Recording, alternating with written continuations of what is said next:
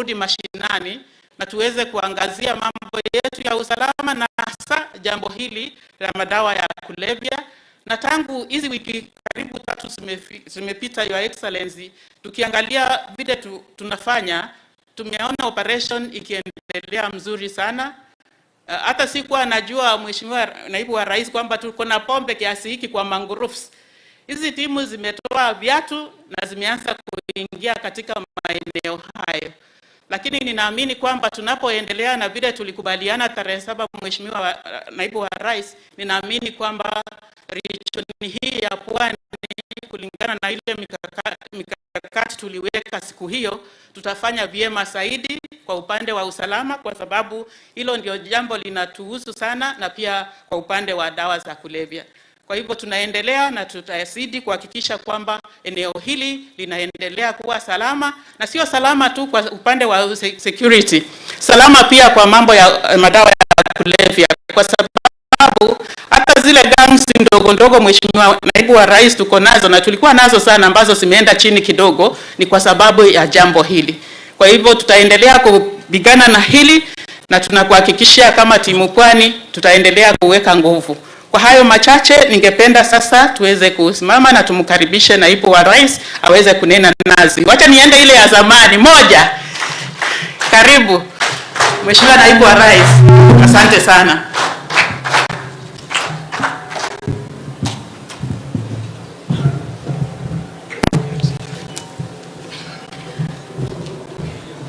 Thank you. Please be seated.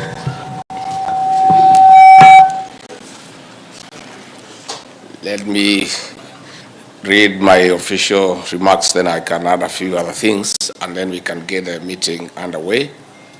Our Cabinet Secretary for Interior, Professor Kithure Kindiki, the CS for Mining and Blue Economy, Salim Mvurya, the CS for Gender, Aisha Juma, the CS for Health, Susanna Kumisha, Principal Secretary is present, the Governor is present here today, the Speaker of the Senate, Deputy Governors present, Members of Parliament present, the Inspector General of Police, the Acting, the CEO, Nakada, the clergy. Ladies and gentlemen, good morning. I welcome you to this very important conference for a candid conversation on ending outlawed toxic drinks, drugs, and substance abuse in Mombasa, Kwale, Kilifi, Tana River, Lamu, and Taita Taveta counties. This meeting happens days after the National Substance Prevention Week held a few days ago, led by Nakada. It is also around the same time that we sadly lost more than 20 lives in Kirinyaga County to poison packaged as alcohol by merchants of death.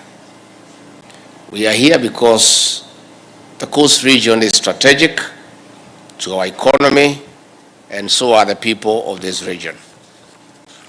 The immense contribution from the arts and culture, tourism and hospitality, trade and logistics through the Mombasa, Lamu, and other ports, the blue economy, among other socioeconomic activities, contribute immensely to our GDP.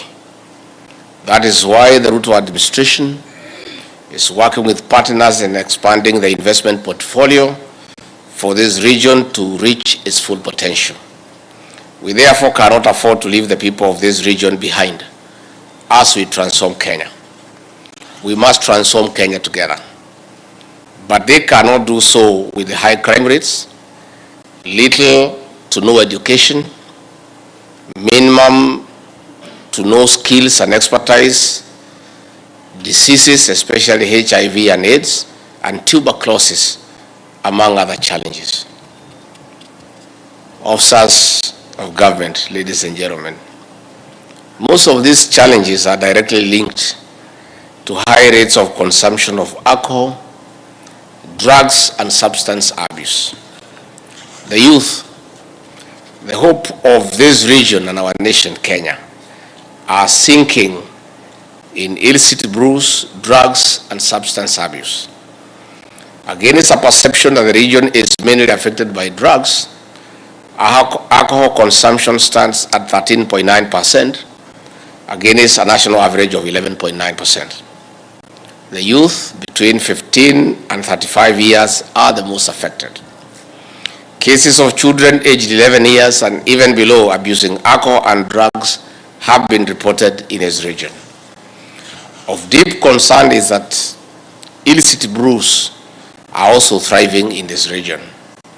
Indeed, between January and September 2023, over 160,000 liters of illegal poisonous brews were nabbed in this region. Kilifi County has the highest usage of packaged and traditional alcohol, while Mombasa is leading in consumption of changa. Taita Taveta has the highest use of second-generation alcohol.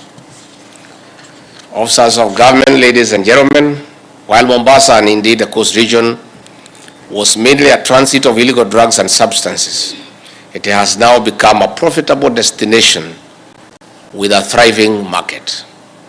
Hard drugs, including heroin and cocaine, have permeated the region, with the most affected counties being Mombasa, Kwale, Kilifi, and Lamu.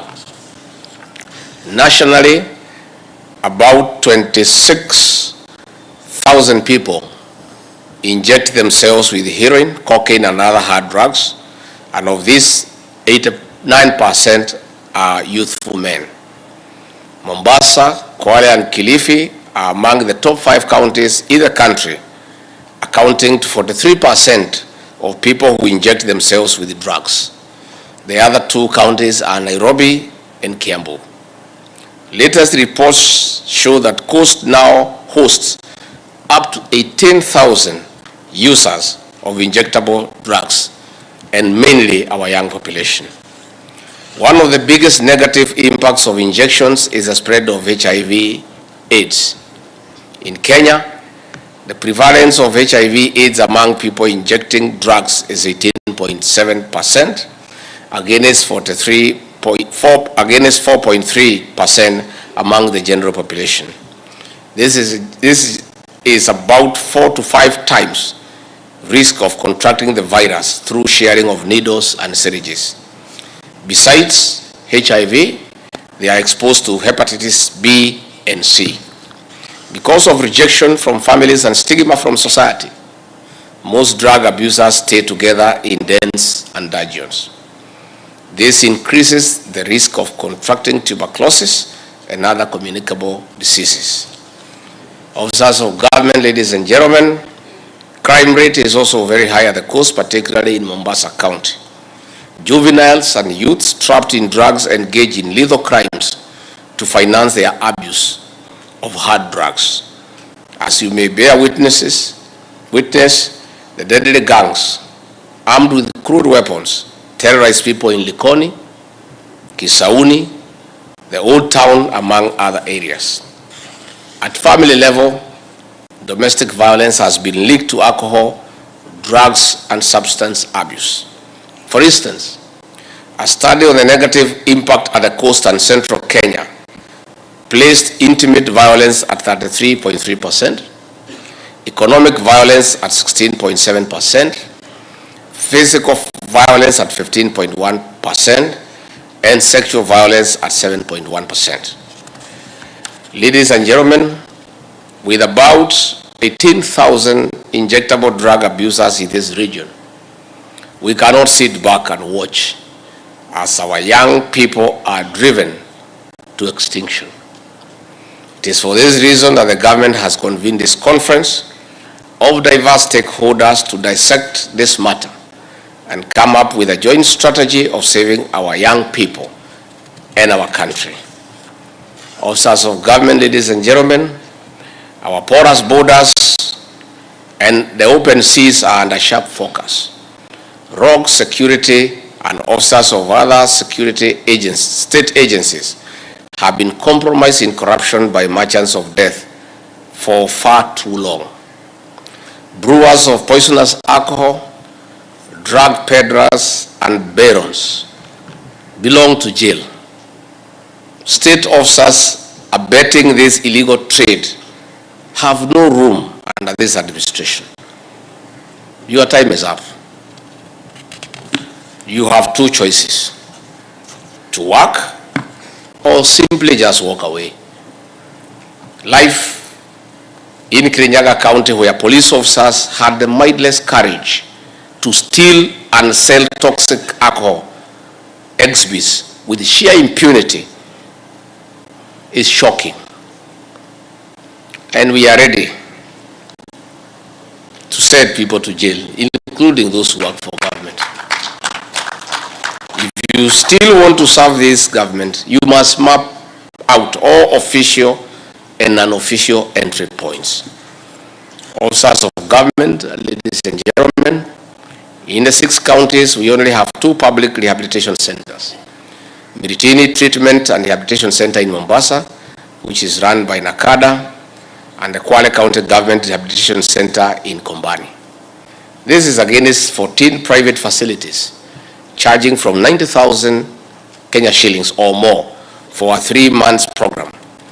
This is not affordable to most families. We cannot concentrate resources on development as our children are ruined and killed. I challenge our counties, led by governors and deputy governors who are here, to channel revenue collected from alcoholic drinks licenses into building and equipping rehabilitation centers. This will be part of the support system in the recovery strategy as we seek to restore the dignity of our young people. Ladies and gentlemen, similarly, none of the 6 counties has enacted a specific legal framework for containing alcoholism and hard drugs. I note that Mombasa County is making progress in developing a legal framework. As I urge the county to expedite this process, I encourage the other governors and county governments to adopt a legal framework to complement national laws in providing a structured approach to defeating drugs. There is also an urgent need to review and strengthen the existing laws on manufacturing, distribution, and sale of alcohol. For a stronger, sustained war, we call for multi-agency actions and political goodwill. On this note, I invite you to an open and candid discussion and look forward to a joint strategy for containing and ending illicit alcohol and substance abuse at a cost. Asanteni sana. Mimi tu niongeze tu niseme shida hapa ni kubwa. Whereas in the rest of the country we are dealing with toxic liquor and cannabis sativa, bangi. Here at the coast, unfortunately, we are dealing with hard drugs. Cocaine, heroin, very hard stuff. And our young children are now zombies. Young people at the prime of their youth, when they are most productive, have been rendered useless and are zombies just staring and glaring at the space. This situation has become worse because there's a lot of impunity now. Drugs are being sold in the open. Here in Mombasa, in Kilifi, in Lamu. In the open. And this situation is not acceptable. It is not. Na ndio tumekuja tuzungumze, tukubaliane. What is the way forward? This Friday we have a meeting with the CS Interior. We are going to announce serious measures to deal with this problem in the country. But we wanted to come to Coast ahead of that meeting because on issues of hard drugs, this is the worst situation in the country. And I want to ask our leaders from the coast. They are quiet. Why are they quiet? Kwa nini viongozi wamekimya? much as the police will deal with this problem, much as the administration will deal with this problem, this is a problem affecting the people that you lead. And in my view, this concern should not be coming from me or CS Interior or from the Regional Commissioner. Ingekuwa ni viongozi wanasema kujeni mtusaidie. Kwa nini viongozi wamekimia? Are they scared of the drug barons? Are they scared? These are elected leaders. Mbona wanaogopa kuongea? Or could it be some of these drug barons waliwasaidia wakitafuta viti? This is a question we are asking, because why are people quiet? Watoto wanakufa, they are zombies, there is a serious crisis at the coast, the leadership is quiet. Nimesikia at least Moha, mjumbe wa Nyali, huyo nimemsikia akiongea, na Captain Reda nimemsikia akiongea. I have heard her speak. That I want to confirm. But leaders are quiet. Why are leaders in coast quiet as our young population is being killed and destroyed by drugs? Why are some not here? This is a very important conference to discuss the very existence of our population in this region. This is a conversation that every elected leader should be part of, because it's a serious problem.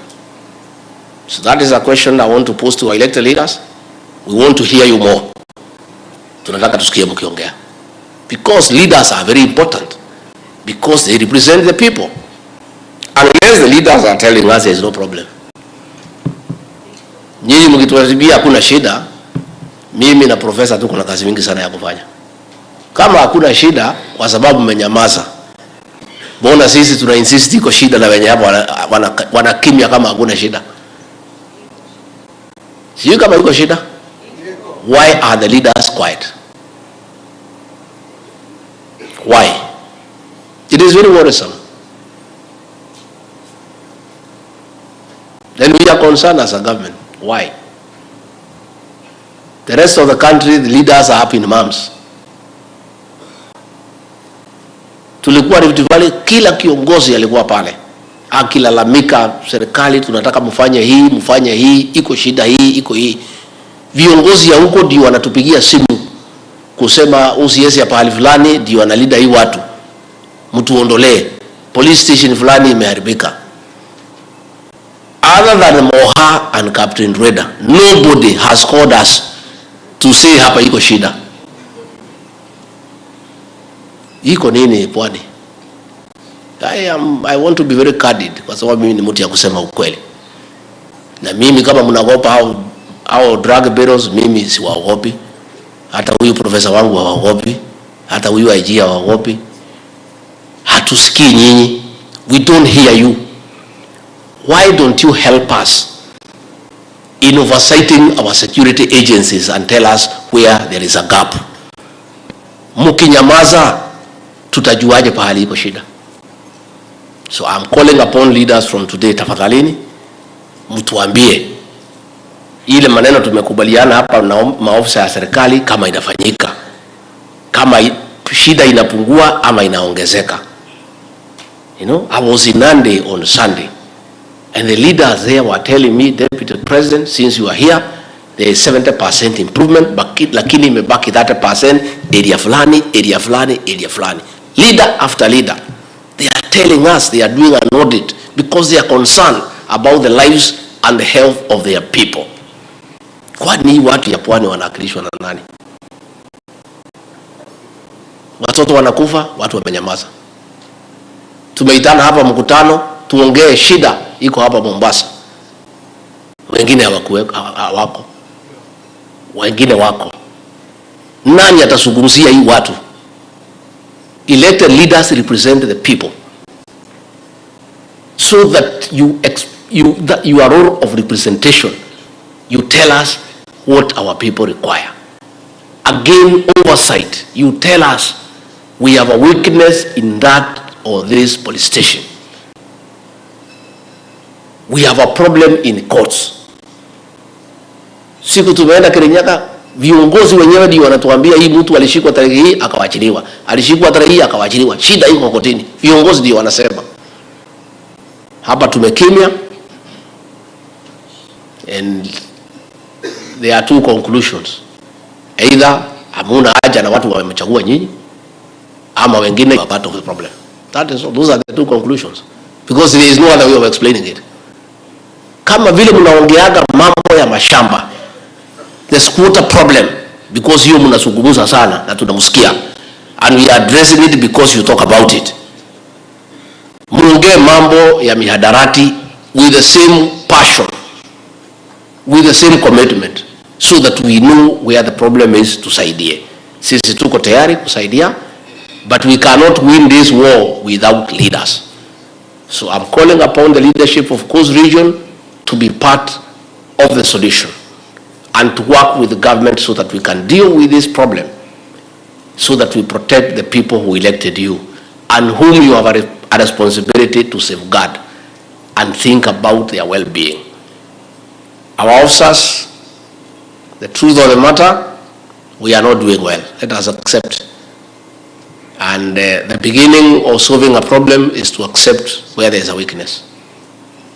Hii Mombasa, hii Lamu, hii Kilifi, hapana, hapana.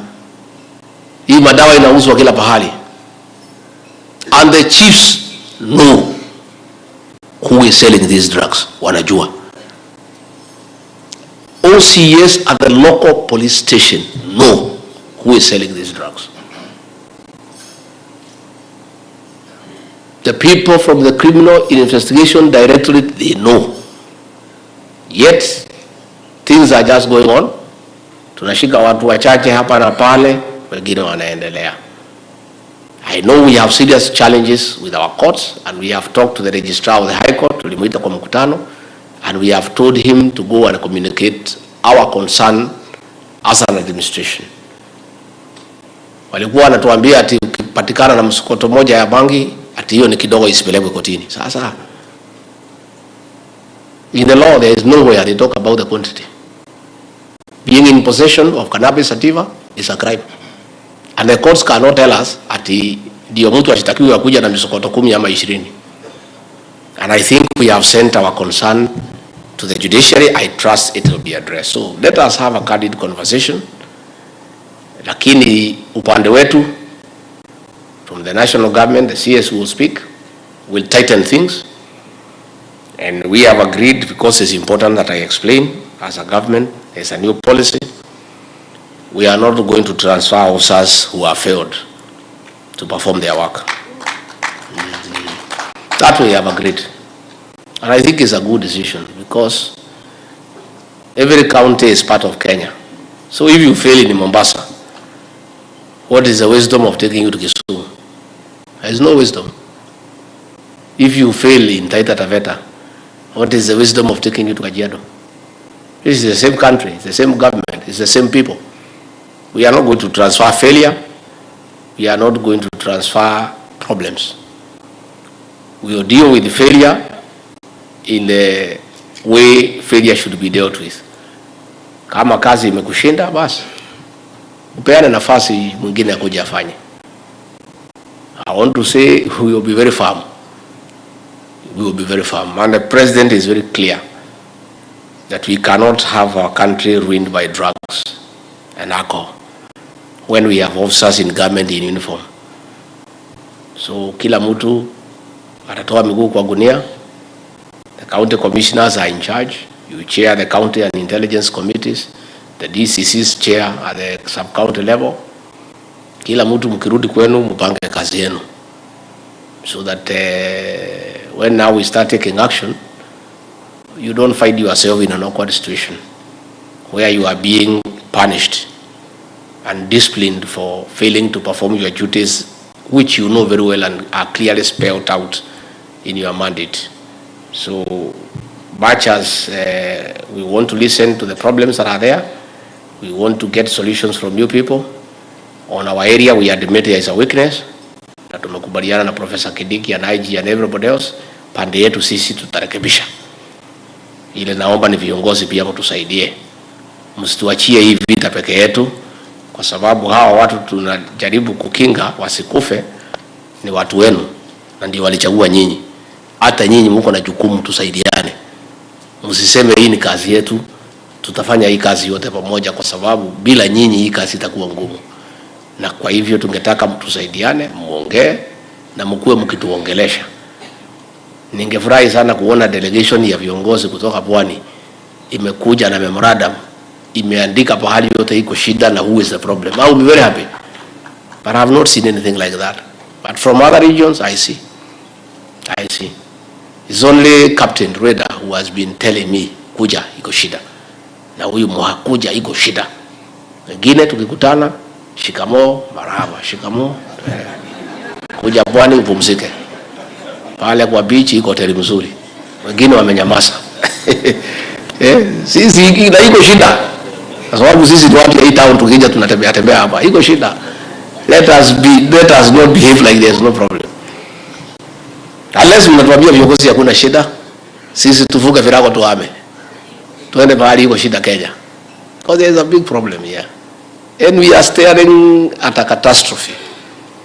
In another 10 years, if we go this way the way we are going, there will be no population here. Everybody will be finished. Kwa hivyo mimi nataka niseme asante. Tunataka tufungue hii mkutano. Let us speak openly and candidly. We have not come here for blame game. We want to look for a solution. Tunataka kutafuta solution. So wacha watu ya nakada watuambie what is the situation, so that those who are not aware wajue iko shida. Then officers wapewe nafasi wasungumuze. Administration wapewe nafasi wasungumuze. Viongozi wapewe nafasi wasungumuze. Mawaziri hao wetu wasungumuze. Then finally tukubaliane what is the way forward. How do we allow this situation to continue? What is it that we can do together, jointly, working in cooperation with the synergy to save our young children from extinction? Because if we proceed the way we are proceeding, we stay at a very bleak future for this region, which is very important for our economy, which is a transit point for our cargo, which is a very important tourism destination. Is a region we must protect from all fronts, so that we have a good environment and we have healthy people and a healthy population who can boost our tourism, who can assist in the port of Mombasa, because there are very many economic activities that take place around this region. So I invite you to a very candid discussion. Poleni sana kama nimekukwarusa pahali unisamehe. I'm just a truthful person and I'm like that and I cannot change. I'm 58 years. Siwezi badilika sasa. Nianze mambo ya uongo ya kupaka watu mafuta. Mimi sasa nimepita hapo. Kwa sasa ukiwa ni mtu ya kusema ukweli, at this age you cannot change. So others watasema nimewaingilia, it's okay. Lakini nimesema ukweli.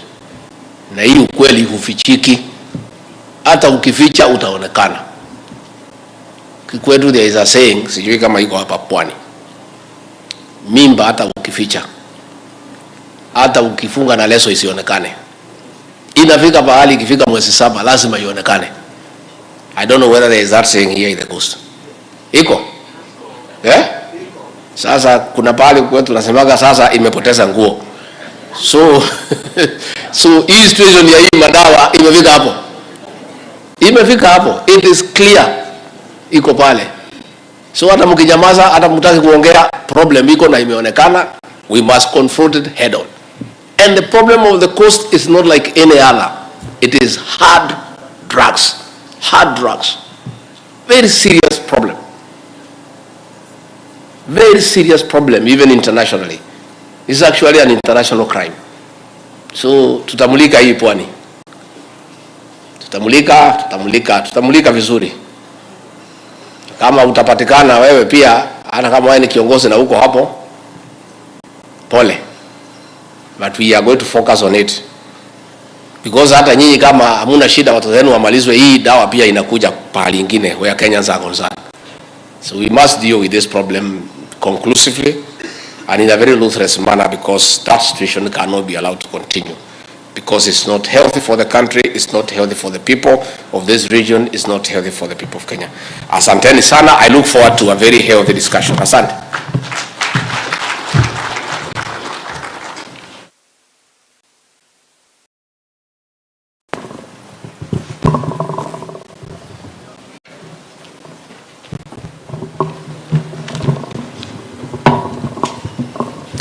Asante sana Mheshimiwa Naibu Rais. Ikiwa ni msimamo dhabiti wake Mheshimiwa Naibu Rais dhidi ya pombe haramu na dawa za kulevya. Sasa tukiingia katika awamu ya pili ambapo ameshaashiria kwamba itakuwa ni majadiliano ya uwazi, ikiwa ni wote ambao wameketi hapa kutafuta suluhu kufuatia swala hili. Mheshimiwa Naibu Rais, tutakuwa tunaongozwa naye Bi Ngetich ili tuweze kusikia jumbe tofauti tofauti kutoka washikadau wote walio hapa.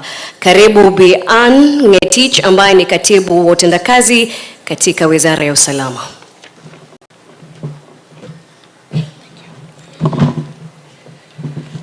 Thank you very much, Your Excellency, the Deputy President, Rigathi Gachagua, intifaki zote zilizowekwa, for the interest of time, mbiu ya mgambo imelia, sio? Imerira, na ikilia, kuna jambo. So tunashukuru sana, Your Excellency, the Deputy President, for giving focus to this region as well. You've made it very, very clear. You have set the pace, this being the 4th region where you are visiting.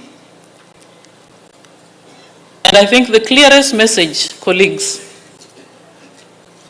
is that as soon as this is done today, we will sign a commitment that will be binding. Your Excellency, I just need to stress on that to my colleagues for them to understand and to begin to believe that any failure from our side, field officers, actually we are heading home, because if you're not going to be transferred to another station, what is left for you?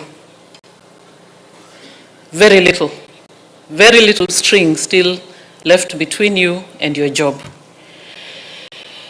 So, sir, we've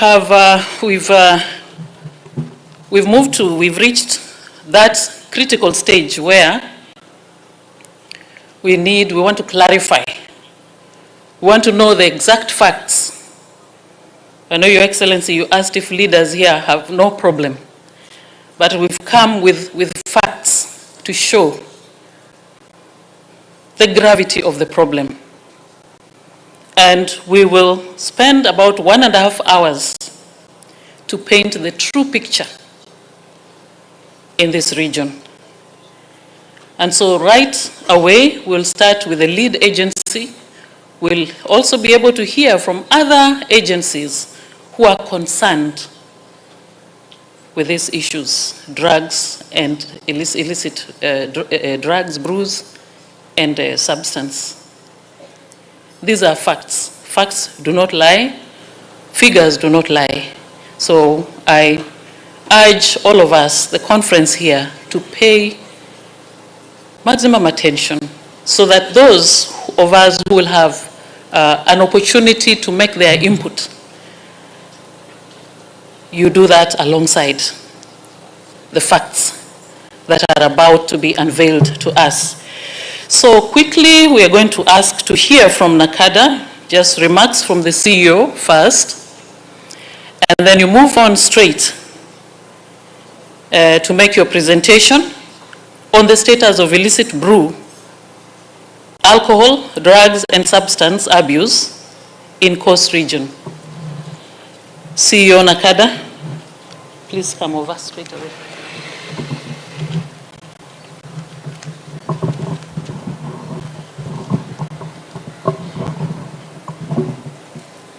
Thank you, Boss. Your Excellency, the Deputy President of the Republic of Kenya, I wish to apply myself to the preceding protocol. Ladies and gentlemen, good morning. Today is indeed a very great day, which marks a very key milestone in our fervent efforts to fight against alcohol and drug abuse. This menace is slowly creeping in as a threat to the survival of this country. Your Excellency, let me take this opportunity to thank you for setting the tone at the top and leading from the front.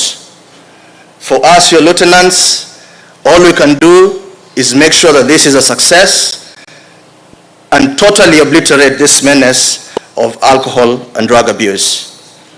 I'd also like to take this opportunity to thank my CS, Professor Kindiki, for your strategic guidance in dealing with this menace.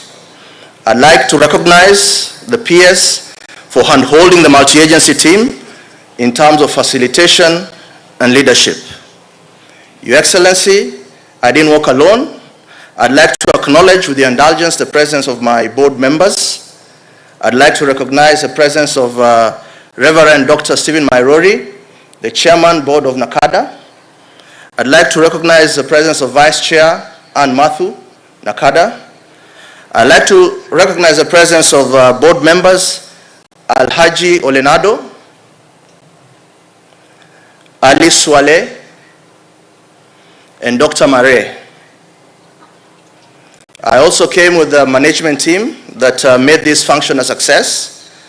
I'll just call the top management. I'd like to call upon Dr. Orlando. She's the one in charge of programs in NACADA. I'd like to acknowledge Koske. He's the one in charge of compliance and supply suppression. I'd like to recognize the presence of Mr. Mwangi. He's a corporate communication lead.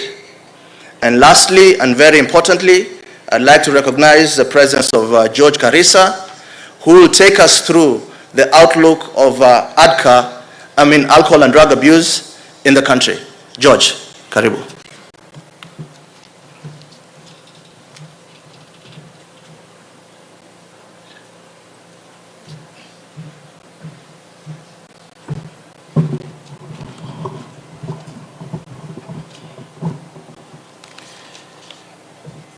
Your Excellency, the Deputy President, all protocols observed, ladies and gentlemen, good morning. My name is George Karisa. I'm the Regional Manager, NACADA, here in Coast. I'm going to take you through the situation of alcohol and drug abuse in this region. First, I want to concur with the Deputy President that Coast region has gravely been affected by young men wasting themselves in drugs, cheap labor, and its related effects. To be frank, the situation is very bad in this region. As you have heard, out of the 26,000 IDUs, injecting drug users, 18,000 of them are from coast. That is from Kilifi, Lamu, Mombasa, and Kwale. So the problem is such that big that needs all the concerted efforts of everyone. We usually do surveys as a lead agency every 5 years, and the last survey that we did, that was in 2022, it indicated that the prevalence of any substance of abuse, alcohol, cat, or tobacco in this region is higher than the national rate. That means we are looking at every substance of abuse. The national survey, the national prevalence rate is lower than what we have here in the region. The region is largely affected by hard drugs like heroin, bang, and of course muguka, especially the 4 counties, the coastline surveys, counties of Mombasa, Kwale, Kilifi, and Lamu. So here huwa tunasema the problem of drugs imefika to an extent tunasema ni donda sugu sasa. We need to do something to this problem. The age, of course, the age mostly affected by this the problem of alcohol, according to the survey which we did in 2022, is between 15 and 35 years. These are very productive age group, na tunaona kwamba inaangamia na mihadarati. So according to the survey which we did, we were looking at those people who have used at least one drug or substance. That means either mtu ameshai kutumia bangi, tobacco, alcohol, any form of substance use. So when you look at the findings that we had, the national rate was 17.5%. That is the national rate, preference rate, for those people who have used at least one type of a drug, at least moja hapo. The prevalence rate was 17.5. But when you compare it with the cost prevalence, is that cost prevalence rate was 18.1 for those people who have used at least one type of a drug, whether ametumia bangi, sigara, pombe, heroin, ni 18.1. That means our preference rate, our regional preference rate iko juu kuliko the national preference rate. Alcohol, as had already been mentioned by the Deputy President, the national preference rate ya alcohol iko 11.8, but cost is at 13.9. So hapo bado tuko juu above the national preference rate. Tobacco, and with tobacco hapa tunaongea kuhusu tobacco and tobacco products, including akina kuber, akina shisha, and shisha, Your Excellency, has also been a problem in this region. Shisha has been outlawed, but we still have a few places where watu wanavuta shisha, but we are working towards addressing that problem. So when you look at tobacco use, the national preference rate was 8.5, while the regional for cost now was 10.8. So already we are above the national preference rate. With cat here we are including Miraa and also Muguka. So the national rate, the preference rate was 3.6, while the regional preference rate was 4.8. Cannabis, we were at the national preference rate is 1.9, even at the regional preference rate is also 1.9. So the region is doing badly as far as consumption of alcohol and drugs is concerned. When you look at what we call potable spirits, this is what is the wines and spirits. From the survey findings, coast region is second from central. Central is the prevalence rate for central was 4.1. Coast was second with 3.2%. And of course, the national consumption rate for potable spirits was 2.5. So the national preference rate was 2.5 for potable spirits, but the coastal rate was 3.2. As the Deputy President had mentioned, we have a serious problem of hard drugs here. We have a problem with hashish, cocaine, and heroin. So when you look at the survey findings, the national preference rate for these hard drugs was below 0.1%, but for the coast preference rate, hashish was 0.4%. That is above 0.1. Cocaine was 0.9, and then heroin was 2.3. So hashish, cocaine, heroin, all of them as a region, we are above the national preference rate. So that is the situation as far as alcohol and hard drugs is concerned. So as leaders, we need to do something before we lose our whole generation. When you look at the issue of illicit brews,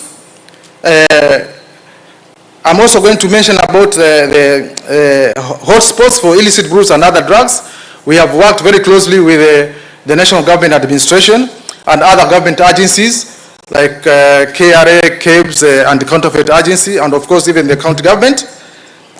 And we have identified hotspots for illicit brews.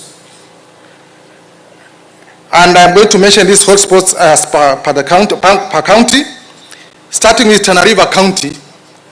When it comes to illicit brewing, We have a number of hotspots in Tana River County, like a village called Mikinduni, Malindi Angwena, Kone Village, up to Kambiamoto, Boji, Mororo, and Madogo. Those are illicit brewing hotspots in Tana River County.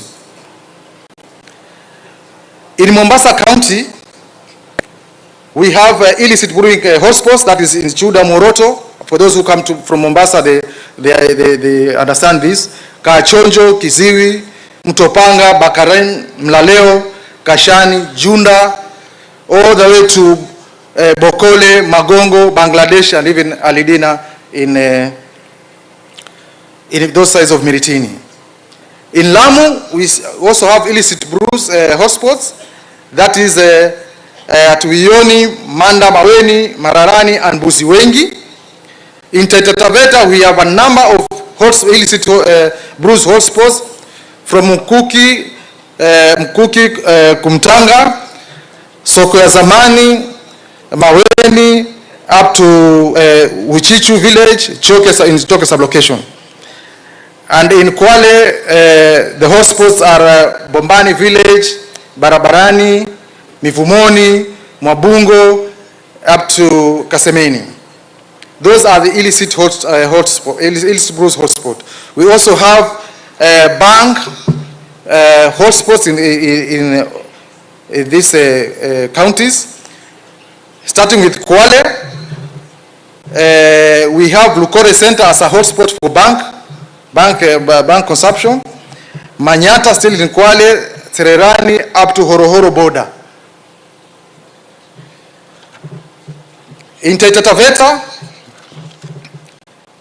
we have bank hotspots from that is at Mwatate town, Mukuki, Burandogo, up to Sungululu. In Mombasa County, the hotspots for bank are the Old Town, Kachonjo, Shanzu, Bamburi, Utange, Kadogo, Bombolulu, Magongo, and of course Bangladesh and Mutongwe. In Lamu County, we have Mbusiwengi, Hindi, Wioni, Mkomani, Langoni, Kipungani, Matondoni, Mararani, and Manda Maweni. Those are the hotspots for bank consumption. When it comes to the hard drugs, that is heroin, we have in Kwale, we have Vigunjini village, we have a place called GFS, Mwabungo, Darling, Mbuani, and Momamba. In Lamu County, the heroin hotspot is Kijitoni in Langoni location. In Mombasa County, the hotspot for heroin is the Old Town, Chuda, Majengo, Kingorani, Ganjoni, Kuze, Chaani, Magongo, Bangladesh, Mlaleo, Kisauni, and Mtopanga. In Kilifi, the heroin hotspots are Mnarani here, in Kilifi town, Shela in Malindi, and Watamu. Your Excellency, last year between January and December, we worked very closely with the National Government Administration, and we were able to seize a number of illicit brews, that is a number of liters for illicit brews in this region. In Mombasa County, we were able to conduct 275 raids, and in total we seized 128,807 liters of assorted illicit brews. And this included Chang'aa, Kangara, Mnazi, Muratina, Busaa, Matingasi, Magasha, and Bangara. That is in Mombasa County. We seized a total of 128,807 liters. In Kwale, we were able to seize Mnazi and other traditional brews, totaling to 25,857 liters. In Kilifi County, we were able to conduct 31 raids there, and we were able to seize a total of 8,272 liters of assorted illicit brews, including Kangara, Chang'aa, and of course Mnazi. In Taita Taveta, we conducted 512 raids, and we were able to seize a total of 25,005 liters of assorted illicit brews. In Tana River, we conducted 25 raids, and we were able to seize 700 liters of assorted traditional liquors. And in Lamu, we conducted 259 raids, and we were able to seize a total of 8,385 liters of mkoma and other traditional brews. When it comes to the hard drugs, bang, heroin, cocaine, we were able to seize in Mombasa County 36 marijuana. We uprooted 36 marijuana plants, and then we are able to seize 87 big rolls of bang, and heroin. We were able to seize 2 sachets of heroin. In Kwale, we were able to seize 65 rolls of bang.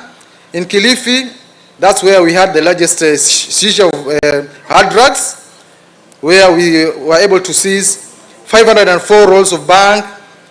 We uprooted 367 marijuana plants.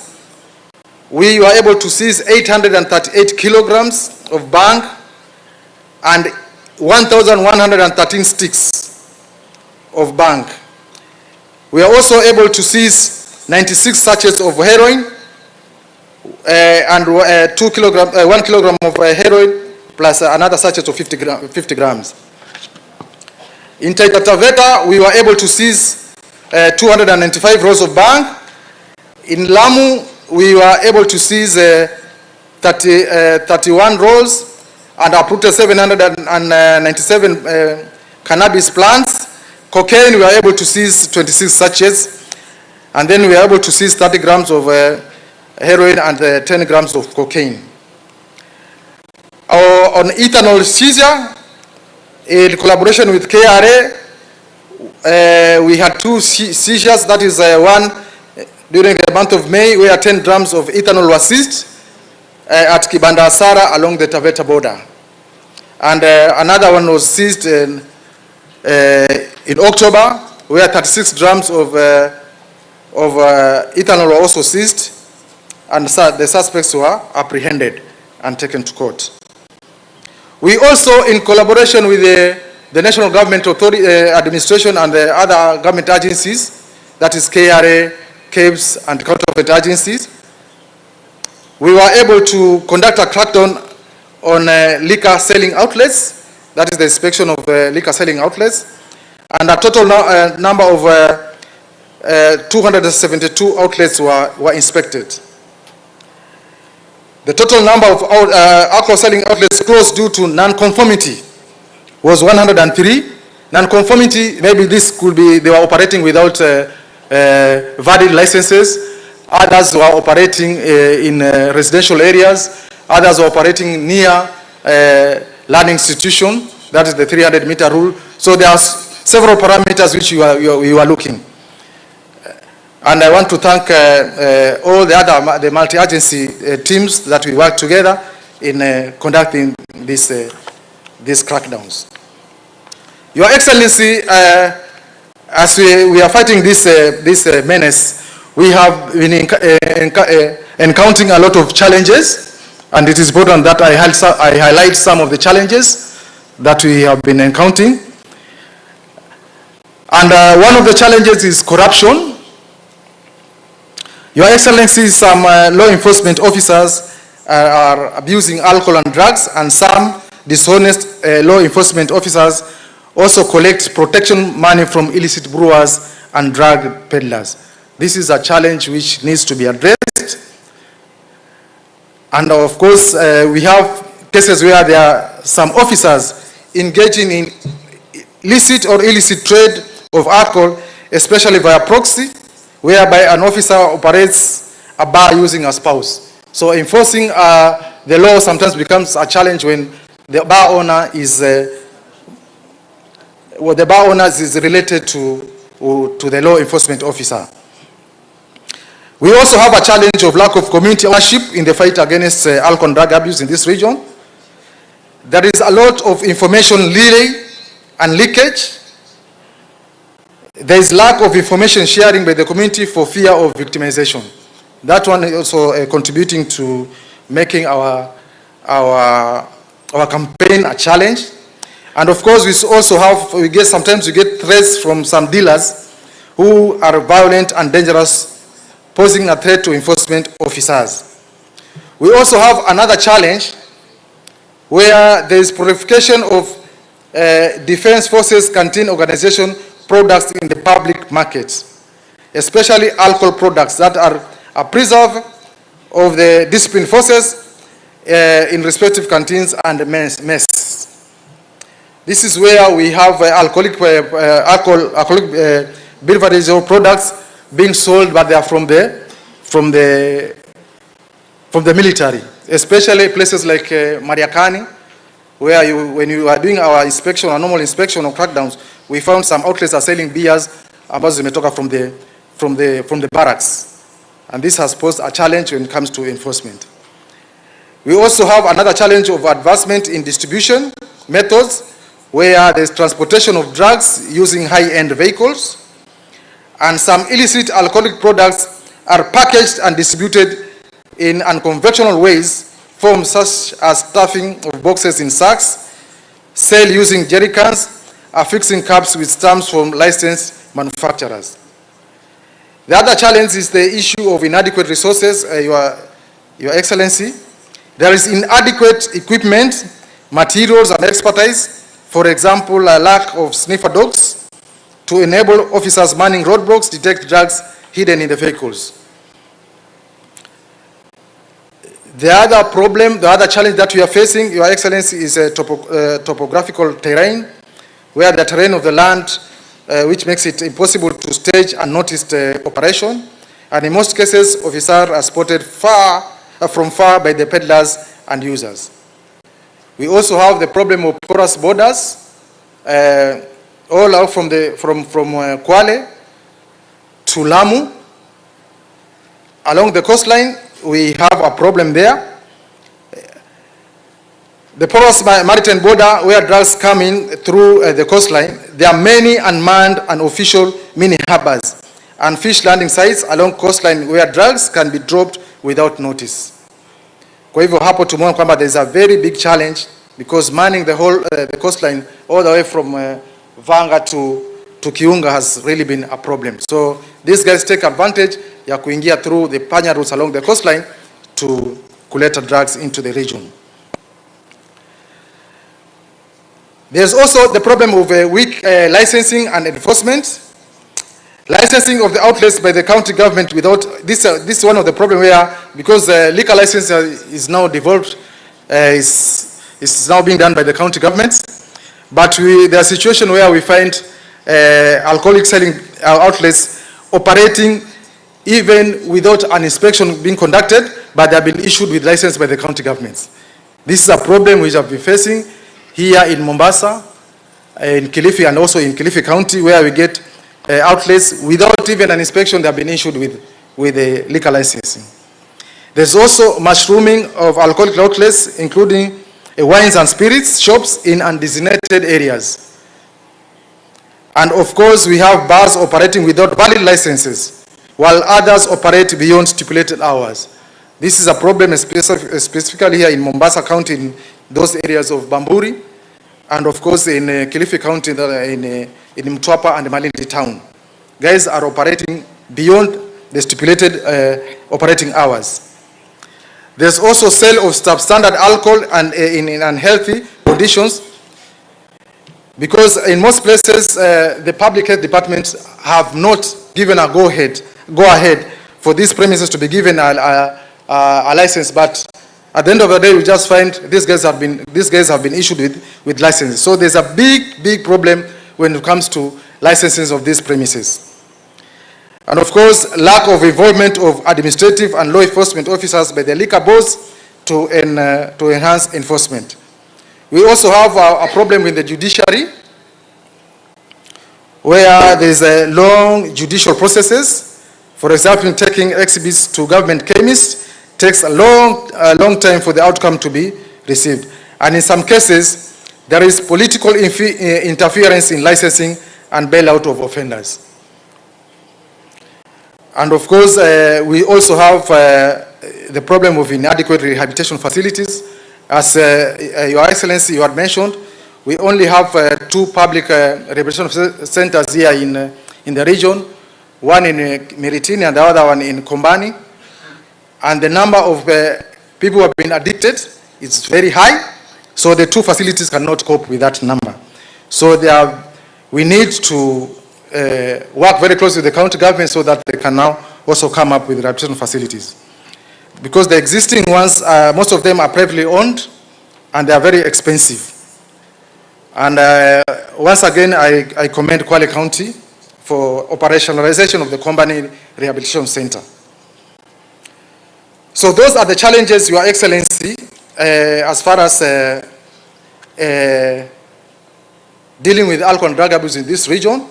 And I also take this opportunity also to just highlight some of the recommendations that we have come up with. And one of the recommendations is strengthening of the multi-agency by deploying other agency officers to the counties and sustaining multi-agency raids on illicit dens. Specifically, we are recommending the deployment of more of KEBS, KRA, anti-counterfeit agency staff, Farmers and Sponsors Board, Public Health, and the government chemist officers to the region. We recommend that more of these officers are deployed for us to be successful in our campaign. We are also recommending enhanced spot checks in the roadblocks. We also recommend continued sensitization campaigns on negative impact of alcohol and other drugs to the community.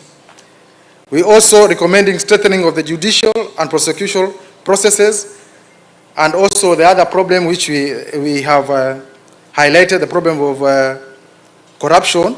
So we are recommending that we address integrity among the law enforcement officers. County government also should, the county government liquor boards should involve all stakeholders in vetting before issuance of liquor licensing.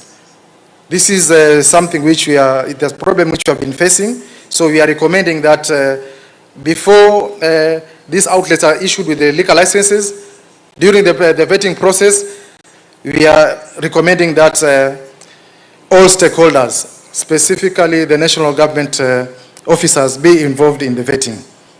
We are recommending to amend the county-specific laws to align to the Alcohol Drinks Control Act of 2010 and to ensure all counties have they operationalize their alcoholic drinks control fund, where liquor licensing fees should be deposited for use in alcohol and drug control programs. The issue of amending county-specific laws is important because in some areas we find that the County Alcoholic Drinks Control Law is contrary to what the Alcoholic Drinks Control Act, the Mutudo Law, talks about. For instance, in Taita Taveta County, the Alcoholic Drinks Control Law talks of bars to operate between 5 p.m. and 11 p.m., while the County Alcoholic Drinks Control Law talks about starting operating from 4 p.m. to midnight. So there's a difference of 1 hour.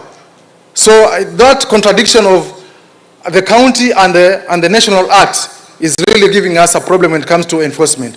So we were recommending that there's need to harmonize all these county alcohol use control acts so that they're in line with the national acts.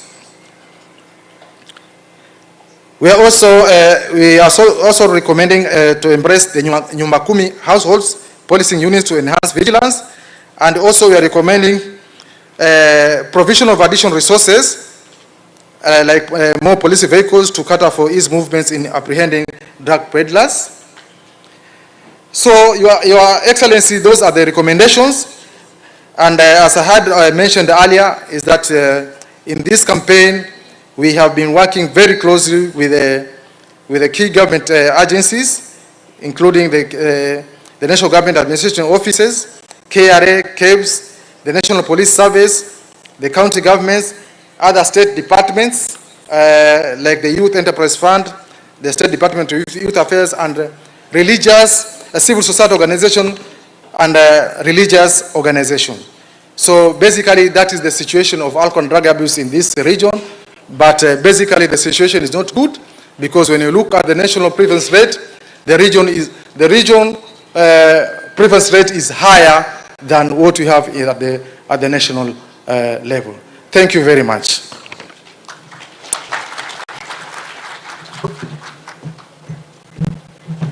Thank you very much, Nakada. Your Excellency will continue hearing from law enforcement and regulatory authorities, the national regulatory and law enforcement authorities. And this is now a chance we give to the Inspector General of Police to give us his side of the story. As he comes, the other agencies get ready. As you can see where you come in. In fact, the next agency, you can come closer to the front. We'll give the IG just 5 minutes. Other agencies, 3 minutes. I deliberately allowed Nakada to take the time they needed, because they were stating the facts and the background under which we'll all be speaking to. IG, karibu. Asante Ann. Your Excellency, nitachukua chini ya dakika 5. Your Excellency, la kwanza ni kukushukuru kuitisha hiki kikao. Asante. Kuna shida. Asubuhi tu ndio tulikuwa tunajadiliana kama labda ili tungeliita janga la nchi, almost getting to becoming a disaster. That is true, Your Excellency. And I will not stand here as the Inspector General of the National Police Service wa nchi yetu nzuri sana to be on the defensive. And Your Excellency, as I stated earlier, let this not be a finger appointing session. There is a problem. And the truth is, we are all culpable. I'm not competent to say His Excellency is culpable. But the rest of us, kusema ukweli, we are culpable. Hata wazazi, let us all of us own this problem. Jana tu, mumeona kijana wa miaka 28, ameua watu 4 Kisumu. Alianza na mke wake akamkata, akaenda kwa mtoto wake wa miaka 6 akaua, akaenda kwa mjomba wake miaka 60 akaua, akaenda kwa mke wa mjomba wake 58 years. Watu 4. Kule kwangu kwa village yangu Meru, another young man killed the other day the grandmother and the mother. You all remember this incident of Kiambu. A young man killed a number of people kwa boma yao. It is a serious problem. And because of the stigma attached to this problem, many of us are not willing to talk about it. Just the other day, a couple get to my office all the way to Nairobi. A old couple. Familia ambayo imebarikiwa iko na mali, walikuja mpaka kule Nairobi kuja kuniona. Wakaniambia, IG, tumekataa kuzungumza na regional police commander. Tumekataa kuzungumza na county police commander. Wakaja mpaka kwangu. Wananieleza kijana wetu alikuja kwa boma akiwa armed, akanajizi mke wangu ambaye ni mama yake. Amevuta hiyo kitu, ametoka ameambia baba, sitaki kuwa note hapa. Lakini families are crying. That is the truth. It is painful. Your Excellency, from where I sit, enough is enough. We cannot go beyond where we have reached. We are going to lose our generation. We are getting to a point where we are not careful. Then in the near future, as I said elsewhere, tutakuwa na deputy president ambaye ni mulevi, anakula hizi vitu. Tutakuwa na AG kwa ofisi ambaye ni mlevi, ajiwezi. Tutakuwa na speaker ambaye ni mlevi, magavana ambao ajiwezi. Jameni, we must save the society. We have a beautiful country and all of us have a responsibility. Where I come from the National Police Service, maofisa wenzangu wako hapa na ni wengi.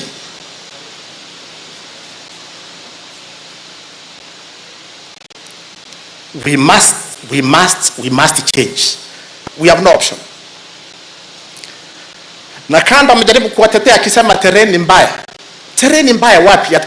Atuwezi fanya kazi kwa sababu tereni mbaya.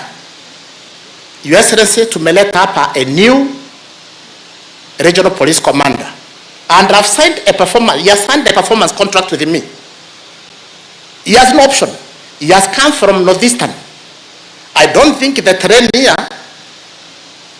ni kama ya kule Northeastern. He was able to manage issues ya Al-Shabaab. Tumekubaliana sisi yako anaitwa Seda. Tuko na sisi yo pale Samatara. For a long time he has not arrested any drug baron. He has not arrested. I'll be here on duty for about 4 days. We must get a baron within those 4 days. Samatara, we have no option. We have no option. Your Excellency, Keti, nikiongea na niambia anapigiwa simu. Sasa mimi namuuliza, mimi hakuna siku tangu niingie kwa ofisi. Hakuna siku waziri wangu profesa. Hakuna siku deputy president. Hakuna siku president amenipigia simu kuniambia usishike huyu. Achilia huyu. Sasa nani nakupigia simu? What you are saying, those drug barons ni kushikwa na kutupwa nyuma ya Land Cruiser, not Subaru anymore. Na US imefika pahali sijui hizi face mask tumeruhusu mabusu akienda kotini anaweka face mask, anaweka goggles kubwa, anaweka kofia hata ujui sura mpaka tufikirie. Hizo face mask si tuone wakienda kotini. At least hiyo punishment kidogo kuonekana na kila mtu. Sasa naona US wengine wamenyamaza, sijui kama wanataka tuende na face mask, tuende na hizi kofia, but lazima tu wapate aibu. So Your Excellency, we must change the way we have been doing things. We must be ruthless if we want to save the society. Kwa sababu our vijana, and you have had the age group 35 and below, they don't care. They don't care. I remember I was telling Professor Kendeki the other day, my village, kwa sababu wameisha na pombe. Hii pombe hii kidogo ameenda chini. Sasa nauliza mkijana, jameni, ini yako unaharibu ini. Anaambia ejiwe kana ini yangu, mimi ini yangu ikae kando, pombe ipite. You know, that is the ignorance. Ati ini ikae kando, kwa ini inafanya nini kwa barabara ya pombe? We can't continue this way. Therefore, Your Excellency, the commitment from the National Police Service, and we've started with the Kirinyaga. Deputy President amesema si mwoga, mimi sitishwi, mimi si mwanasiasa, sifahamu siasa, na hata kule kwetu hata Meru sitaki kwenda kwa siasa, nimepatiwa kazi nifanye. Sina uoga. Maofisa wenzangu, you must make a decision. Either you want to serve our country, ukikubali hizo simu napigiwa, na utatuambia unapigiwa simu na nani. Tumeanza na kule Kirinyaga, Your Excellency, wale maofisa waliuza exhibit, wote walienda kotini. Na walienda kotini wakiwa raia. Sijui kule tena waruhusiwa kuvaa face mask na hizo goggles, wangeenda kila Mkenya aone ndio hawa maofisa wala wanatuzia hiyo exhibit. So we have decided to lead by example with myself and by the service commanders. Your Excellency, the other thing we have resolved, which has been lacking, is synergy. The entities involved in this matter, we have not been working together. I'm now talking more to the chairman, Nakanda. He has become my personal friend. The CEO Nakanda, amekuwa rafiki wangu. ODPP, tunasungumuza. Judiciary, from tomorrow, Your Excellency, I'm not going to back to Nairobi as I mentioned. I'll be in Nairobi on Friday. We are sitting here as the National Council on Administration of Justice, chaired by the Chief Justice. ODPP will be there. The Attorney General will be there. We want to discuss what are the challenges. How can we deal with this? And the Professor I know will be there. How can we deal with this matter differently? Because as I've said, Your Excellency, it is not business as usual. All of us must come out to fight it. Your Excellency, let's not excuses mambo ya magari hayako ya kutosha, hatuna vifaa ya kutosha, those excuses tuweke kando. Because as a National Police Service, as you procure those better equipment for us, let us not give excuses. Wenzangu, let us not give excuses. Because we have said, as a National Police Service, our strategy is quality, not quantity. When better remain with few police officers who are ready to work. Officer moja akipita kule old town, si moga, anashika vijana wote, anashika barons wote. So I know the government is doing something in terms of getting us better equipment. You have promised better salaries. You have promised to look at the welfare of the officers. But as we wait for all that, let us not be complacent officers wenzangu. Na ni wengi hapa omejaa police uniform na uniform ya ngao. Machifu, usiseme una askari. OCS yako pale. OCPP yako pale. But Your Excellency, ile shida iko kila, na tuseme ukweli maafisa wenzangu, kila mtu amechunga area yake.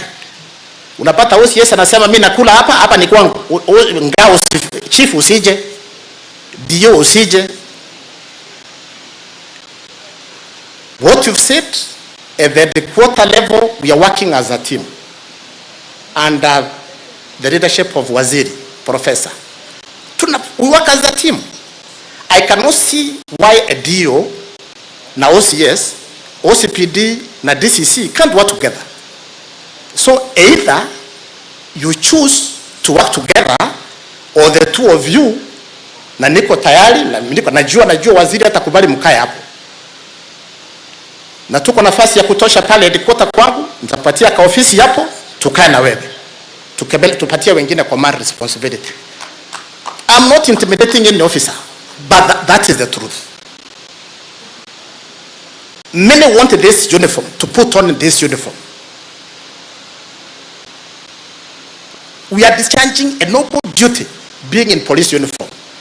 But it will not be then us, natumia uniform, kujitajirisha. It will not be allowed. Your Excellency, as I go to sit,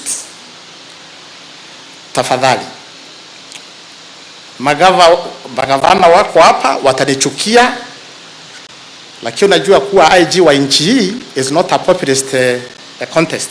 I don't need to be popular. Hii mambo ya magovernors license mambo ya ipombe, this is a security matter. Watu wetu wanakufa, lakini gavana akiwa pale kusema ukweli, yeye anaangalia kura, anaangalia votes, anaangalia revenue. So the security aspect inasaulika. Your Excellency, ninge request labda sheria ibadilishwe. Hii mambo ya licensing ya these outlets za pombe irudi vile ilikuwa zamani.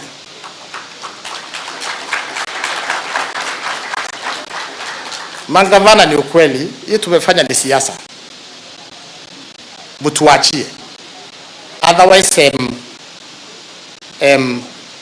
we shall listen a lot more, talk less, but act. And from today, wenzangu, let your presence be felt. From today, let me start getting returns every morning on how many barons have been arrested, whoever it is, whatever status of the society. Ni kurushwa kwa land cruiser nyuma, hayo mengine utaongea baadaye. Asante sana.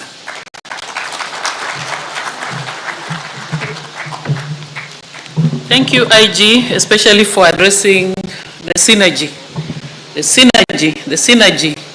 Field administration, security committees. We've been there. We've actually had this challenge before, and we managed it through synergy. Ingawa sikumsikia IG akitaja RC, umetaja nakada na wale wengine, but it's very, very important. My colleagues from the Kenya Police and the other agencies working with the RC. Simbasikia IG. Hajawapa amri, lakini I know he meant to tell you to work with your chair at every level. He mentioned chiefs. It's very, very important that you work together from today. And the confession that kila mtu anachunga tafu yake. Kula. That is also the end. It has reached the end today. Kebs move closer. Yeah, Kebs is here. KCA, get ready to take 2 minutes, please, Kebs.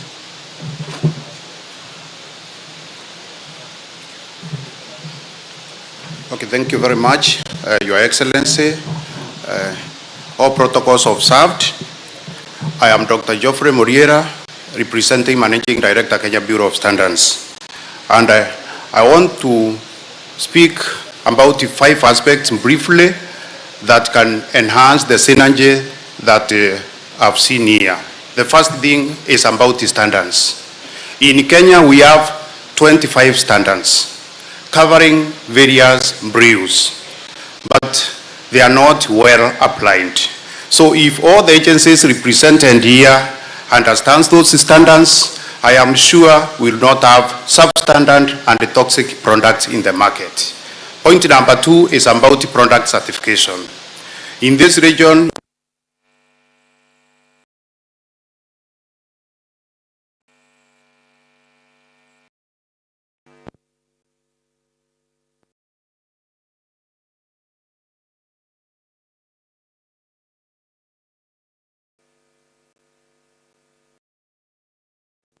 there is one area that we can look at because we have standards for the local brews.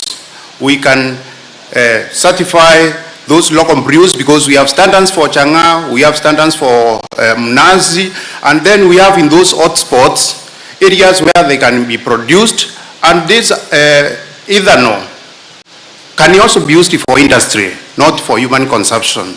It can be used for industry, not for human consumption. It can be controlled, and then we can avoid abuse. The other thing that I want to talk about is market surveillance. I want to agree that we need to have more officers that are involved in market surveillance and intensify these activities, the interagency activities. The other thing is that in our regional office, we have testing laboratory with capacity. So any product that is seized can be taken to our labs to be tested, and this can support the multi-agency activities. Thank you very much, Your Excellency. Okay, I'm going to introduce myself. I said I'm Dr. Geoffrey Muriera. I work as Director Quality Assurance and Inspection at Kenya Bureau of Standards, and I'm representing the Managing Director, Kenya Bureau of Standards. Thank you. Okay, thank you. Followed KCA. KCA is also being, he's representing the CEO, Mr. John Akoten. Please come and take your 2 minutes.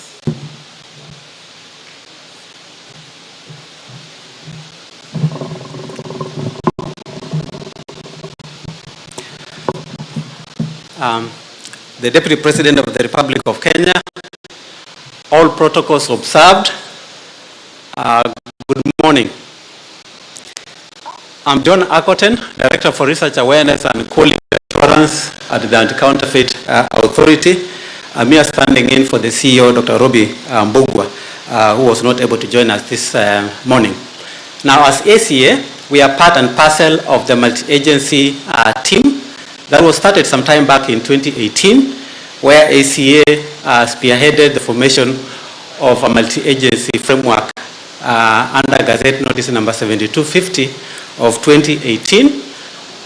In this particular framework, the enforcement wing was being spearheaded from the Office of the President, while the public awareness was being spearheaded from the State Department of Industry.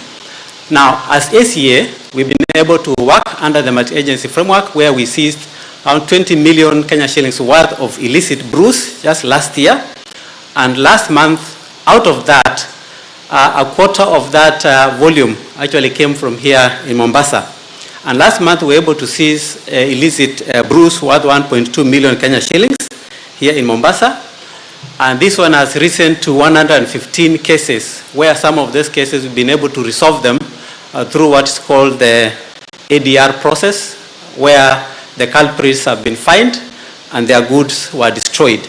Some of the cases are also through various processes in the court, and hopefully we'll be able to send some of them or even find them through the court process. Now, we do have some challenges. We have one regional office here in Mombasa that is in charge of all, the counties here in the coast, and that also gives us a challenge because the number of officers there are very few, and therefore sending them, all of them actually to the sub-county level becomes a challenge. And then, of course, together with that is the issues of limited resources that also affected also our operations. Now, the other challenge that Nakada did mention is also the issue of porous borders. We have porous borders along this region, and therefore that becomes really also a conduit through which illicit brews can actually enter into the country. If you look at also the other borders, for example, Kenya and Uganda, that's also one of the challenges at the borders of Busia and Malaba. You go down south between Kenya and Tanzania is also a problem. And I think within the framework of multi-agency, we'll be able now to counter that. Now, the other challenge, of course, is also the issues of technology, where technology has also aided also the proliferation of illicit brews, especially when we're talking about from the point of view of counterfeiting.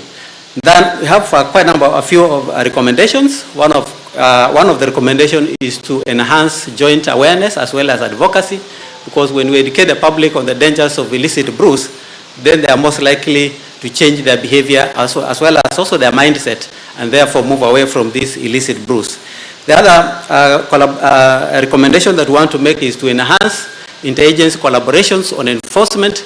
So all of us as state agencies, then we need really to work together to ensure that we're able to continue seizing and arresting people so that we send this message home. Issues of regional collaboration is also very important. I did mention that some of these illicit brews come into the country through the border points, and therefore there is a need for us really to collaborate with our neighboring countries like Uganda and even Tanzania. As ACA, we've been able to do that. For example, in Tanzania, we have the Fair Competition Commission. We'll be able to work with them and also share intelligence. Issues of technology is also very, very critical, that we need then to harness technology so that it can help us also to fight illicit brews. And finally, Your Excellency, is the issue of strengthening our legislative framework, especially on anti-illicit brews, so that we strengthen those weak areas so that we make our laws punitive enough to deal with issues of illicit brews. Thank you, Your Excellency.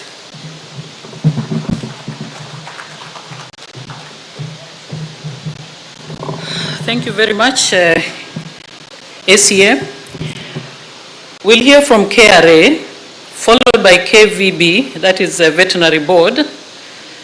And it's very interesting that today we want to hear about something from veterinary, because we've even ventured into that in the name of intoxication. Followed by Coast Guard, Pharmacy and Poison Board. Those agencies, please come closer, and in that order.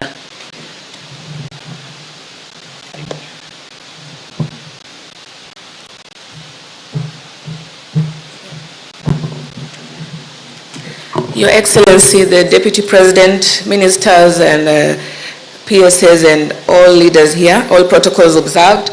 My name is Dr. Lilian Nyawanda, Commissioner Customs and Border Control, representing the Commissioner General who's away on official duty out of the country. So for KRA, I'll be very brief. I'll give 3 strategies. I'll not talk about the problems because we all have problems, and I believe we've been guided to come up with solutions. So Your Excellency, the short-term measure for us, and that's what we've been doing, is working in collaboration with multi-agency teams in terms of enforcement across our borders, all our borders countrywide, and we've been intercepting and seizing goods and working and tackling smuggling. It's not an easy task, but we've been working with all agencies, and we'll continue doing that to ensure that we protect our borders and safeguard our country's interest, as we also impose punitive measures in terms of fines and penalties for the smugglers. One of the challenges there has been working at cross purpose as multi-agency teams, but we will work together as one government to ensure that we stop and deter the smuggling across all our borders. The medium-term measure that we are looking at, Your Excellency, is we've already engaged our partner states, Uganda and Tanzania specifically, because the excise regime is different across the 3 countries. So our rates for excise, especially ethanol, which is the raw input for the excisable products, is very high compared to our partner state. Tanzania has no excise on ethanol. Uganda has about 50% of what we charge. So what we have done is we've already done a proposal. We have a task force. We've done a proposal. We submitted it to the EAC Secretariat, and it's in the process. So we hope within this year, at some point, maybe by June, it will be presented to the Council of Ministers for consideration. That is harmonization of domestic excise rates. And finally, Your Excellency, the 3rd strategy, which is long-term, is in terms of technology, because this, again, is capital intensive. So what we are doing is we're working on getting more scanners through a PPP arrangement being led by the Ministry of Interior, and I can see PS Omolo here, who's been leading us on that. So that is for scanners. We're also looking at getting drones to be able to penetrate the areas where our staff are not able to because of the nature of activities and the risk element. So for that, we're working with Ministry of Interior again, being helped by the KDF. The CDF has been helping us on that so that we're able to get the right specs, right drones to be able to work on that. So Your Excellency, basically that's it. We intend to also have a centralized command center where once we have the drones and we have more scanners, then we'll have a monitoring unit to enhance whatever we already have. For me, just to assure us that from a KRA perspective, we are result-oriented, so we are going to focus to ensure we roll up our sleeves to ensure that we continue doing what we do best and work together with the multi-agency team. Thank you. Thank you, Daktari. Veterinary Board, please. As you come, Coast Guard, you can come closer.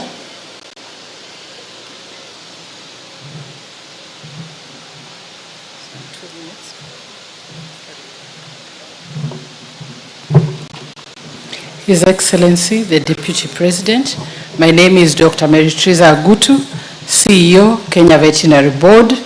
As a veterinary fraternity, we are cognizant of the fact that veterinary drugs are now being abused. The drug that is being used to mix with heroin that makes people zombies is actually a prescription-only medicine. So as a veterinary board, we work together with the Veterinary Medicines Directorate that is in charge of the distribution, the manufacture, and licensing of veterinary medicines and their use in this country. So we are going to be tightening the strings so that this drug is only sold to registered veterinarians. It is unfortunate that it was released by a registered veterinarian who we are going to deal with and remind them that that drug can only be handled by veterinarians. So We are cognizant of what is happening, and we commit ourselves to decentralize our offices so that we can be able to do more enforcement, surveillance, and so that there is compliance to the use of these veterinary medicines. Thank you. My name is Dr. Meritriza Agutu. The drug is xylazine. Of course, we don't want to tell so many because they are aware and then they go looking for it. Sorry.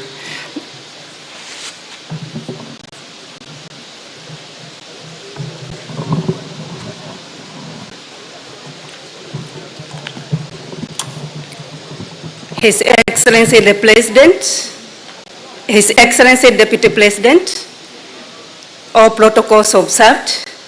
My name is Nancy Nyagodie, a lieutenant from Kenya Coast Guard, on behalf of DG Kenya Coast Guard, Mr. Bruno Siocho. Okay, Coast Guard come into action. It was enacted by the Act of Parliament in the year 2018, and we are in the front line of fighting on illicit blues and drugs. And so KCGS on the issue of drugs is one of the mandates of KCGS, and we are working loud the clock to ensure that no drugs are trafficked in our maritime domain. KCGS, we are ready to support other agencies in the fight against illicit blues, especially along the shores of the ocean and the riverbanks. The challenge we have is the porosity of the ocean and the capacity of KCGS to discharge the mandate well. Thank you, sir.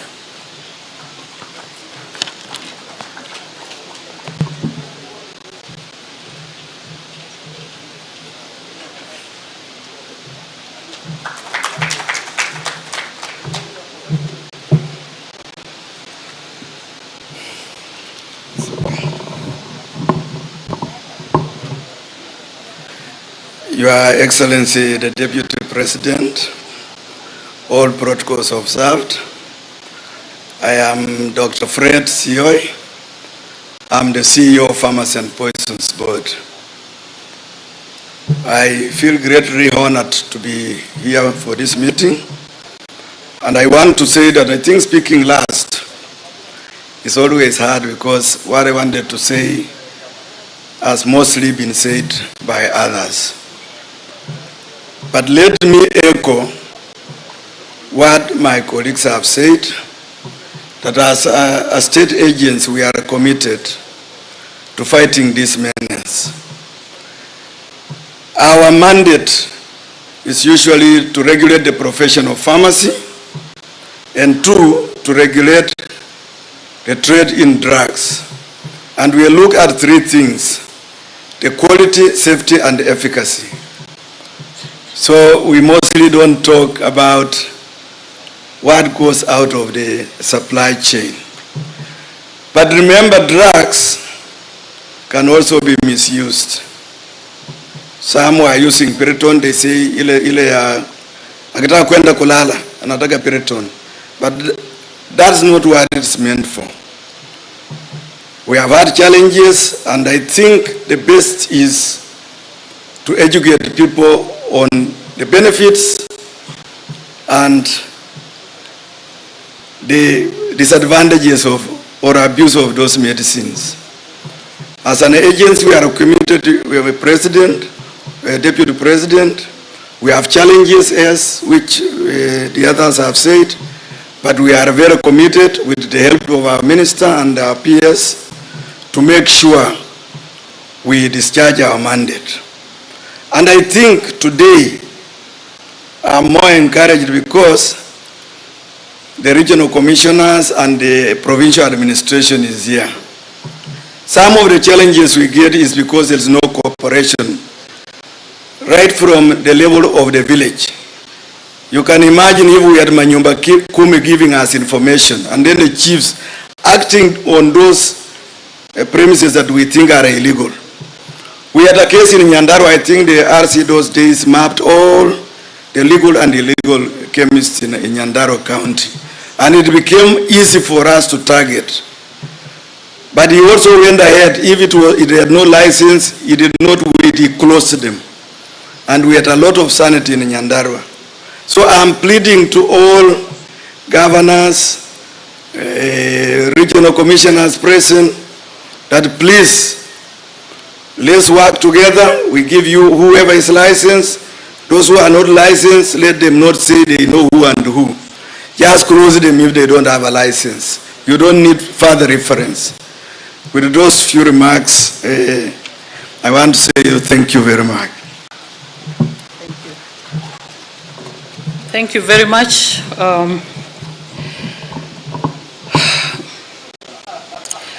Now we continue in the same spirit that was set by His Excellency the Deputy President. We are meeting on a very, very sad event and occasion. And we are discussing very, very sad state of affairs in this region. So colleagues, especially colleagues in the fields, we are going to be very hard on you because we know that you have the capacity to address this menace once and for all. Those are my parting shots as I now welcome my boss, the Principal Secretary, Internal Security and National Administration, Dr. Raymond Omolo.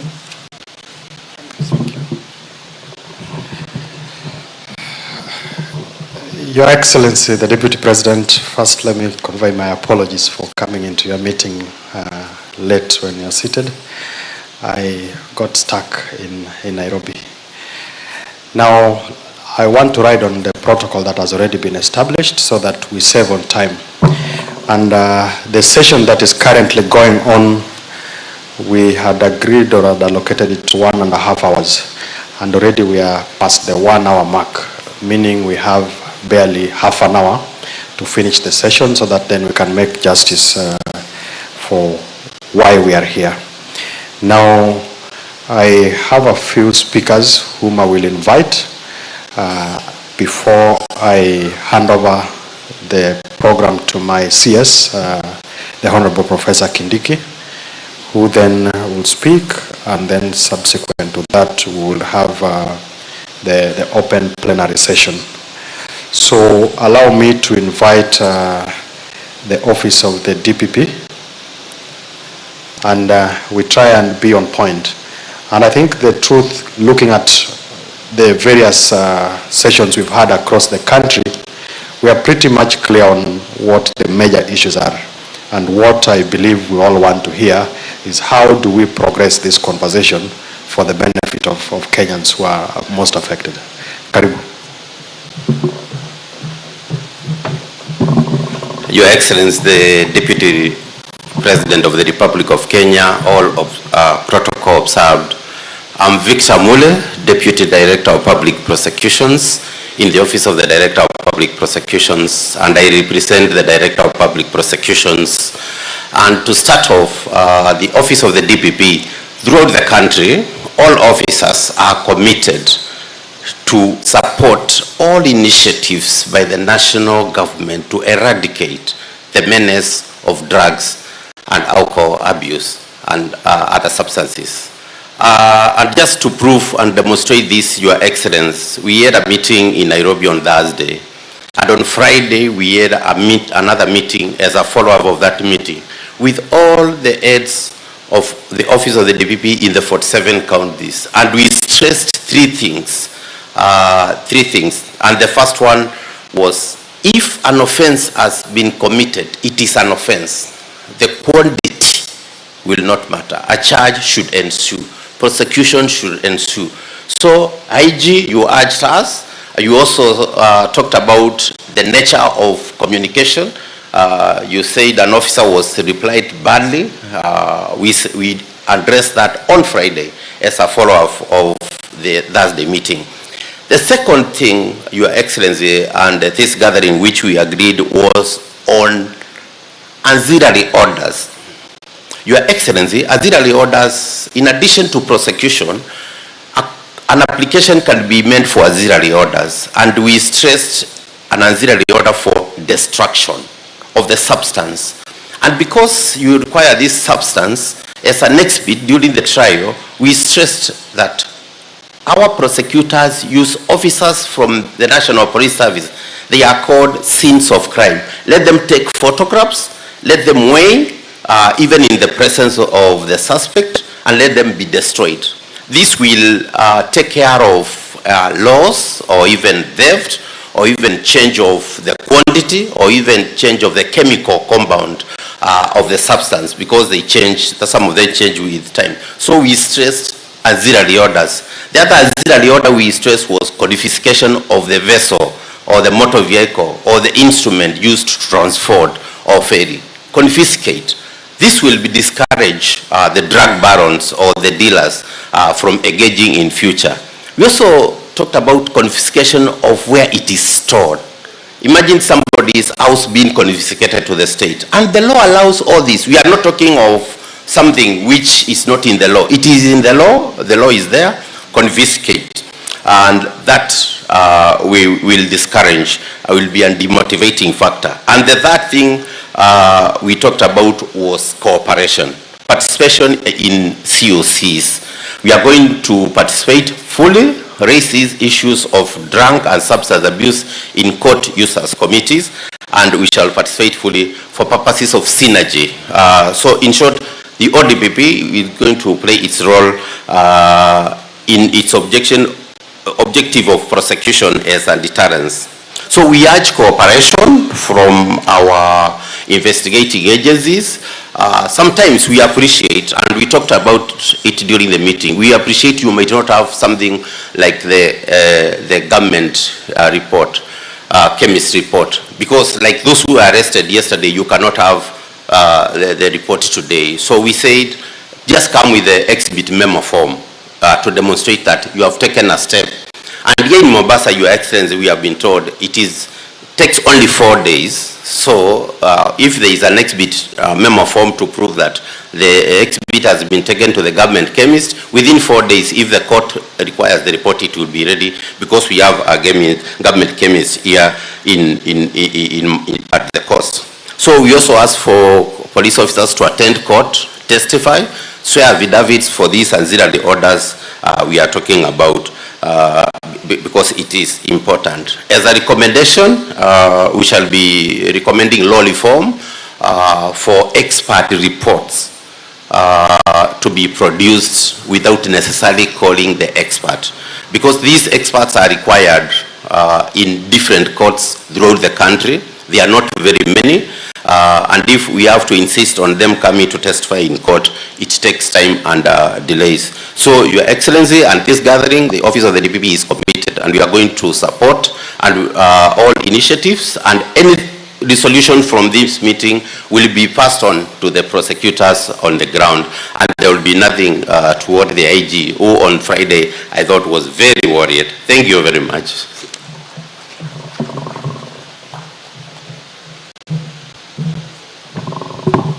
I think those are very good commitments from the ODPP. Now, allow me to invite His Excellency, the Honorable Speaker of the Senate, who is also not just any other ordinary person, but a leader from this region. He has been a governor, and he's also our Wakili, so he'll be able to also speak to us to some of those points that the DPP is talking about.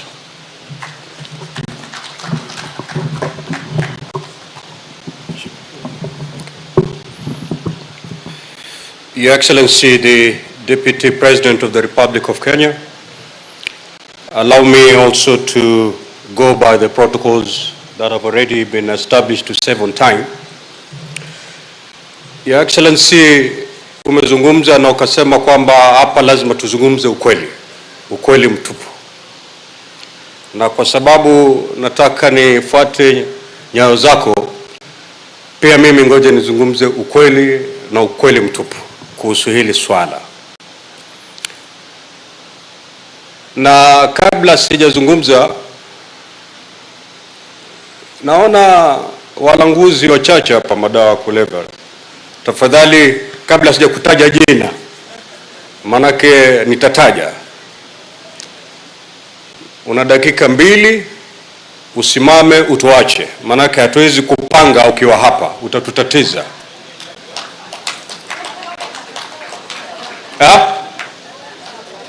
Ni wataje? Sitawataja maki mama Aisha anasema tafadhali usiwataje hivi leo. Your Excellency, the solution and the problem facing us is here. Because for us to help our young people save their lives from drug abuse is to make sure that these products are not in the market. As long as these products are in the market, we'll continue losing our population. Now, Your Excellency, as a country, we pride ourselves on having the best intelligence system, one of the best, if not the best. I ask myself some questions sometimes. Why we cannot get to know the source of these drugs? For the young men in Lamu, Kilifi, Kwale, name it, to access these drugs, that means there's a source somewhere. There is a source somewhere that is known by the men and women who are seated here. And I was lost for words, Your Excellency, when the IG confessed here that some of the enforcement officers receive calls not to apprehend these culprits. With that, Your Excellency, we are not going to win this war on drugs. Because clearly, the big boys are known, maybe the big girls too. But the reason why they cannot be apprehended is because of those phone calls. And as long as those phone calls will keep coming, our young people are going to die.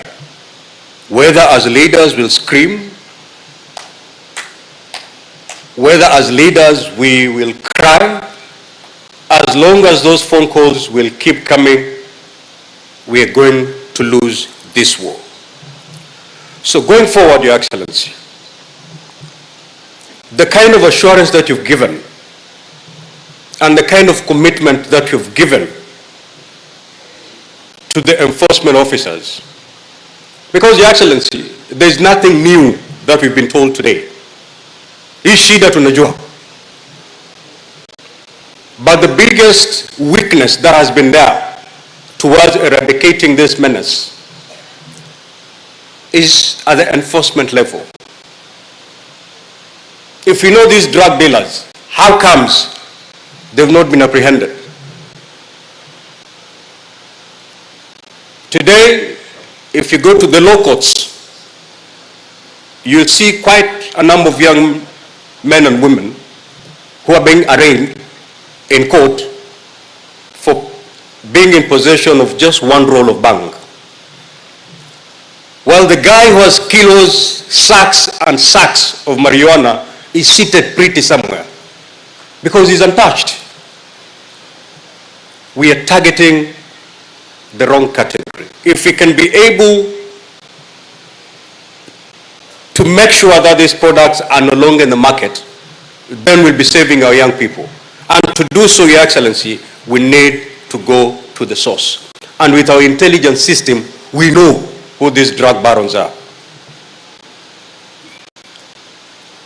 As leaders, and I'm speaking on behalf of the leadership of the region, we are behind these efforts, Your Excellency, have no doubt.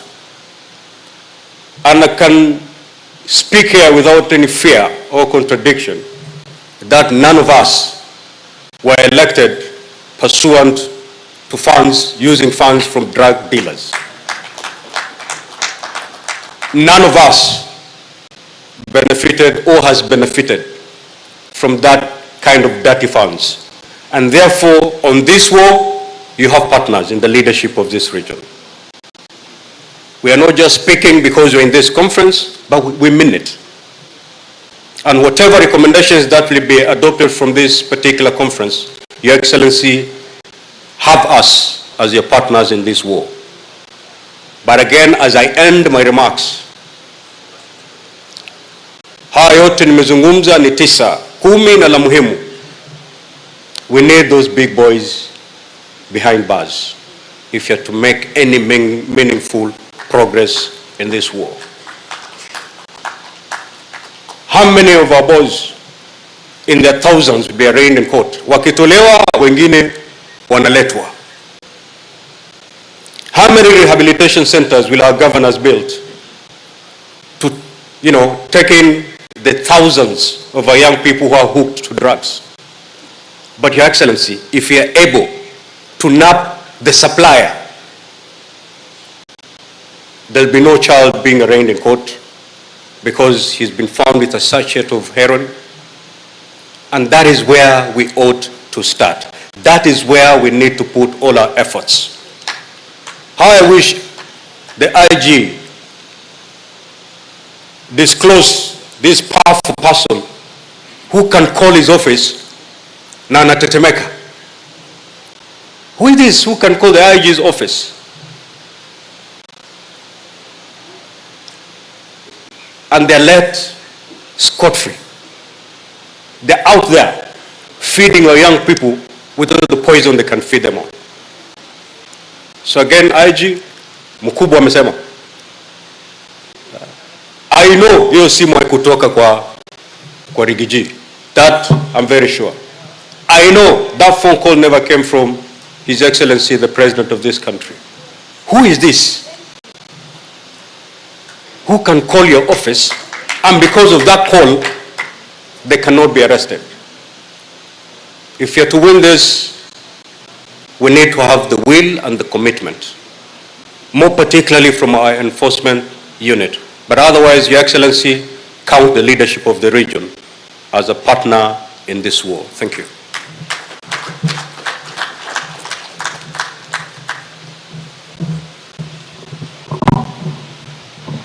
Thank you, the Honorable Speaker. Now, on behalf of the 6 counties, I would want to call on the Governor for Kwale, then followed by the Governor for Taita Taveta. At least let's also hear what is it that the county governments are doing to help in this fight. Karibu, Governor.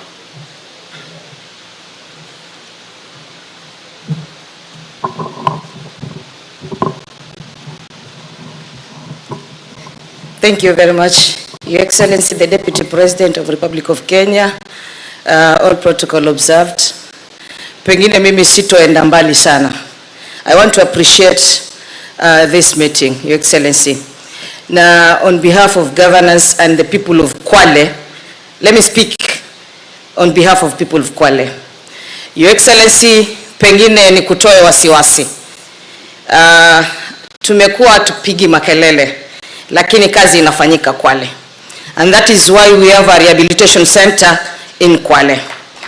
Now, currently in the rehabilitation center, wenye wanachukua methadone, we have around 1,000 clients kwa methadone.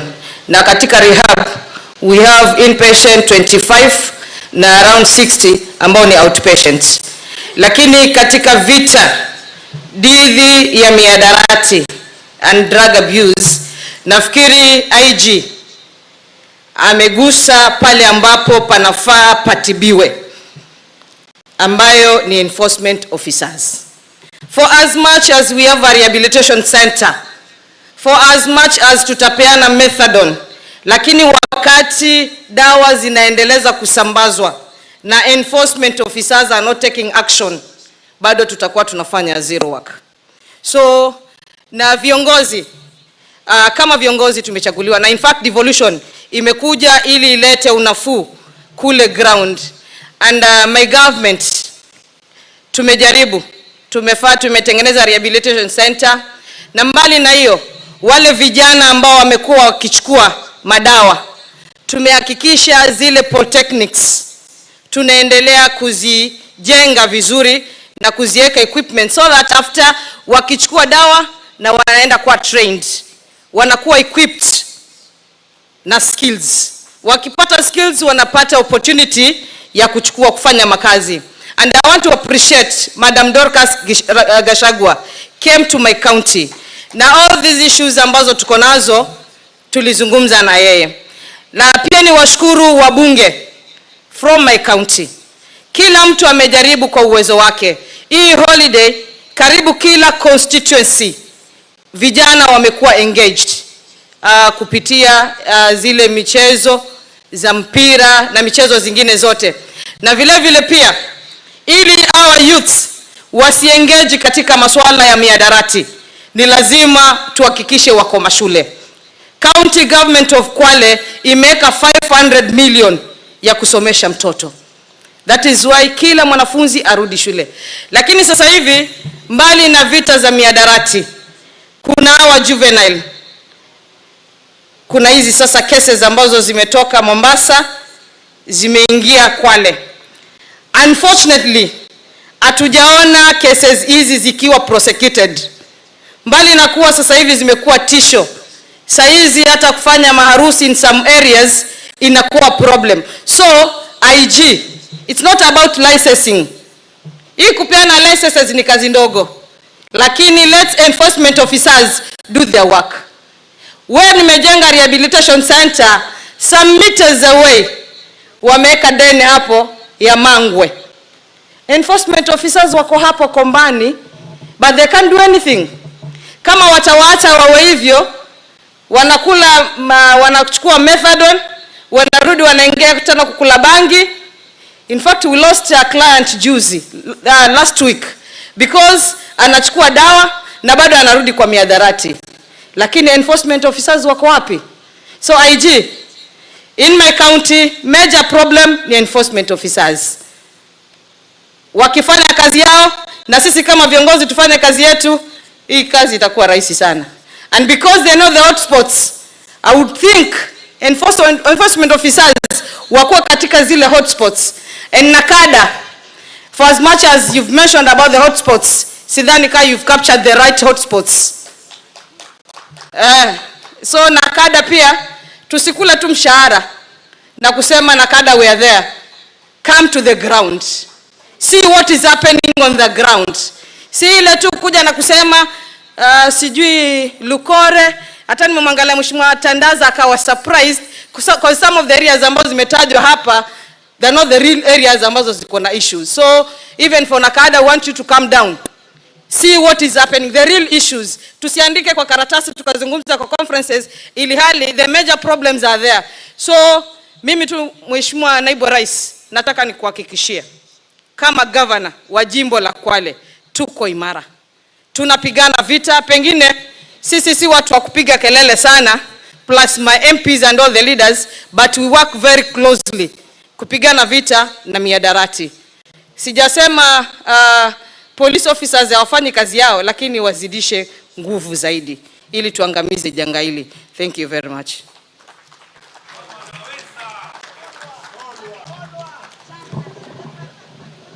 Asante sana Governor. Governor Taita Taveta.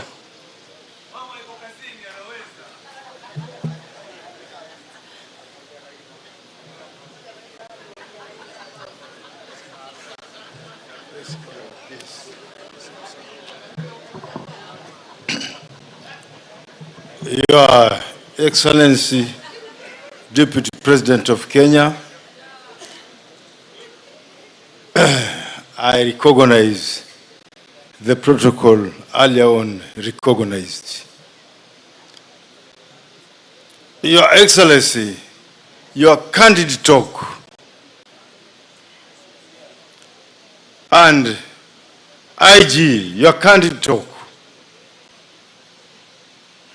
is in the right direction. Right now, our Deputy President, we are doing a lot of work on the same. Though tunafanya ni kwa sababu mengine tunafanya chini chini. But we are doing a lot.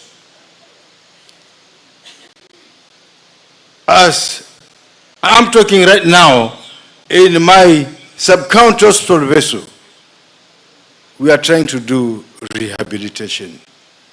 Despite Taita Taveta County, over 62% of our land has been taken by national park. We are not getting any revenue. And at the same time, we are among the last 6 counties getting the lowest equitable share. And at the same time, Deputy President, Taita Taveta, the injustices done by the previous governments from 1964 to 2013 before devolution, no industry invested in Taita Taveta. We are already negotiating with the different stakeholders so that our youth, because we don't have any industry in Taita Taveta, and we are developing them right now. We are negotiating with the different stakeholders like APZ in different, so that we can engage our youth. And we are also trying in all directions to talk to our young men. Also with our security in Taita Taveta. We regularly talk about this issue, about it, because actually drugs and alcohol, especially alcohol, mbangara, is a really menace to Taita Taveta. Our youth are in tatters, they're in bad condition. I wish this talk was done before. IG, what you have said over here, I'm sure it's an eye-opener. But there is always a beginning. Let's work as all stakeholders in this problem. Some of these meetings, you always make them here in Mombasa. You don't make these meetings in Taita. You should send some of these meetings in Taita so that they can spread all over, because I'm sure Mombasa people, they're more here than any other county.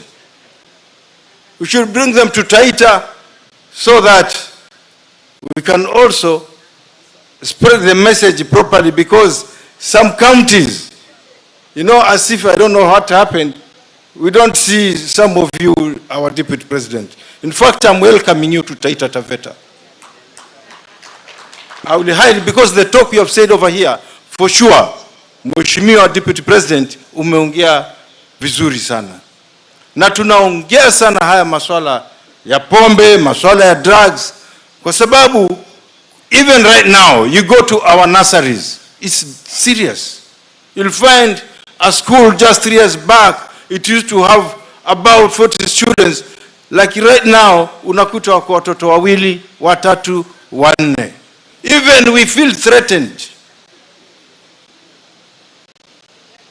So, Mheshimiwa Deputy President, tuko na wewe, and we are supporting this, and let's work together. Hata ikiwezekana, county by county, fungueni polisi wote, ama hata ikiwezekana na GSU, na wengine wana act county ya Taita leo, na kesho Mombasa, kesho kutwa Kilifi, na ikiwezekana hawa ambao wanapatikana wanakunywa hizo wapigo viboko hadharani, na wapatio kazi ya kufagia, so that kila mtu aone. Otherwise yangu sio mengi. Asante sana kwa huu mkutano, Deputy President. Thank you, Governor.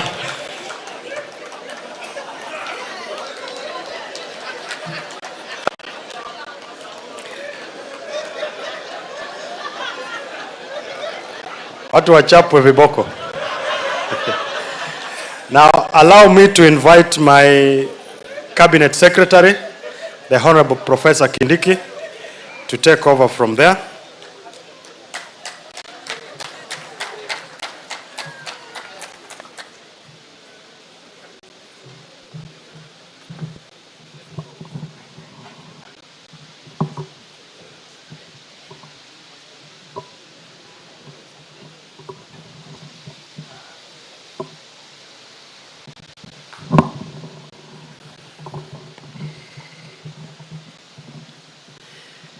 Your Excellency, the Deputy President, and all the other colleagues present, clergy and all officers of government.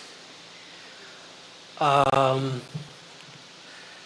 say a few things and then allow my colleagues also to weigh in so that we can move towards the plenary where our leaders who have not spoken and the other participants can also give us their input on this very important matter. Your Excellency, the problem of drugs, substance abuse is a national security matter. I do know there are some public health concerns, social concerns, economic concerns on the impacts of this problem to our country. But the entry point for this discussion should be our national security and the survival of the country in the years to come. And therefore, for us in the Interior Ministry, we consider those who are selling drugs, transporting drugs, those who are manufacturing illicit alcohol, as well as public officials who are enabling the purveyors of drugs and illicit alcohol to thrive. We consider the category of everybody that I've mentioned in that chain as enemies of Kenya. We consider them as participants in organized crime, and therefore we have placed them on the same category where we have placed terrorists, extremists, and bandits. There is no difference. What terrorists are doing to our country, the harm that other organized criminals are doing to our country, including bandits, is the same harm that those who are manufacturing, transporting, selling, distributing, and encouraging drugs and alcohol are doing to our country. So, what are we doing? First, we'll go hard on them. Even as we wait for the other interventions that are critically important for the sustainability of this war, we'll go hard the same way we've gone hard on terrorism and on violent extremism. Very hard. I see no reason, even as we look at our legislation, why we should not borrow the current legislation on the fight against terror to fight drugs and the organized crime that is around drugs. I see no reason whatsoever. Your Excellency, the Director of Public Prosecutions did highlight here things which are already in our law, which we should be implementing. And again, I see no reason why we are not implementing. The destruction of drugs before they can be interfered with or reused, as has been the case in Kirinyaga recently, I see no reason why anything that is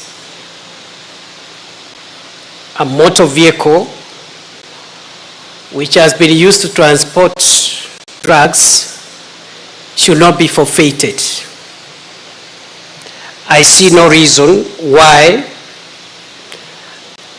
a building which has been used to store narcotics and illicit alcohol should not be confiscated, forfeited to the state. Therefore, asset recovery, forfeiture, and harsh punishments, even if it includes enhancing the already existing law, will go a long way in the hard solutions to this problem. Excellency, we have a law enforcement problem in the country. Let us face it. Now that we have said today is the day of speaking the truth. Excellency, we have officers from various agencies who are dealing with law enforcement, who are doing a commendable job across the country. I've been able to visit many parts of Kenya. I can attest to you without fear of contradiction. We have police officers, we have Ngao officers, we have all manner of officers, including public prosecutors, who are doing a great job for this country, and they need to be applauded. But we also have a group of officers, Your Excellency, and public officials who have decided to benefit from the death of the nation. And therefore, they are presiding over a systematic and gradual death of this and current generation. And these are police officers, for example, Ngao officers, public prosecution officials who are taking bribes from drug barons and those who are transporting drugs so that the law doesn't catch up with them. So we have a problem. And this is the solution. The solution is that for us in national security, we cannot afford a day extra in talking about what we need to do when we know what we need to do. For example, there are all these tensions between agencies and the two levels of government, including national government and county governments. We have no quarrel with the departmental jurisdictions of agencies or even the functional mandates of county governments vis-a-vis national government. But we want to remind the country that national security is not a devolved function. And therefore, anything that threatens national security, we will go out of our way to prevent further harm, and we will not wait for the discussions around whether this falls under this level of government or this other level of government. I was in Kirinyaga, Your Excellency, a day before you went there for the mass burial of 17 Kenyans who died from one village because poison was sold to them. And this poison had actually been, it was an exhibit which was supposed to be used in court. Police officers in the local police station sold that exhibit to the person who used that exhibit to kill 17 people. I want to thank the Inspector General of Police and the service commanders, because every time the government has requested the National Police Service to make decisions on rowdy and patriotic and criminal officers, the Inspector General of Police and the service commanders have cooperated fully, and they have not come back to us flagging the independence that institutions like flagging around when they want to undermine the national interest. I'm grateful, IG Kome, because those officers who sold those exhibits were sacked on the same day and they were charged with murder. They are in court. They are going to face the crime, or they are going to face charges of the offense of murder. And you see, that example of 17 people from one village lying in caskets on the same day. What is the difference between that and what terrorists do? In some parts of our country, it's the same thing, isn't it? And therefore, for us, this discussion is not even about departmental and agency tough wars. It is beyond county and national government discussions around mandates. And so we will not wait to ask who has licensed what. Once we discover certain outlets, buildings, facilities are threatening the survival of the nation, we shut them up, we shut them down. We will be able to discuss these other things about licensing later on. Because we cannot allow a murderer to continue murdering Kenyans because they are licensed by whatever agency or whatever level of government. We are going to change the country's transfer policy. Any official in the law enforcement and public service space who, through action or inaction, contributes to the death of Kenyans, through negligence, they allow dangerous criminals, organized criminals, including drug barons, to have their way to access the public. That officer will not be transferred, as you've said, Your Excellency, elsewhere, because every inch of our territory requires efficient services and the protection of its national security organs. So you mess up in your area of jurisdiction, we will see what to do with you. And I like what the Inspector General of Police said. You know, we are a country with so many procedures about very many things. How to sack somebody, how to do what to somebody. And there are officers who are misusing some of these procedures. And some agencies of government, including courts, are even supporting. We had a case in Naivasha where somebody who had committed a serious dereliction of duty successfully resisted a transfer using a court order. So what we are going to do, we will not, we will take action on day one. Immediately we discover that what you are doing or what you are about to do is a threat to national security. We will remove you from service through whatever methods. We will remove you from office, and then you can take us to court later, and we are willing to do court and other things and deal with court orders once the country is safe. And I know the officers here are looking at me and saying, we have seen very many ministers, we have seen very many administrations. That's how they talk. We are the ones who know this space. I want to assure you, brothers and sisters who are listening to me, and you are working under the Ministry of Interior within our national security formations. It may take us a little while to catch up with you. But when, because it is when, not if, we catch up with you, you'll be a living example of what dangerous criminals should be treated in a democratic and modern country. Why are we saying this?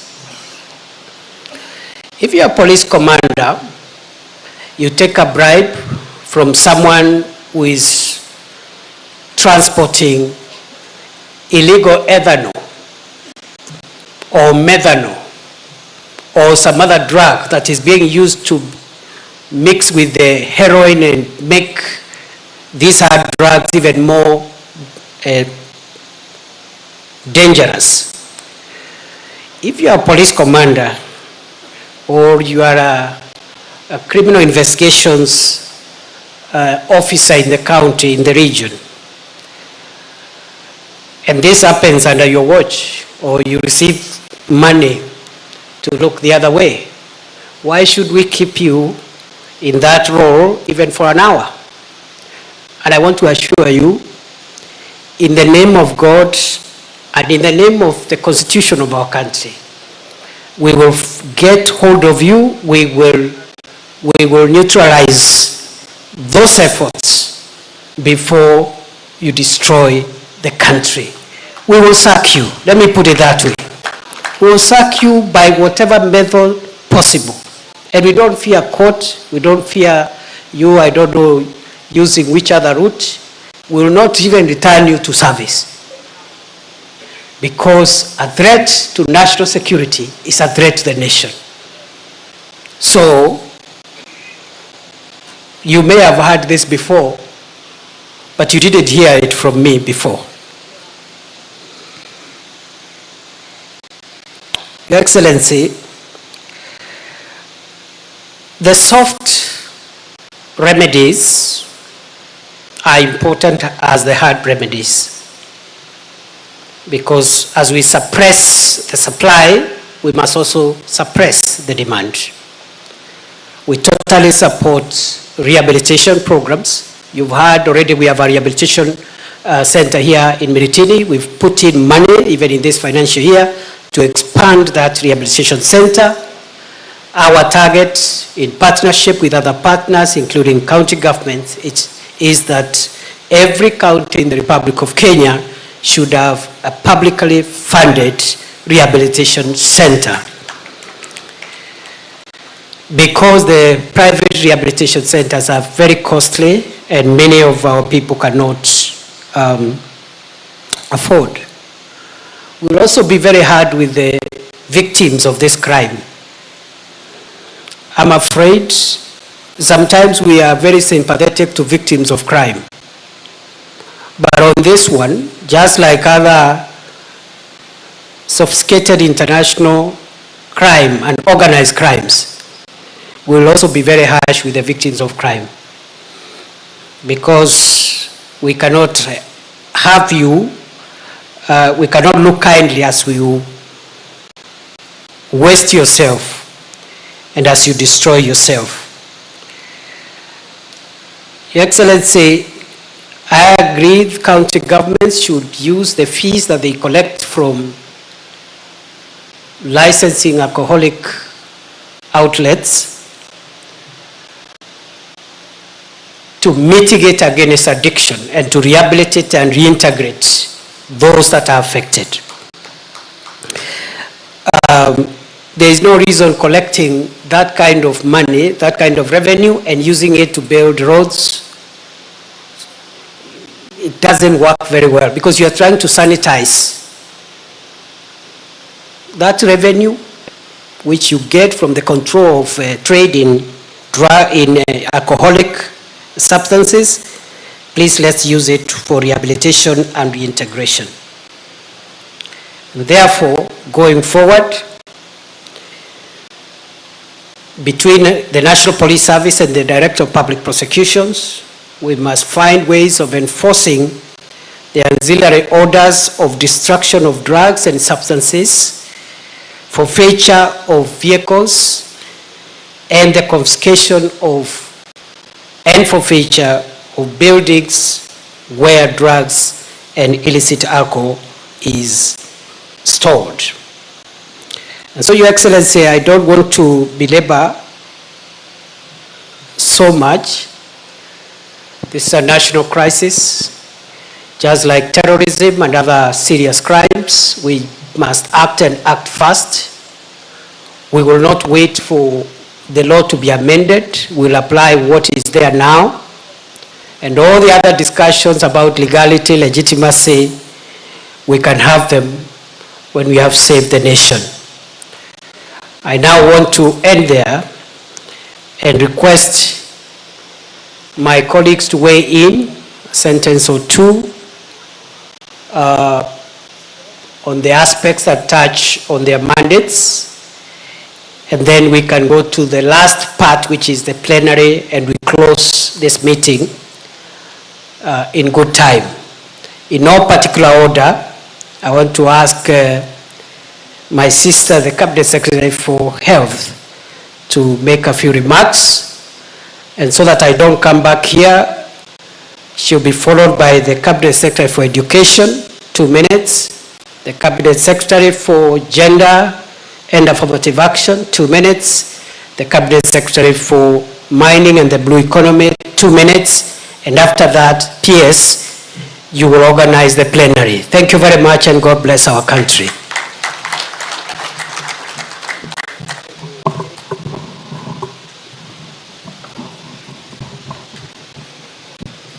Your Excellency, the Deputy President of the Republic of Kenya, my colleague, Cabinet Secretaries present, Excellency Governors present, Principal Secretaries, elected leaders, and all government officials present, good afternoon. Your Excellency, I'm happy that we have taken this approach in addressing this problem. My ministry is the one that bears the brunt of the issues that we are discussing here, Your Excellency. Some of us may look at it narrowly, just as a drug and an alcohol abuse problem affecting an individual. Yet this is a problem for the community, Your Excellency. If you look at the incidences that we have, Your Excellency, around teenage pregnancy, they are caused by people who most likely engage in drug and alcohol abuse. Your Excellency, if you look around issues to do with sexual and gender-based violence, most likely they will be caused by somebody or someone who is engaging in drug and alcohol abuse. And worst of it all, Your Excellency, if you look at the issues around HIV/AIDS, the spread of HIV/AIDS, once individuals are in drug and alcohol abuse, they drop their guns on protection. And that is how we end up with the spread of HIV/AIDS amongst our population. Your Excellency, last year, as a ministry, we spent a whole 75 billion shillings on management of HIV. Your Excellency, 75 billion shillings, if we did not have HIV in this country, that can build for me over 1,200 health centers at a rate of 70 million per health center, Your Excellency.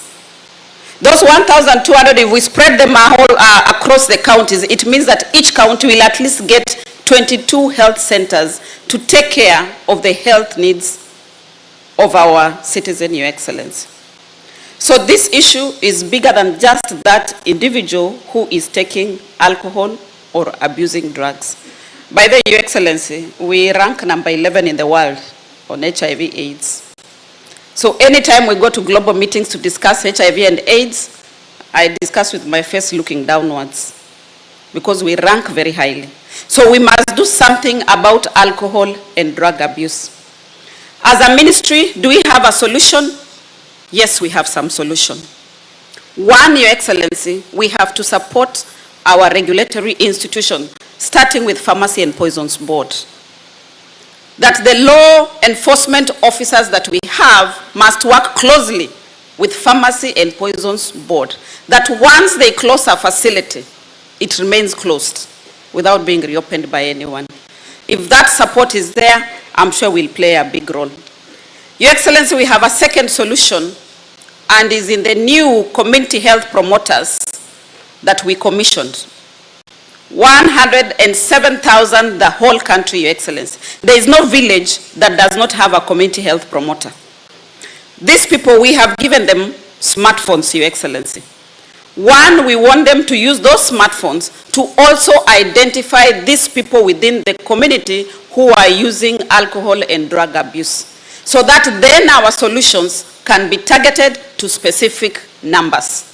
But also is to ask our Ngao officers, please work with the community health promoters to see how we go into the community and assist our people. Your Excellency, another solution, in 2010, the government took a decision to look for drug barons. And that time, Your Excellency, as a result, there was a shortage of heroin in this country. As a result, we had many people with withdrawal symptoms. So we got partners who then assisted us to put in place medically assisted therapy centers, one that Governor Chani was talking about. So we have those centers across the country, and we are able to expand so that once the officers do their job and we have people then who get withdrawal symptoms, we can be able to take care of them. And the last and the best solution, Your Excellency, is in the new laws that we have enacted. That it is providing a benefit package. And this benefit package includes mental illness, that is as a result of alcohol and drug abuse. It also includes rehabilitation, Your Excellency. So, as you had said, asking the governors to put up rehabilitation centers, they need to do so, because now we have a cover to take care of those. And just for an example, last year, we did pay out 230 million to the existing rehabilitation centers for the job that they did. So as a ministry, we are the ones who suffer from this problem, so we are here to be part of the solution. And lastly, Your Excellency, I think it's for all of us. We begin by ourselves. We cannot afford to be bystanders and observe and talk about what needs to be done. So whatever needs to be done by each one of us, let us take action. I thank you, Your Excellency.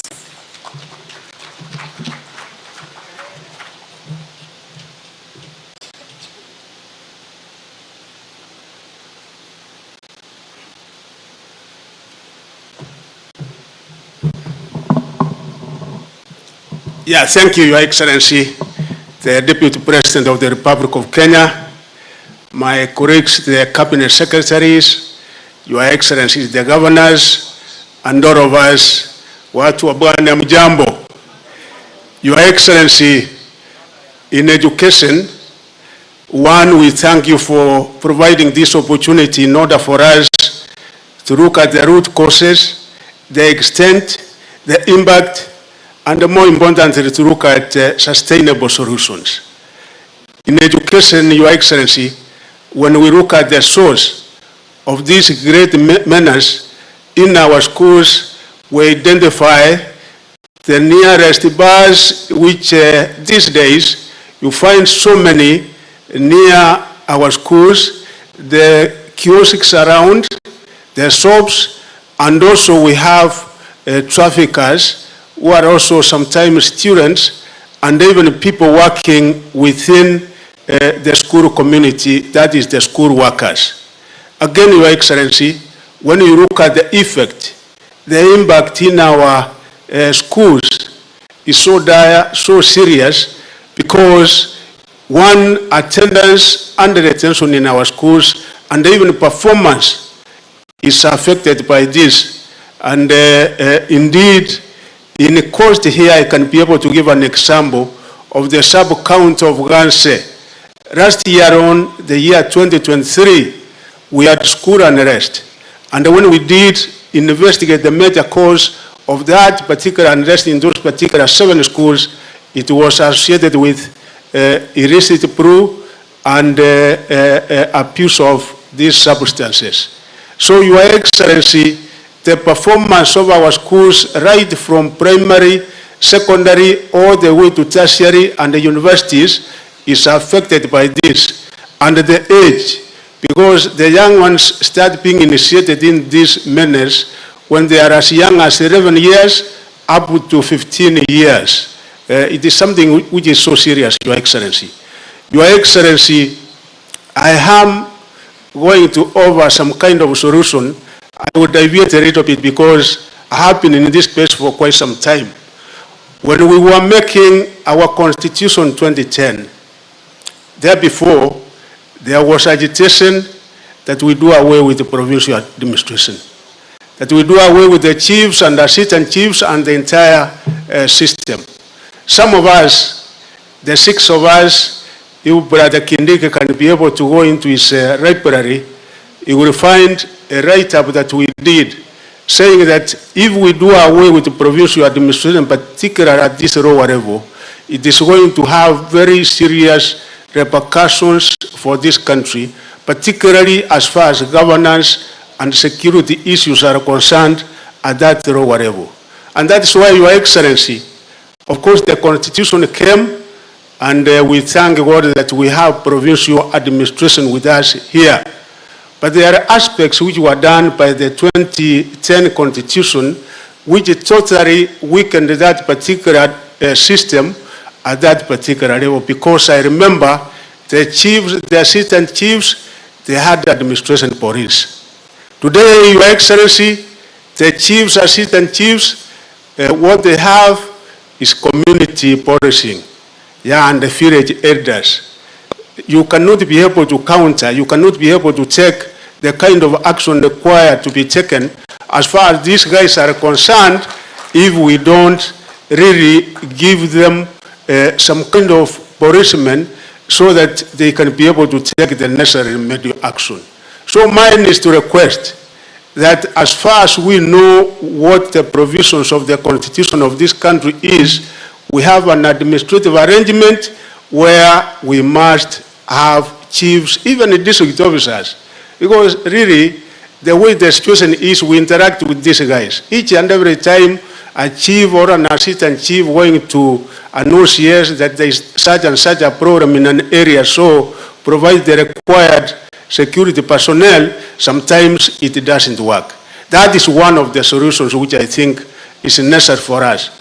Your Excellency, the second one which I think will be a sustainable solution also, the Constitution again of 2010, the major function of any government is to provide security. That is the primary cardinal responsibility and the function of any government.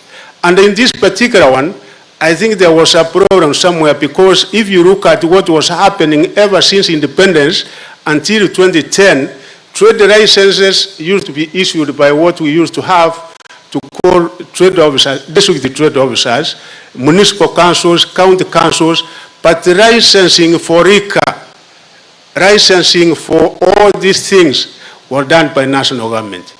This very critical security function was removed from national government, which is a major security function, to county governments. I think again, Your Excellency, there has to be some kind of administrative arrangement where counties either have to agree to share this particular function with the national government, because the person who used to be the chair and the person who used to be responsible in the issuance of those licenses was the district commissioner, of course the equivalent of a county commissioner now, and the OCPD. So we require to come up with some kind of arrangement, because that is a very weak link as of now. So if those two areas are sorted out, Your Excellency, I think we can be able to have our chiefs, assistant chiefs accountable for this, because if we say yes, we have a multi-agency approach, and then we are not assigning any specific individuals to do this particular role, then we might not be able to get a solution by the end of the day. In education, we have taken many measures, including the guidelines and the policy that we came up with in NACADA in 2021, guidance and counseling, and we are also making sure that, of course, we try to operationalize certain guidelines which we have issued in order for our schools, our universities not to be infiltrated as much by this menace. Thank you, Your Excellency.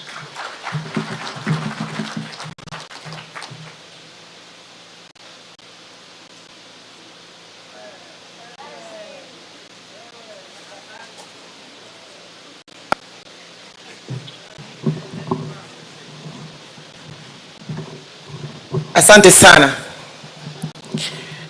Naibu wa Rais wa Jamhuri yetu ya Kenya, Mheshimiwa Rigathi Gachagua, mawaziri wenzangu, wabunge, viongozi wote walioko hapa, mabibi na mabwana, hamjambo. Hamjambo tena. Thank you, Your Excellency, the Deputy President, for putting this together for us all to speak from the heart in addressing this menace. Your Excellency, there no one is hated than who speaks the truth.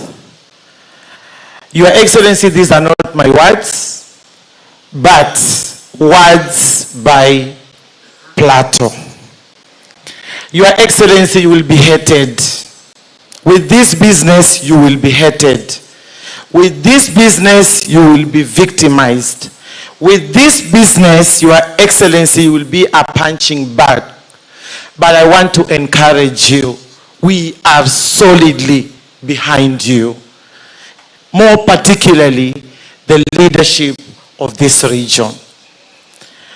Your Excellency, tumetafuta sana majibu. Majibu tumeyatafuta sana. Kwa nini hii biashara ya mihadarati haiishi? Hasa sana hapa pwani. Kwa nini? Hatujapata majibu, lakini vile umechukua usukani, wewe pamoja na rais wetu, na ndugu yangu hapa, ama my colleague, Waziri Kindiki, I am very sure that we will make a difference. Kwa sababu hili janga ni kubwa, na wakati linapofanyika, kama vile dadangu Susan alivyosema, linatuathiri sana sisi, hasa kina mama. Juzi ulipokuwa mazishini Kirinyaga, list yetu, statistics zetu zilipanda juu kwa sababu ya wajane walioachwa kwa majibu ya mihadharati na pombe. Mheshimiwa Naibu wa Rais, nimeona maajabu sana pia mimi, kama vile Speaker wa Senate alivyosema kwamba IG wetu ameghadhabika na pia nguvu zake kuwa finyu katika kupigana na swala hili la mihadarati, kwa sababu anasema kuna simu huwa zinapigwa na watu wakaeka silaha zao chini mpaka sheria ambayo inawatuma kufanya kazi yao wakaibwaga chini. Tuko karibu kupata suluhisho, kwa sababu yule IG akifuatwa vizuri atasema ni nani anayepiga hizo simu. Hatuwezi kuliacha hapa. Aambiwe na huyo aliyemwambia ni nani anayepiga simu, kwa sababu fikra na dhana na kila mtu hivi sasa hakuna anayemfikiria aliyepiga simu, labda isipokuwa watu wanasema lazima atakuwa ni rais. Na sisi tunakataa, kwa sababu Mheshimiwa Deputy President, umetembea karibu kaunti zote hivi sasa na katika regions zote.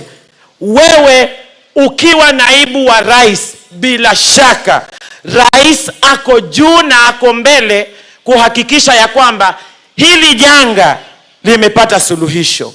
Leo tukitoka hapa kutakuwa na dhana.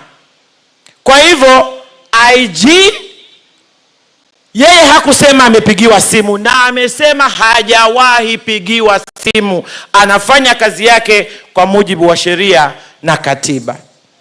Si waziri wake, si raisi, si deputy president hajawahi mwambia chochote IG.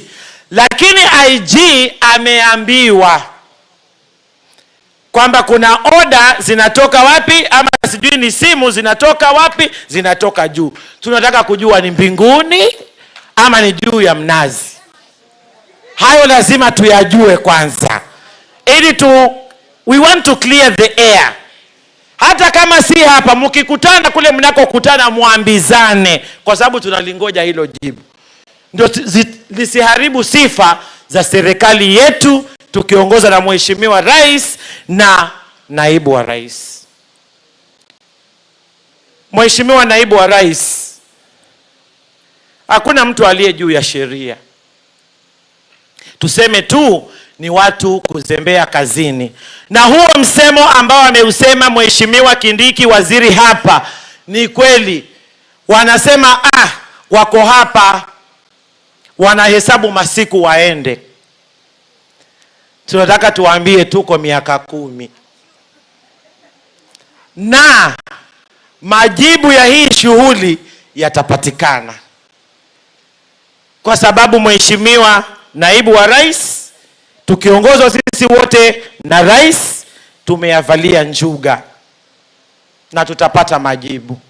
Lakini Mheshimiwa Rais, tunapofanya hivyo tukumbuke ya kwamba sisi pia kuna vile tuna encourage haya maswala yaweze kuendelea siku zote.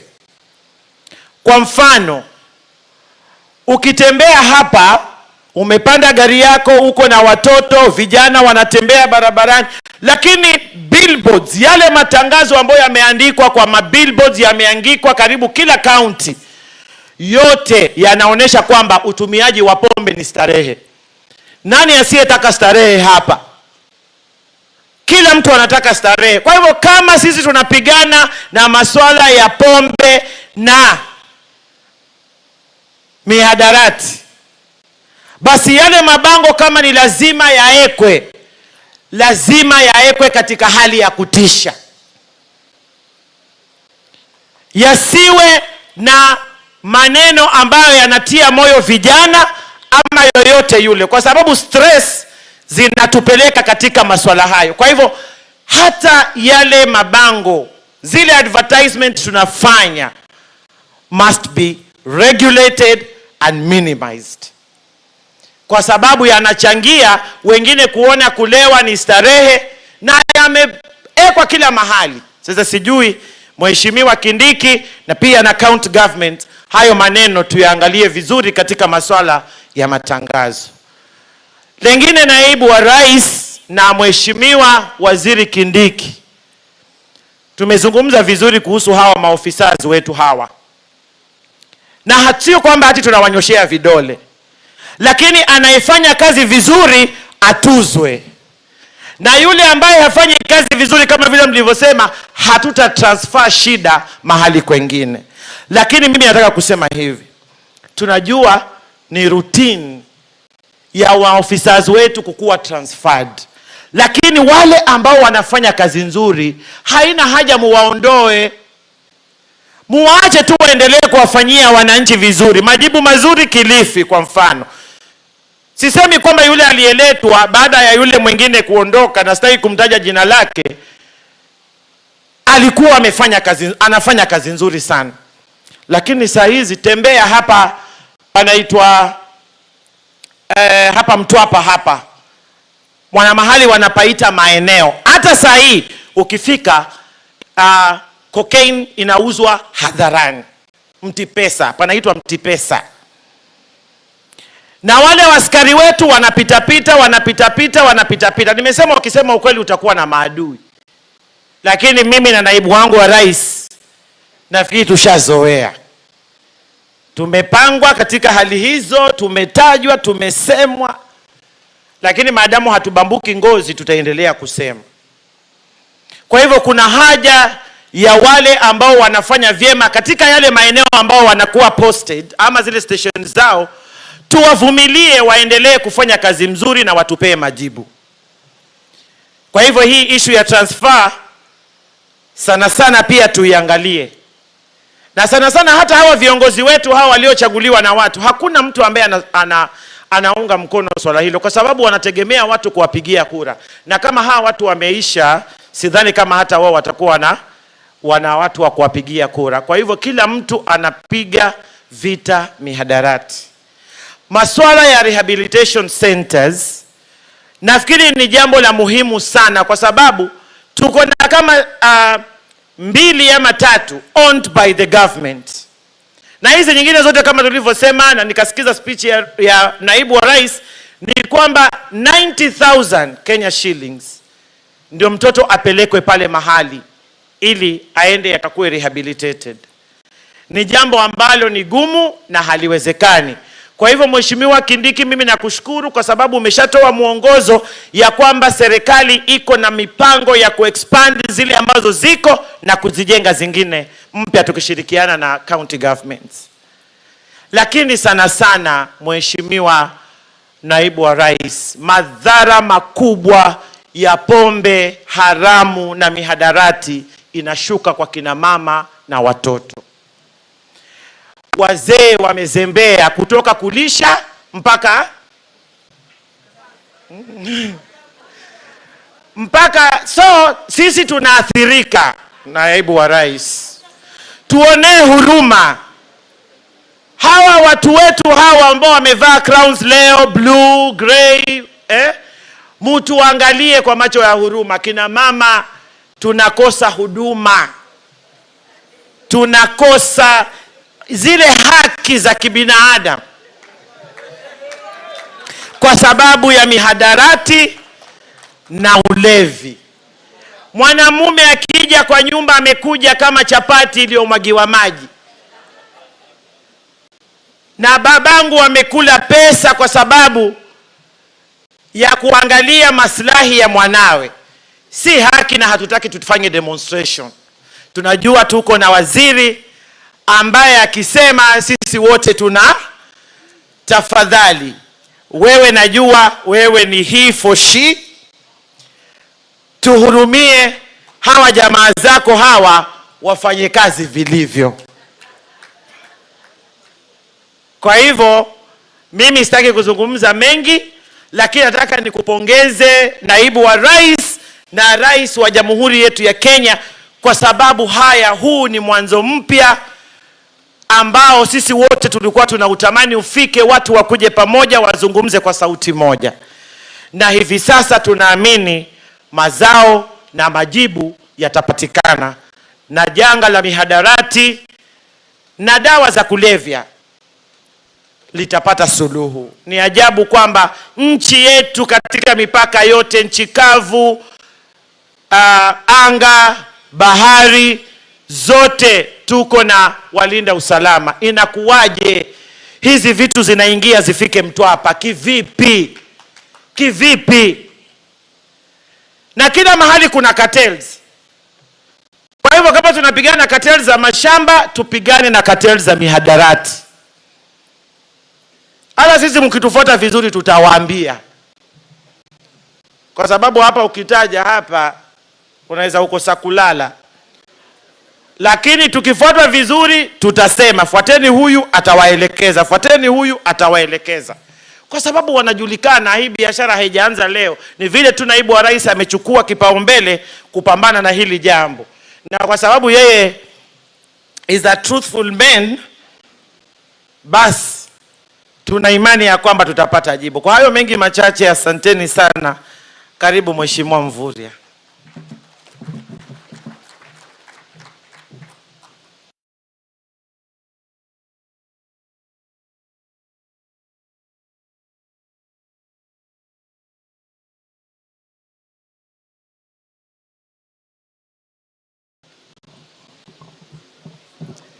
Your Excellency, the Deputy President, and all my colleagues here present, Excellencies, governors, leaders, good afternoon. Your Excellency, I will speak 2 points because of my multiple personality. One as an elder in this region, and also as Minister for Mining. And the first thing I want to confirm, Your Excellency, is that we are committed to work with the government to make sure that we eradicate the menace of drug abuse in the coast region. We have seen young people who have gone into these drugs. They have been able to, we have lost a whole productive population in this region. Na ukiangalia maeneo mengi, vijana hawawezi tena kufanya kazi. na mbeleni tulifikiria ni wale ambao hawana kazi ndio wanakuwa kwa uraibu. Lakini tumeona hata wengine wameshindwa na kazi za uaskari, wengine wameshindwa na kazi mbalimbali kwa sababu ya madawa ya kulevya. Your Excellency, you and the President have brought in a difference. This is the first time that the government is committed to fight this menace. I hear the IG and the entire force, because most of the officers are thinking in transition. They are thinking about the other regime, where we had headlines of visa bans, a few names published and no action. And I think the commitment from the top is very important. Kwa hivyo mimi najua baada ya mkutano huu tunatarajia mwamko mpya. Na mambo ya madawa ya kulevya, 90% ya biashara ya kimataifa inafanyika kwa bahari ya Hindi. Kwa hivyo hapa kwa bahari, wakati mizigo inaletwa, kama 90% inakuwa ni biashara ambayo inafanywa kimataifa, inamaanisha biashara ya madawa pia inafanyika baharini. Kwa hivyo wakati tunapeana vifaa kwa maafisa, ni lazima pia tuhakikishe wale ambao wako kwa bahari, we give them all the support. As the Minister of Blue Economy, from the 1st of April, we will do an inspection which will be very free of all vessels 24 meters and below, because we want to register all vessels, give them a unique number. This is an exercise we begin from 1st of April. However, Your Excellency, wale maafisa wote, kama ni Kenya Navy, wengine wote, wapatiwe special attention. It is unfortunate the blue economy comes in as an AOB, but I think you and His Excellency the President are giving it priority. So on matters security, let us also inspire the Maritime Safety and Security Unit so that it can deal with the issues in the ocean and in the blue space. Another area that we need to be very keen are the mining sites. Artisanal mining activities across the country are also entry points for drugs and also illicit brew. Kwa hivyo tunataka kufanya kazi hapo na kila moja ili tuhakikishe tumeangamiza mambo ya madawa ya kulevya. Lakini uzuri, Your Excellency, vile mnaongoza from the front, nina hakika hata wale maafisa ambao walikuwa wanafikiria mambo ya zamani sasa wataona mwamko mpya. Mengi yamefanyika hapa Coast Region, pengine Your Excellency pengine hujasikia, lakini mengi yamefanyika. Lakini kwa rejimu hii yenu, nina hakika madawa ya kulevya itaangamizwa kabisa. Na hivyo ndivyo tunataka. Kwa sababu hata seafarers wale ambao tuna recruit, kuna baadhi yao wameshindwa na kazi baharini kwa sababu ya withdrawal syndrome ambao wamepata kwa madawa. So it is affecting our population, and let us remain committed to make sure that we eradicate this once and for all. Kwa hivyo, Your Excellency, hata watu wengine with you to make sure that we eradicate this menace once and for all. Thank you very much, Your Excellency, and all leaders here today. Asanteni sana.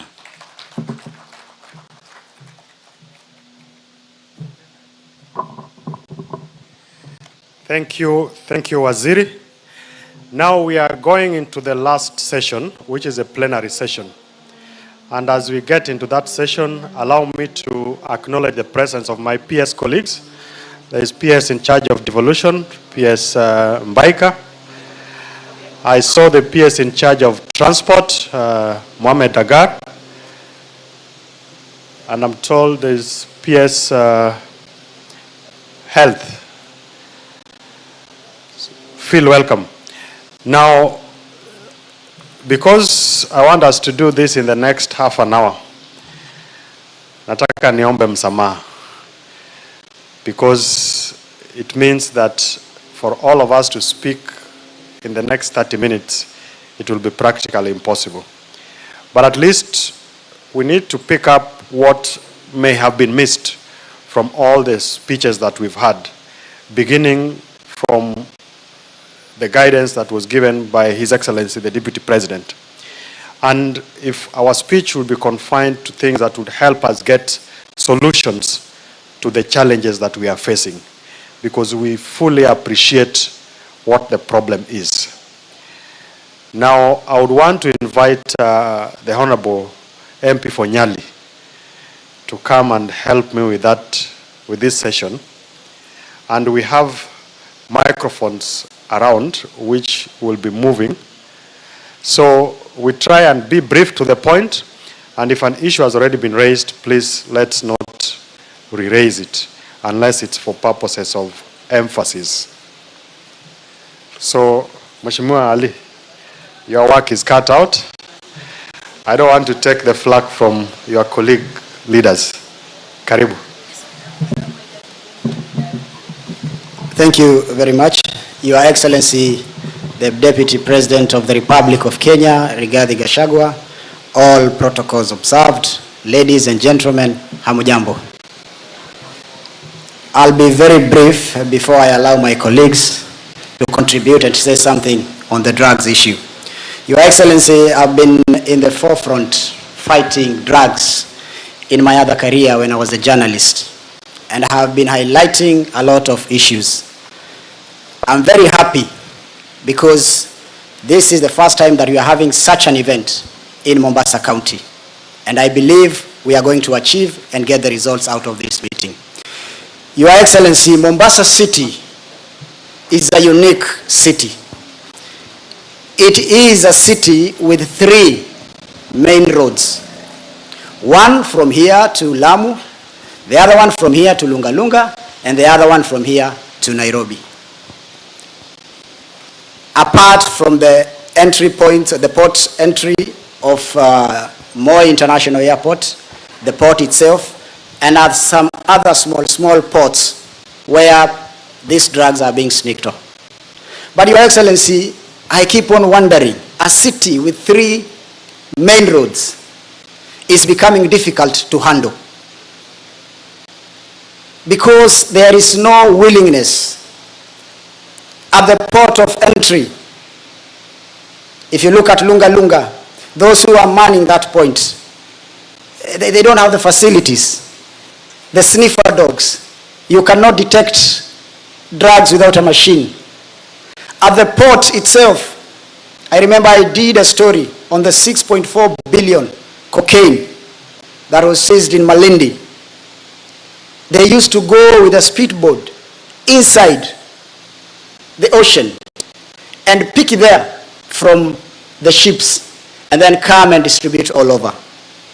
Your Excellency, this is doable.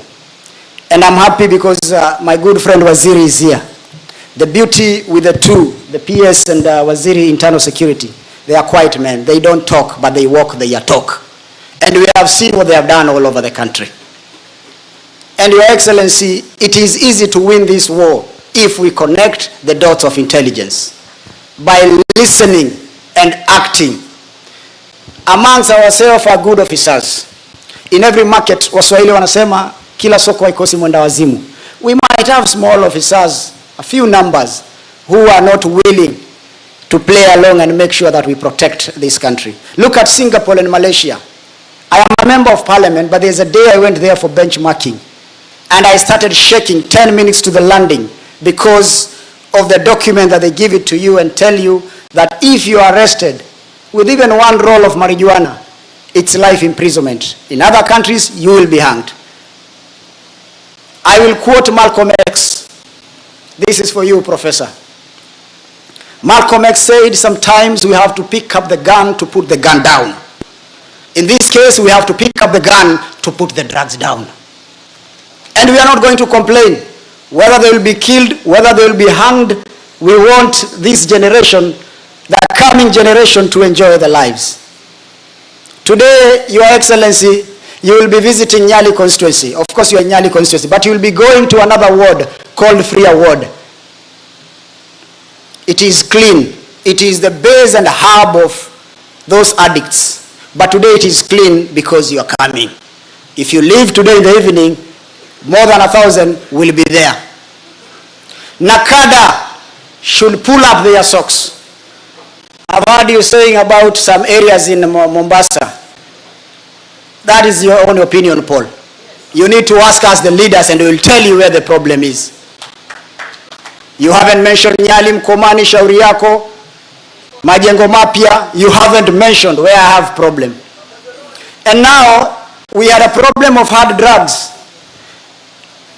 Now we have another problem coming in big time. The liquor issue. This is the only county that operates, that the bars are allowed to sell alcohol 6 in the morning when children are going to school. There is an area called Bamburi Vescon in Nyali. Bars are operating 24 hours. There is a law in this country and the laws must be adhered to. Children are no longer going to school. They are getting inside there. That is why you see we have a lot of issues. Vijana na mapanga, Kibokoni, Nyali, Likoni, Kisauni, everywhere. And this can be done. We can wipe out if we want to. The officers also. You know, I'm an officer myself. I've been with them in some difficult terrains during my days as a journalist. There are those officers who are willing to work hard, but they are also under pressure from their seniors. They will receive calls and be told, drop that thing. I am not a lawyer, Your Excellency, but I think, and I stand to be guided, we should have the office of the ODPP closer to the stations. Because sometimes these good police officers, men and women, do all they can, arrest these drug lords, but majority of them will just say, let us offload them. 24 hours thing. They are so not supposed to be in court, and then they are taken to court. But they haven't captured it properly the way it is supposed to be done. That is why sometimes the courts looks at how the case has been filed and throw it out. So we must have a strategic way of making sure ukifikishwa pale kotini hakuna kurudi nyuma. Your Excellency, these people are known. And they live a posh life. When I saw Nakada doing some raids, ya shisha hapa Nyali, I was very happy. Because shishas are not sold on the sides of the streets. They are sold in bungalows, main house, half an acre house. Shisha, prostitution, chewing of mira, mogoka, another problem that we have nowadays. Schools, people are now building bars near schools. People are building bars near mosques. Who is giving them these licenses? The county must also pull up its socks. I know you want money, but consider the children of this great country of ours before you give out the licenses. When I was in the media, I used to say that when the police go and raid somewhere after we have highlighted a story, I used to say it's all about the show of the uniform. Please, Nakada, don't stop. Don't stop because people are happy here. Go now to Bamburi Vescon, raid all those areas and make sure they follow the laws of this country, that all the bars in this country must be open at around 5. And those officers who mess up, those officers who are corrupt, I agree with you, Your Excellency, Waziri, they should not be transferred. They should be fired on the spot. You cannot transfer corruption to another county. Let's deal with those who are not performing and also deal with those who are performing. Hawa watu ni wangwana sana, ni watu wazuri hao officers. Hata wao wako na shida zao. Ni sharti pia hawa wasikizwe ili waweze kupata motisha na nguvu ya kupigana na dawa za kulevya. With this meeting, Your Excellency, I believe by the time we are done, we want to see boots on the ground so that we can be able to save this generation. Hii kitu Your Excellency imezidi sana. Ni kubwa sana. Watoto mazezeta. You see a young man sleeping while standing in the streets of Mombasa and he can't fall. Where do they get these drugs? The entry point are those that I've mentioned when I started my conversation here with you guys. We can do it. In my last term, in my first term as a member of parliament, I passed a bill, Mheshimiwa Kithure Kindiki, it is there, the drugs and psychotropic substances. And the former president appended his signature in it. There was an issue of cash bail or bond. You arrest a drug baron with cocaine worth 300 million. He gets a bond of 500,000. He can afford. But now we have changed. We have given you the opportunity to share your property. We have given you the opportunity that if they write any property under your children, you take it, because there is no class 6 boy or a form 1 boy who can afford a bungalow worth 100 million. Take it. It belongs to the government of Kenya. Turn those houses into rehabilitation centers and heal the nation. I am an angry man because I know what the drugs have done to my people. And this should come to an end. In the next meeting that we are going to have, let us celebrate the results. Hawa watu si wa kubembeleza, ni watu wa kulima msumari kwa nyundo. Ukiona unagonga, kwa sababu they are making a lot of money and they are destroying the youths of this country. Your Excellency, nikiendelea hivi sana nitaongea. Allow me now to be able to invite my colleagues, and because of time I'll go per county, but allow me to start with our deputy leader of majority, Baya, the landman. Karibu sana.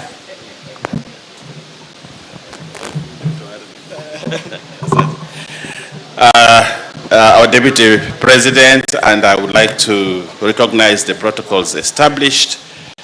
And Mbunge wa Nyali, I like your zeal. I think when Mombasa has a leader like, Mombasa County has a leader like Mohammed Ali, drugs will not reach Kilifi. So I wish you well. I wish you well in your journey. But I want to say this, Deputy President. You see, this drug issue, there are two principal things. One, you have a supplier and someone who demands the goods. In between the supplier and the person demanding, there is a police officer. Whether the supplier supplies to the one demanding or the demander gets from the supplier, it depends on what the police officer will do. And that is where this whole matter lies squarely. Because the people in Kilifi today, I take you to a place called Kosovo, Your Excellency, in Kilifi, near a place called Kasarani. You'll be shocked. There are young people right now sleeping in the sun. Wamekunywa madawa, wamelewa, wamedala hapa wanangojea the next supply. Pale Kilifi, wale suppliers wanaitwa madaktari. Daktari amefika, adungo ile kitu na daktari, ama apewe anuse, akule kidogo, akuwe sawa. And the officers know. And they know that the madaktaris, the suppliers in Kilifi are called daktari. Doctor amefika. But, you know, nobody wants to do anything. That is one of the things that I would like to say. Our officers need to up their game. They need to know that they have a responsibility to the young people whose lives are being destroyed, to cut the supply. We can never manage drugs unless we cut the supply. The people that can cut the supply are our officers. They know how they come in, and they know who peddles, they know the doctors, they know everything. And they have intelligence, and our intelligence officers know these things. But Professor Kindiki, I'll tell you that I know, because I'm a member of parliament and I live in the village, and I know, and I can tell Askaris, this is the guy who is spoiling our children. But they will look at me, and mimi na haribia biashara. Mimi na haribia biashara. Today, if you come to Takaungu, I'm surprised why the Nakada people did not mention Takaungu. Today, if you went to Takaungu today, you will see the zombies that are there. And Takaungu has a channel, and that channel connects Mombasa. And the boats which bring the drugs come to Takaungu, they offload. waeke kwa pikipiki, and you will know hii pikipiki ile pikipiki ile ndio zinatumiwa kusafirisha madawa, and they know them, but they will never, actually the police on the road stop the other pikipikis, lakini hiyo pikipiki hiyo mpaka itapigiwa salute itapita, itaenda, it will supply drugs. Other people don't even mention, they don't have statistics for Takabu. Then I ask themselves, what really is the future of this country? If you go up north, you go to a place called, in my constituency, Mayungu. Mayungu is very close to Malindi. Who doesn't know that Mayungu is an entry point for drugs? In Mayungu, you know, I even built a police station. They are building that. I said this be a police station to stop the drugs menace there. Today, I don't even have one police officer in Takaungu area. The chief who is there does not even have an askari, and yet it is a far-flung area and it has a small port, and drugs coming through that place. Mnarani, Nakada mentioned Mnarani. Mnarani is in the heart of Kilifi, and everybody knows the old ferry place, you know, where the ferry used to be. Who doesn't know that drugs come in through Mnarani? Everybody knows that drugs come in through Mnarani. But I want to tell you this. It comes down again, or it goes up, it escalates up to what the officers in Nairobi. Aisha talked about an officer who was here in Kilifi. He was called Koech. He was a fighter. He fought the drugs baron here in Kilifi. And he would give us reports about what he is doing. But what happened, I'll tell you, that shock you. One of the drug dealers is called Katashingo. You know, a person called Katashingo is a dangerous man. And he came to his office, he said, you are spoiling my business and I will have you transferred. And sincerely, the transfer for that guy came. I went to every office. I went to every, including Kitobe Kindiki's office. And I said, do not transfer that guy. He's the only hope we have to fight the drugs. But what happened? Nobody listened to me. He was transferred. The kids are dying even more and more because that guy was transferred. So when we talk about the war on drugs, unless we are deliberate in the actions that we take, we will never win the war on drugs. But there is hope that you have started. Listen to us as leaders, the political leaders. We know, we live in the village, we listen, people tell us. And we can help in the war. The politicians can help in the war on drugs. But I'll tell you, unless we put this thing together, we will never achieve what we want. Thank you very much. God bless you. Asante. Now, very quickly, let's have Kwale Tandaza, tukue na Lamu next, and then Taita Taveta, and then Mombasa, tukue na Fulangwengwe. Tunakuja pole pole. Let's start with those. Tandaza 2 minutes. Hapo tu, kaa tu hapo. Minutes, alafu patia Ruweida 2 minutes, and then Haika, and then Badi. Thank you for having this opportunity. Mine will be very brief. One, when we were doing our discussion after the exams, it came out very clearly that drugs are in school. Let me take this opportunity to thank my DCC for Matuga, who upon informing her, she took it upon herself. These people were arrested. They appeared before court, but our worry, as my other colleagues have said, is the court process again.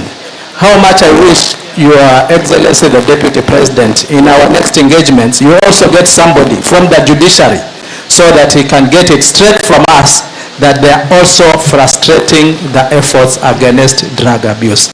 Thank you. Thank you very much, Captain Rueda. Asante. 2 minutes so that we can give an opportunity to others. Asante. Your Excellency the Deputy President, mimi ningependa kueleza masikitiko yangu kwa Nakada.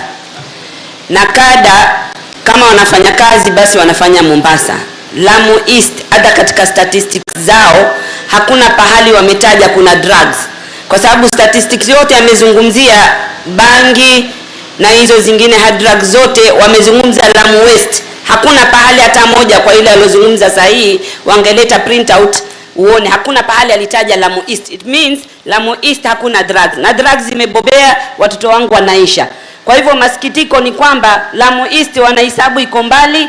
Naona sijui ni RC alianza kuzungumza OCS wa mbali zaidi ni wa Kizingitini. Nini sasa jiwe likirusha likifika kule huwa limekosa nguvu. Mimi sahi naomba Deputy President, kama kweli mnataka kudeal na drugs, tuanze Lamu East mkija hivi. Kwa sababu Lamu East ni padogo na inaweza ikawa kama pilot project, mkasema tumemaliza Lamu East, sasa tuende kaunti zingine. Ya pili, nataka kusema tafadhali msituletee police officers ambao ni punishment mkawaleta kule kwetu. Wakileta wanakuwa hawana haja, they have nothing to lose. Wanaachia watu wakule hizo drugs. Lengine nataka kuomba mbili tupatie si mbili. Ya mwisho.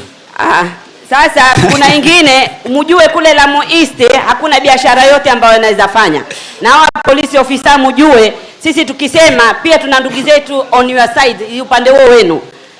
Lakini kule Lamu East biashara ambayo inaweza kufanywa ni kuchaji permit za harusi na drugs. Hakuna biashara nyingine. Hakuna matatu, hakuna kuzunguka mkapata kitu. Kwa hivyo hilo mlijue tatizo liko. Waziri Kindiki na Deputy President, naomba maofisa wanawake wawe wengi. Kule watu wakitaka kufanywa search anasema mimi ni Muislamu usinishike, kumbe kuna wanawake tunawajua wanapeleka hizo drugs. Ingine nataka I suggest vile ni island kule. Mheshimiwa bakishia wengine. Vile ni island kule. Mimi Lamu hajazungumza hata governor, niachie nafasi. Lamu governor hakuna. Kuna wengine mheshimiwa. Mimi ndio wa Lamu peke yangu hapa ambaye sasa ninazungumza. Nasema vile ni island, kitu ikiwekwa Faza ward haiwezi saidia mtu akiunga ward. Kwa hivyo pia muzifikirie unique challenges za Lamu. Kitu kingine, kuna DC upande wa DCI hivi Tavenu DCI na polisi. Utasikia kesi imeenda kotini, ukifika inaambiwa polisi ndio aliipeleka, kwa hivyo kotini haikuwa na nguvu ya ofisa wa DCI. Kule kwetu Lamu East hakuna maofisa wa DCI. Nimesema hakuna, yuko ni mmoja na ni mlevi. Yeye mwenyewe taabani ya roho yake. Kitu kingine nataka kuzungumza. Ya mwisho mheshimiwa, tafadhali, ya mwisho. Upande wa health, yuko waziri wa health hapa. Tafadhali ile methadone, tafadhali hakikisha imefika kule, kila island ipate ile methadone, inatusaidia. Naona Faza karibu mnaleta na kule island zingine mlete. Ya mwisho, kama mnataka kusaidia wapeni machifu silaha. Maana yake mnajua mimi ndio kwangu machifu 3 wameuawa kwa sababu ya mambo ya drugs. Iko kwa record, machifu 3 wameuawa. Kwa hivyo wapeni silaha wao, kama hamwezi kuwapa polisi, wapeni silaha ndio tutasaidiana kwa mambo ya drugs. Asante sana. Waziri, umesikia kuna DCI moja na hata huyo ni mlevi. Asante sana, yangu yatakuwa machache na niko na furaha sana kwamba tuko na haya mazungumzo. Na nafurahi sana kwa sababu katika haya mazungumzo tunakubaliana ya kwamba iko shida. Na kutambua kwamba iko shida na kukubali kwamba iko shida ni mwanzo wa kupona. Yangu ya kwanza nataka kusema hivi. Ninafurahi sana ya kwamba tumezungumzia mambo ya transfers. Jana nilikuwa kijijini ndani kule sana, na ikawa nimewaambia wale wanakijiji kwamba leo nitakuwa hapa kwa haya mazungumzo, na wakanituma naibu wa rais. Na ninashukuru sana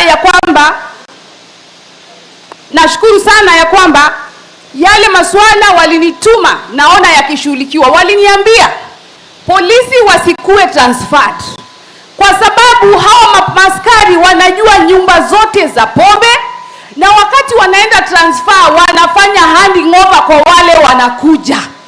Kwa hivyo hatujabadilisha chochote. Akija anaambiwa ni hapa, ni pale, ni vile. Yale yalikuwa yanaendelea kuendelea. Kwa hivyo hatujasaidiana hapo. Nashukuru ya kwamba kama kuna uzembe, kama kuna utepetevu, mtu apumzishwe, mwingine apewe nafasi. La pili, mimi niko na mtazamo mpya. Ya tatu hiyo. Ya pili niko na mtazamo mpya. Kule Taita Taveta, mimi nimezungumza na wakina mama, nimezungumza na vijana ambao wanatengeneza pombe na kuuza pombe. Nimewambia namna hii, wakiwachana na hayo maswala, wakijiunda kama group, mimi nitawapatia pesa za mradi mpya. Na hilo nimeshaanza kulifanya. Wakiwacha kuuza pombe wale kina mama, wakishikana kama group, kwa sababu sisi kama wakina mama tuko na zile pesa za ngafu za women rep. I fund those groups ili wanawacha ile mambo walikuwa wanafanya, wanapata zile pesa, wanaanza kufanya mambo mapya. Hata kuna group moja tayari nimeshawanunulia posho mill. Siku hizi wameacha kuuza pombe, wanasimama kwa posho mill, wanajipatia mapato. Kwa hivyo pia tukiwa na huo mtazamo wa kuona ni vipi, kwa sababu kuna wale ambao tangu wazaliwe ndo kazi wamefanya wakijipatia mapato. So we have to come up with an alternative. Wale wako chini kabisa kule mashinani, na tukiwaonyesha kwamba tunaweka mkono, watawacha zile tabia, watawacha ile maneno, na tuwasaidie tuweze kuwatoa pale. It is a form of rehabilitation kwa wale wauzaji na si wale watumiaji.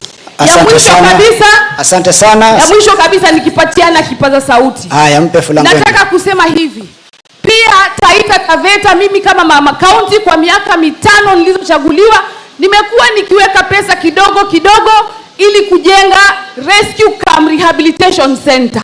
What I need is the support from the national government, even the county government. Tukifanya kazi pamoja tutamaliza lile jengo rehabilitation ili tuweze kusaidia nani ya public, ni ya serikali, ili tuweze kusaidia wale ambao wana hizo shida. Asante sana. Thank you very much, Mheshimiwa Haika from Taita. Haya, naitwa asante Mohamed Ali. Naitwa Mheshimiwa Badi. For the interest of time, nataka kumtambua Deputy President na viongozi wote walioko hapa. Hili ni jambo zuri sana, lakini lazima tuangalie kwa angle tatu: supply reduction, demand reduction na harm reduction. Haya yamezungumzwa na wenzetu. Supply ni kumaanisha Kenya hatuna shamba la kukuza heroin, lakini tukiangalia inaletwa na watu ambao vibu vyetu wa usalama lazima ifanye bidii sana kuangalia weza vipi kuzuia hiyo. Pia jambo la pili, nimemsikia dadangu Raila akizungumza juu ya methadone. Methadone kwangu Miritini watoto ni 304 Your Excellency ambao wamekuwa enrolled katika hiyo mambo ya methadone. Vile vile 750 ndio ambao wameweza kufikiwa kitumia mambo ya heroin. Lakini la zaidi ambalo mimi nataka kusema, nataka kuchukua fursa hii Your Excellency kumshukuru mke wako Mama Dorcas, watoto 22 aliwalipia fully katika rehabilitation center. Tumpigie makofi Mama Dorcas kwa hiyo. Vile vile Mheshimiwa Makamu wa Rais, nataka kuambia kuna mahali kuitwa Shikaadabu na Marimani ambapo Mheshimiwa Governor ambaye kwa leo ametuma Deputy Governor wake, na tumtolea apology kwa sababu ameitwa kwa Senate. Hizi ni senta 2 ambazo yeye ameziweka, zinataka ziwe fully equipped ili kuona kuwa zitakuwa rehabilitation center to complement ile ya Miritini. Alafu Your Excellency, ile ya Miritini watoto ambao wanalala hapo ni 44, 32 wanaume na 12 ni wanawake. Lakini as I'm talking to you hivi sasa, Mheshimiwa Makamu wa Rais, sehemu hili atakana ipanuliwe.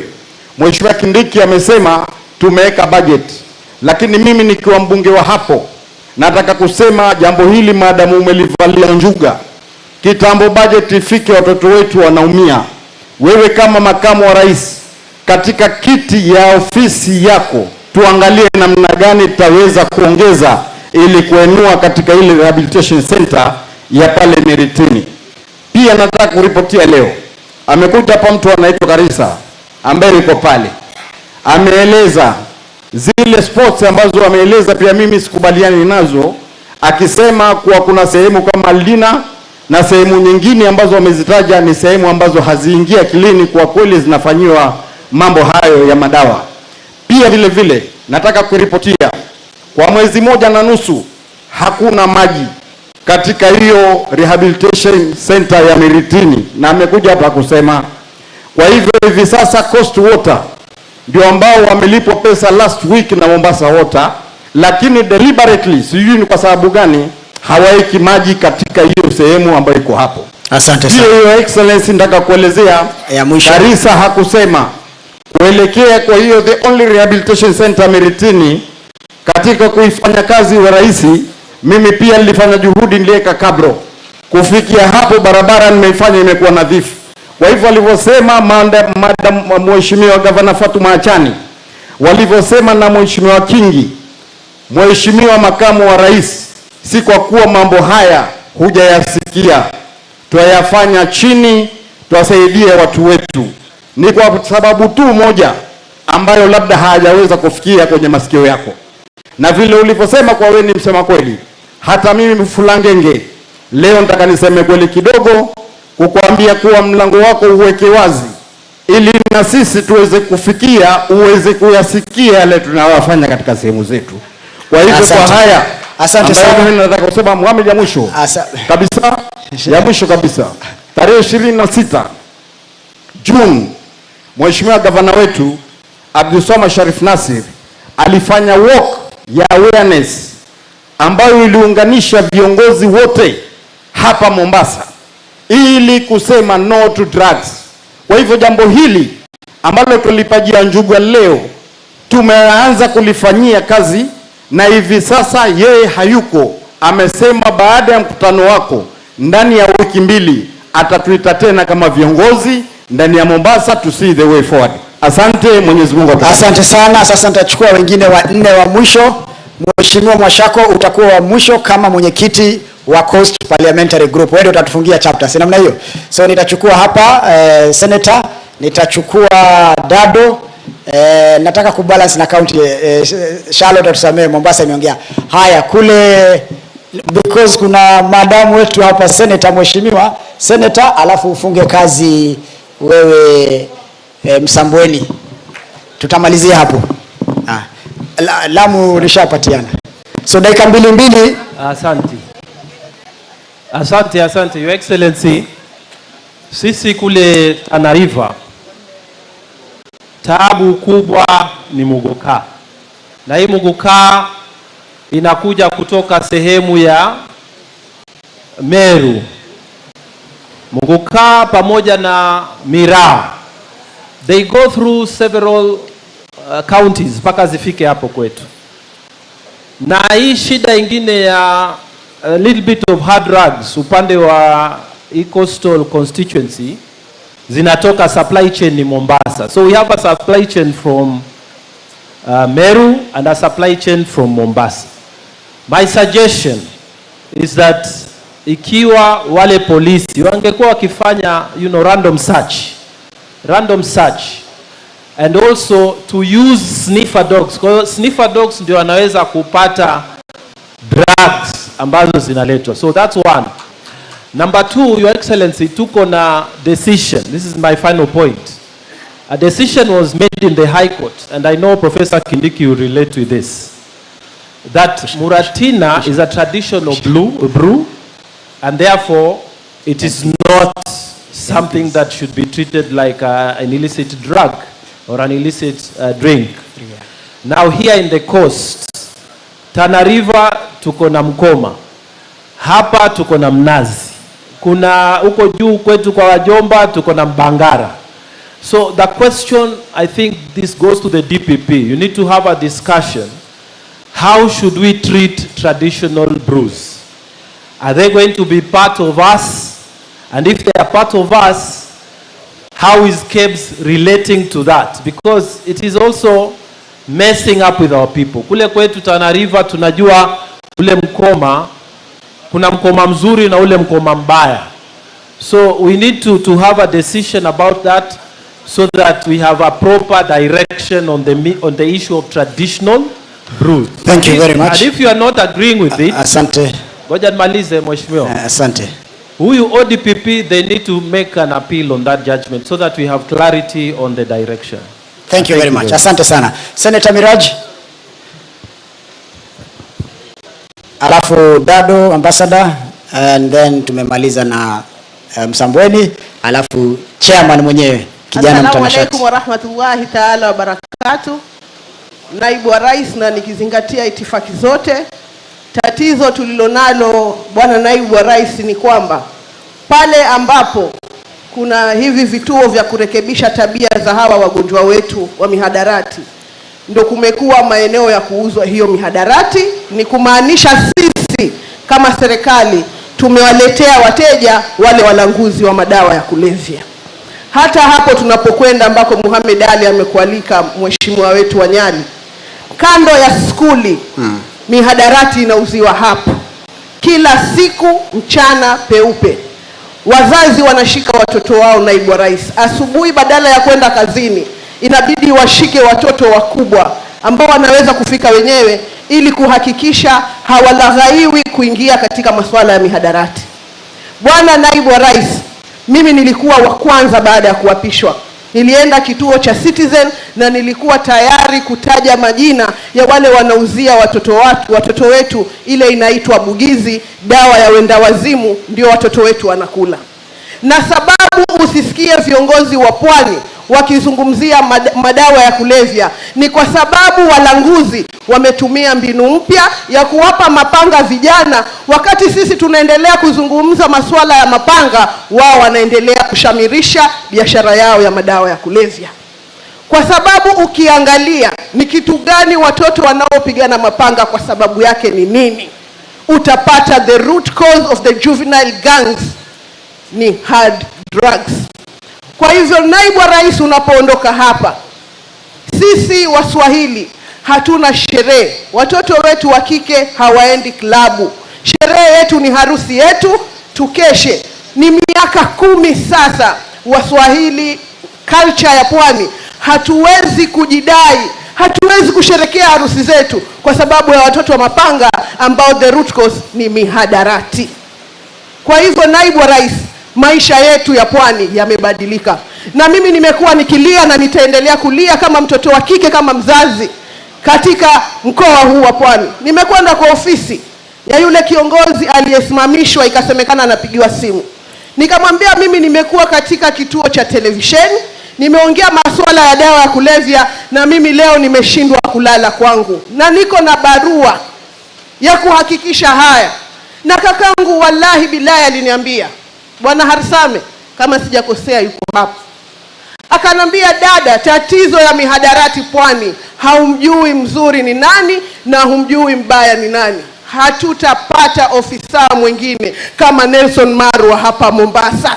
Ndiye kiongozi peke yake aliyekuwa regional coordinator akipambana head on na masuala ya mihadarati. Asante sana. Na siwaambii hivi kuwafisha moyo, ndugu zangu. Sisi tuko hapa, tuko na goodwill kwa sababu kesho na kesho kutwa watoto wetu wa kike hawatakuwa na mabwana wa kuwaoa. Kizazi chetu cha Pwani kinaangamia. Viongozi wetu wa kesho wanaangamia. Na kuomba truthful man, unaporudi Nairobi, isiwe hiki ndo kikao cha kwanza na cha mwisho.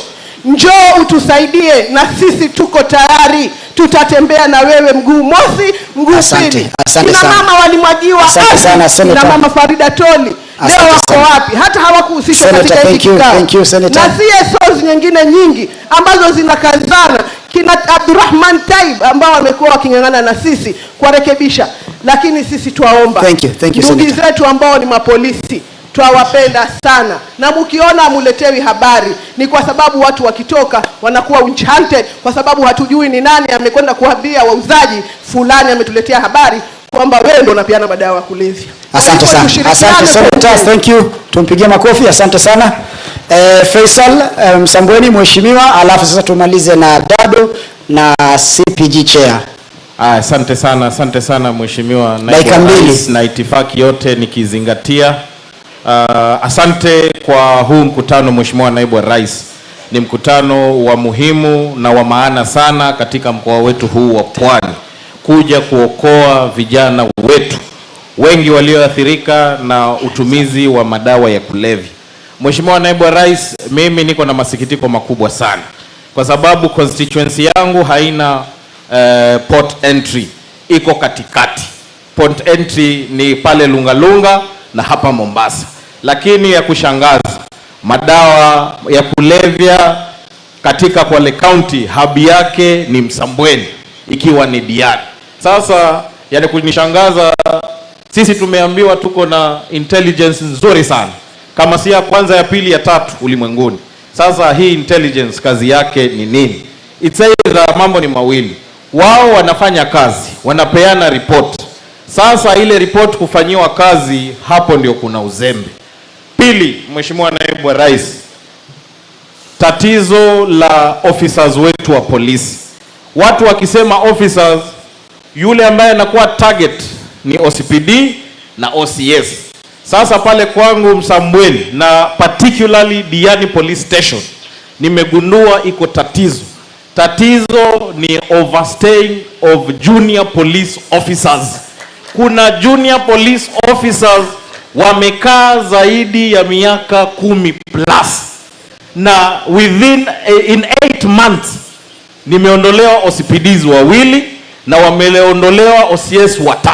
Sasa hawa junior officers ndio cartels wa hiyo maneno ya drugs hapo Diani. Asante sana. Kwa sababu wakati OCPD na OCS wamekuja wanapanga mikakati, hao ndio wakitoka wanatipu hizo.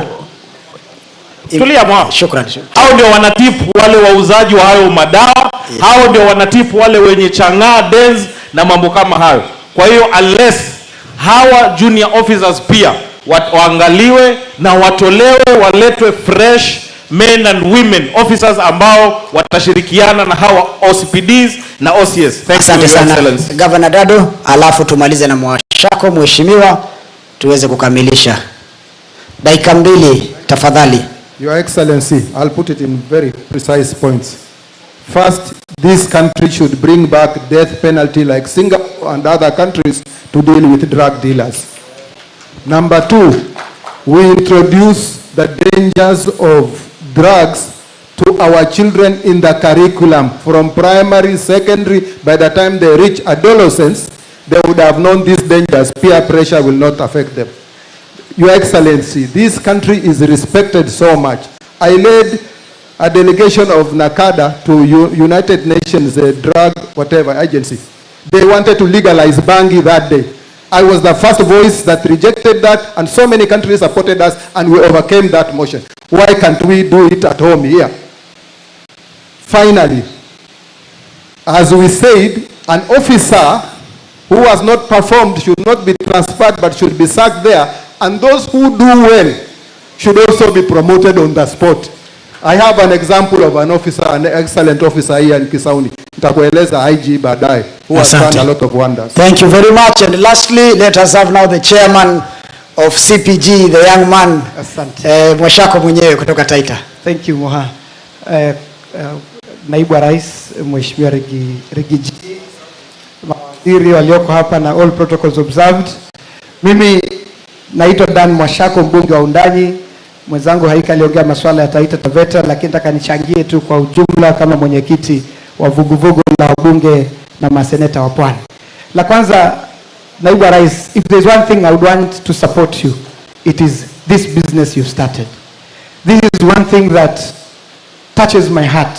Yesterday, I buried a relative, a nephew, who committed suicide because of msongamano wa mawazo kwa sababu ya pombe. We are losing young men and women kwa sababu ya mambo makubwa sana yanayosababishwa na pombe. So hii safari tuko na wewe. Lakini niseme kwamba wabunge wengi hapa ambao watapata nafasi ya kuongea, naomba niseme kwa niaba yao kwamba these members of parliament of this region are doing so much, His Excellency. They may not have come to your office. They may not have got an opportunity to call you. But I want to say on their behalf that there is so much each and every member of parliament is doing on these matters, illicit brew and mihadarati.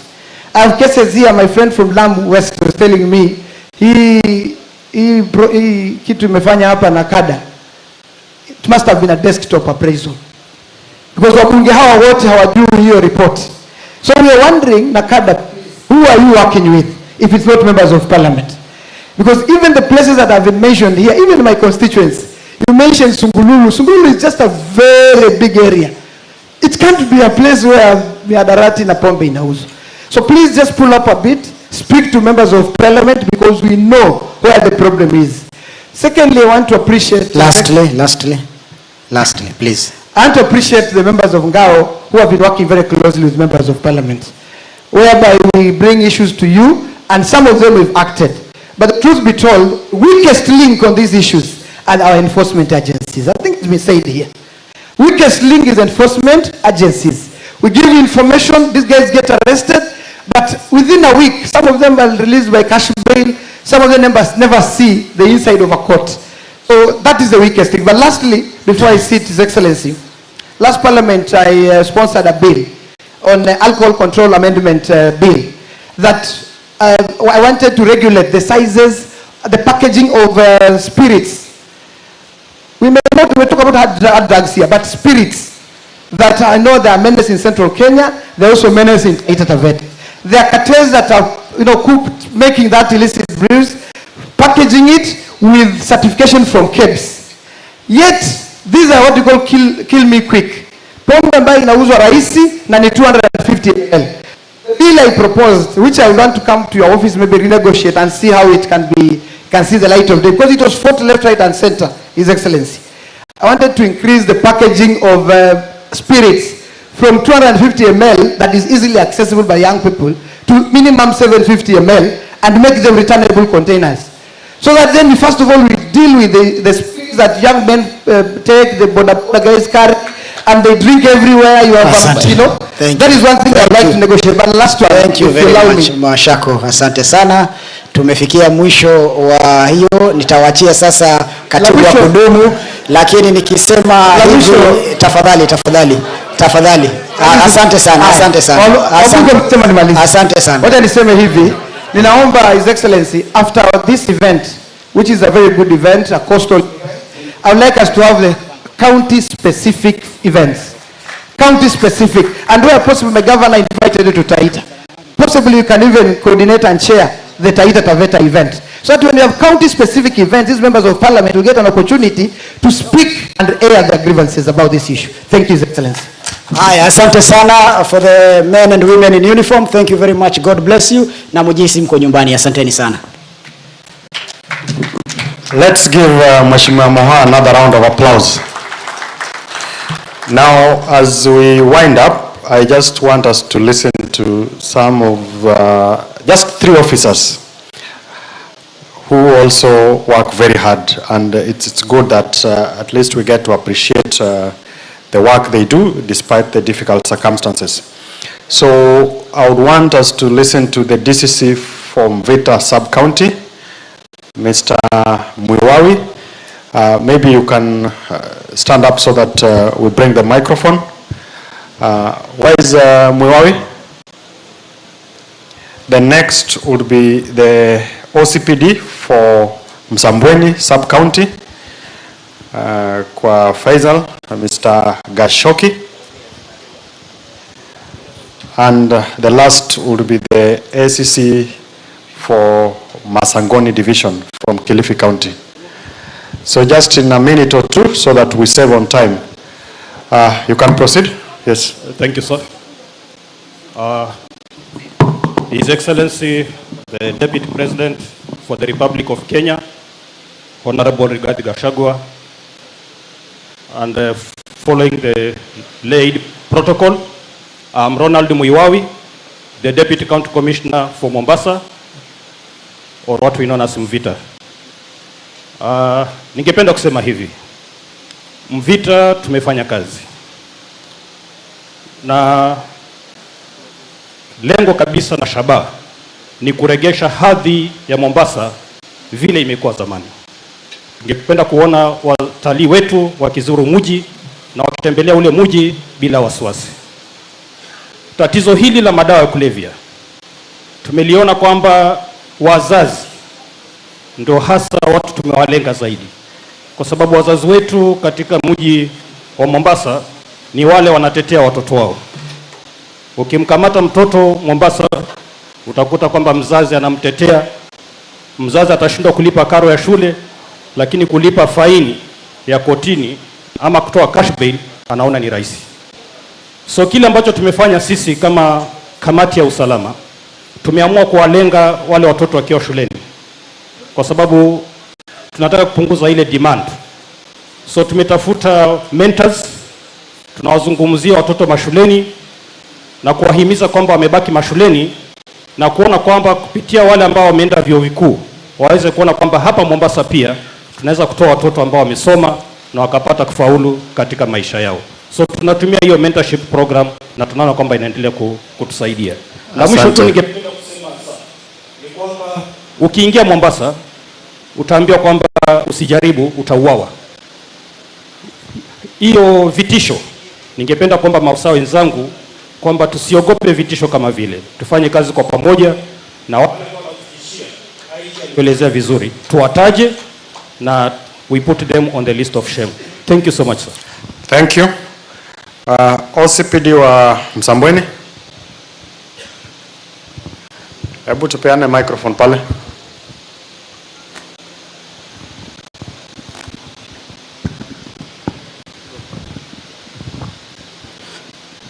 Thank you.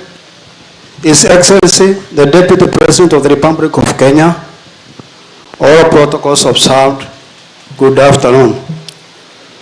My name is Francis Gashoki, Sub-County Police Commander, Musabweni. First and foremost, I would like to thank our Deputy President and the Government of Kenya for convening this very important meeting to address this menace which is becoming a national crisis.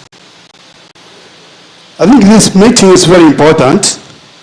We are not here to bring one another, but to bring our hands together to find a way forward to save our generation. As a police officer, I'd like to say that in modern type of policing is intelligence oriented.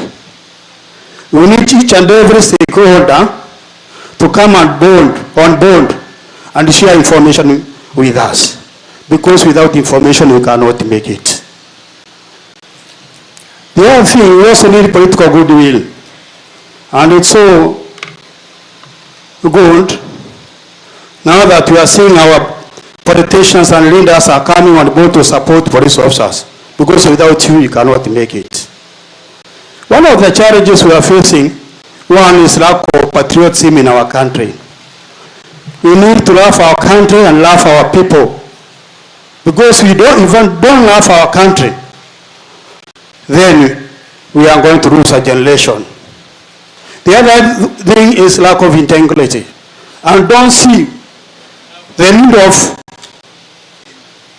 acquiring wealth unless you lose your life. Let us love our neighbors as we love ourselves. So, whether you are a leader or a police officer, let us up our game and eradicate this vice. We have challenges. One is with the liquor licensing committee. That is the work of the county government. The licensing is done without due diligence. There is no inspection of bars. There is no involvement of all stakeholders. We are all supposed to come on board. Even the Ministry of Education, they are there to assess the proximity of schools from the alcoholic liquor outlets. Asante. Excuse me, sir. The other one is about the ODPP. I'm glad to hear that now they are going to assist us. So many cases are going unregistered because of lacking results from the government chemist. So, if you are going to support us, we are going to win the war against this illicit bull and the other drugs. Then the judiciary. Please, can you lobby for the judiciaries to assist the members of the National Police Service? Because when you are arrested with one roll of bangi, they normally say that one is for consumption, not for commercial. But a drug is a drug, whether you are going to several rolls of bangi or not. So, assist us in that. Those few remarks. Thank you and God bless you. Thank you. What is the SCC?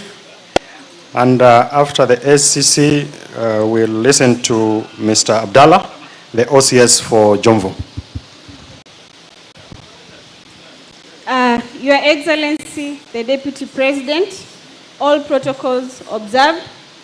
My name is Precious Damarandu, the Assistant County Commissioner, Matangoni Division in Kilifi North Sub-County in Kilifi County.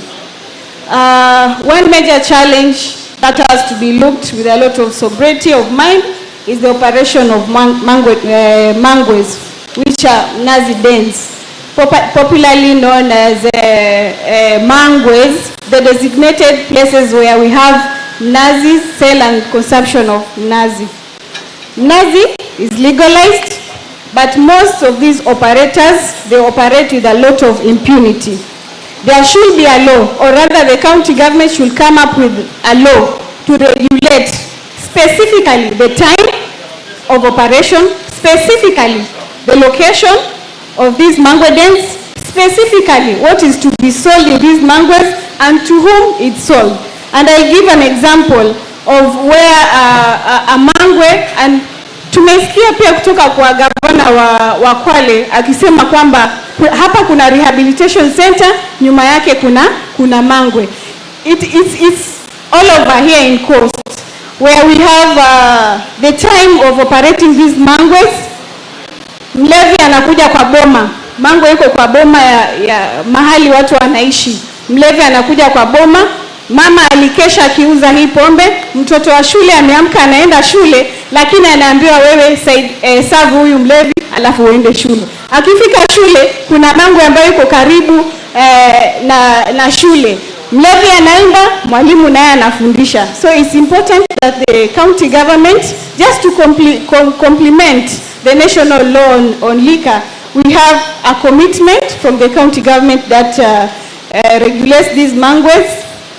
Specifically nimesema time, location, what to sell and to whom, ili tuweze kusaidia watu wetu. But generally we are very grateful and we are committed as the Ngao team to ensure that our area, the Coast region, is free from drug and substance abuse. Thank you. Thank you, Madam SCC. Mr. Abdallah.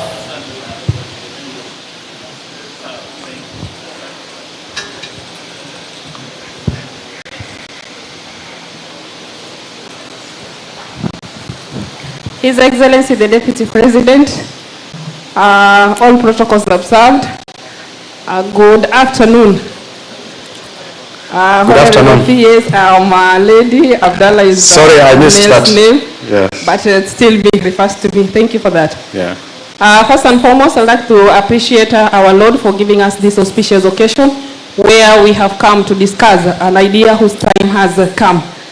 And we have to accept that it is a menace in this whole country. And I appreciate so much on the action taken by our leader, that is His Excellency the President, in ensuring that we talk about this and we look for a way forward. No blame game. We ensure that we discuss on the way to assist our nation. Mombasa as a county, this menace is there and we cannot lie to ourselves. And it is a commitment that we have to take as OCSs and leaders of stations. Let us take responsibility and see that we put our best foot forward to ensure that we fight this with the intensity that it requires. On the challenges, all of them has been mentioned, especially from the ODPP side, where we see that most of the cases are not registered because of the quantity. Judiciary being too lenient on the perpetrators, therefore not giving any deterring measures. They will come out of the court having paid fines and continue with the same business. Also on the county government, they have a responsibility to take, especially on matters of licensing. We see there is an abuse of this liquor, is it a hotel and restaurant, a bar and restaurant license, where the proprietors really abuse the same. We know the conditions that someone has to fulfill to get to register a business like that. But we see in Mombasa County, licenses are applied online. So even the one who is in the office does not even know where the business is located.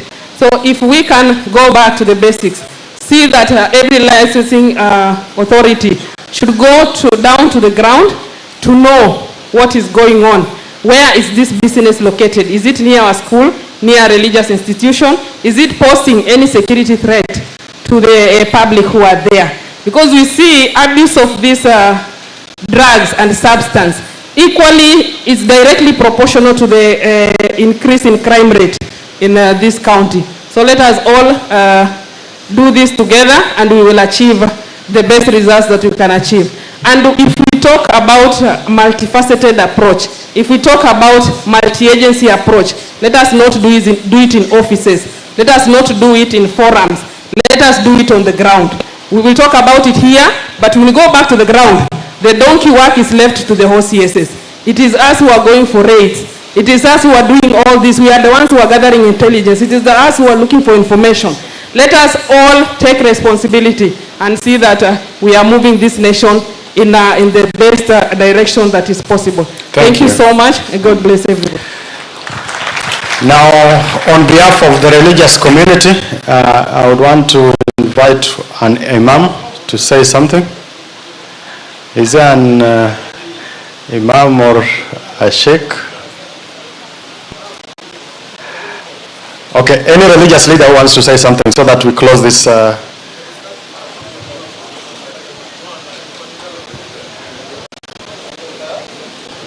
Can we give the microphone to the imam?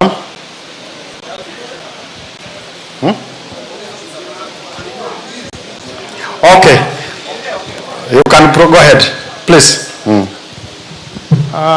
Thank you very much for this opportunity. The Deputy President, sir. My name is Dafala Ibrahim Dafala, Sub-County Police Commander, Voi. Nitazungumzia kwa niaba ya religious, labda wengine wataweza kushangaa. I'm one of the religious leaders in our service. Nashukuru kwa nafasi hii ambayo tumepata. Kwa uwezo wa Mwenyezi Mungu ameweza kutufikisha hapa. Kwanza kabisa, Naibu wa Rais, tumezungumzia masuala ya illicit brews pamoja na hard drugs. Ili ni jukumu letu sisi sote. Si jukumu la polisi, si jukumu la wabunge, si jukumu la wazazi peke yao. Hili ni jukumu letu sisi sote, na kama Mwenyezi Mungu alivyotueleza katika kitabu chake kitukufu, mama wa machafu yote inatoka kwa pombe. Pombe ndio mama ya machafu wote. Machafu yote inatokana na pombe, na ni jukumu letu sisi sote. Hatuwezi kusema pombe hii ni nzuri, pombe hii wekee wakati gani. Pombe hii ni Mwenyezi Mungu amekataza aina yoyote ya ulevi. So ni jukumu letu sisi sote kuelekea kwa Mwenyezi Mungu, na tujikataze sisi na watu wetu wote. Tusipitishe nyingine tuache. Nyingine tuseme time hii ni nzuri, time hii ni mbaya.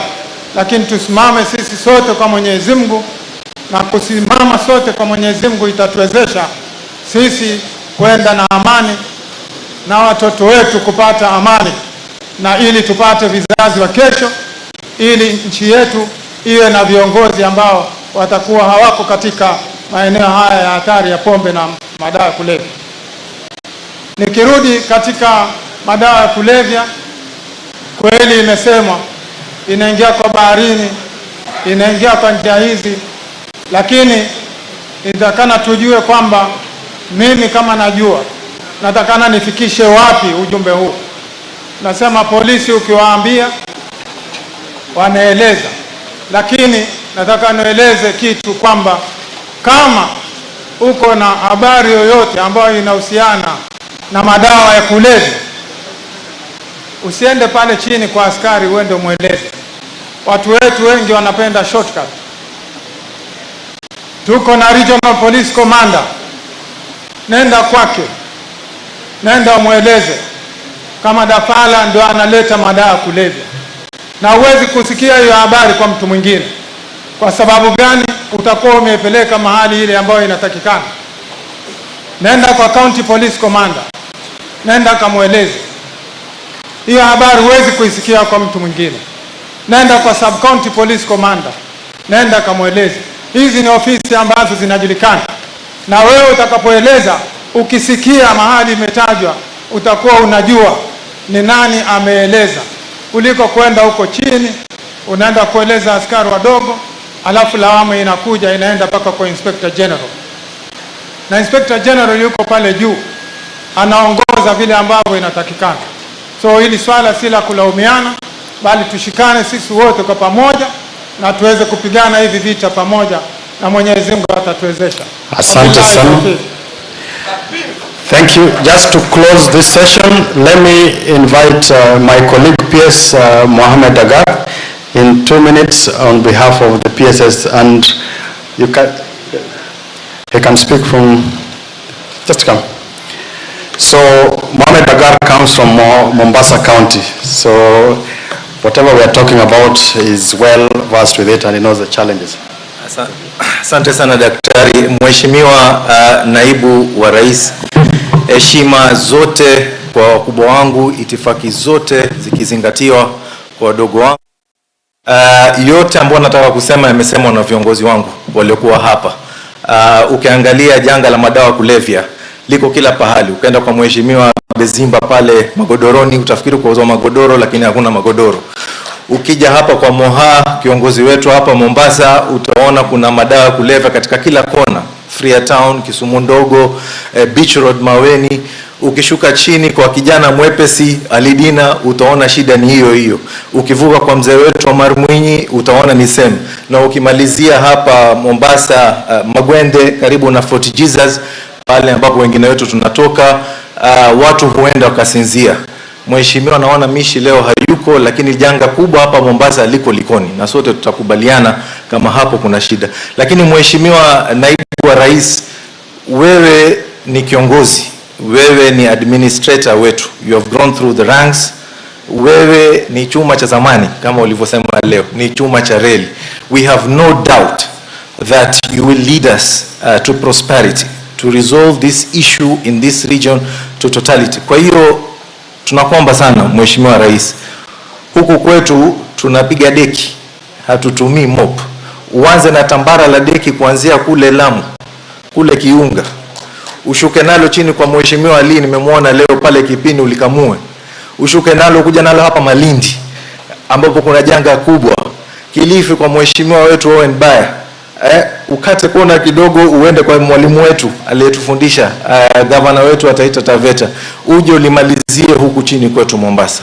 Na sisi kama makatibu wakuu na viongozi wetu tutakusupport, na tutakusupporti Mheshimiwa. Mimi kama katibu mkuu wa uchukuzi, kuna mambo muhimu hapa ambao wewe na rais wetu wataka kuyafanyia watu wa Mombasa. Jambo la kwanza, umetupatia strict instructions, mimi na PS Raymond Omolo, to resolve issue of the Dongokundu. This is a dream that has been pending for 30 years in this region. Kesho tutasubmit formal report to you that tutajaliwa kulimaliza hili jambo very soon. Na hii Dongokundu italeta kazi 50,000 kwa Wakenya, na wengi wao wengine watatoka katika hii mkoa wa Pwani. Jambo la pili, tunaleta reli, treni itakaoingia mpaka hapa Mombasa pale station. Umeona iko 86% complete. Hii ni kichuga ukumi ambao itajaliwa watu pia waandike kazi. Jambo la tatu, tutaleta feri mpya pale kivuko cha Likoni. Nimeona Mheshimiwa Miraji ametuma through the Senate, nimepata statement yako sasa hivi na tutajibu once you summon us to the Senate. Haya mambo yote yanamaanisha kwa by the time tukifika 2025 2026, hii course inataka vijana kama sisi tuwe makokswe na kuendesha ile feri, tuwe watu ambao tunaweza kuchimba mitaro na kuanzisha viwanda pale Dongokundu. Kwa hiyo Mheshimiwa naibu rais, sisi tuko nyuma yako na tutafuata zile instructions zako, na tunashukuru sana kwa wewe kuja hapa kwetu mkoa wa Pwani. Asante sana. Asante sana Mohammed Agar. Now I will want to invite the Deputy Governor for Mombasa County, Bwana Francis, to make a few remarks and invite the Deputy President to give us the way forward and also close this meeting. Thank you.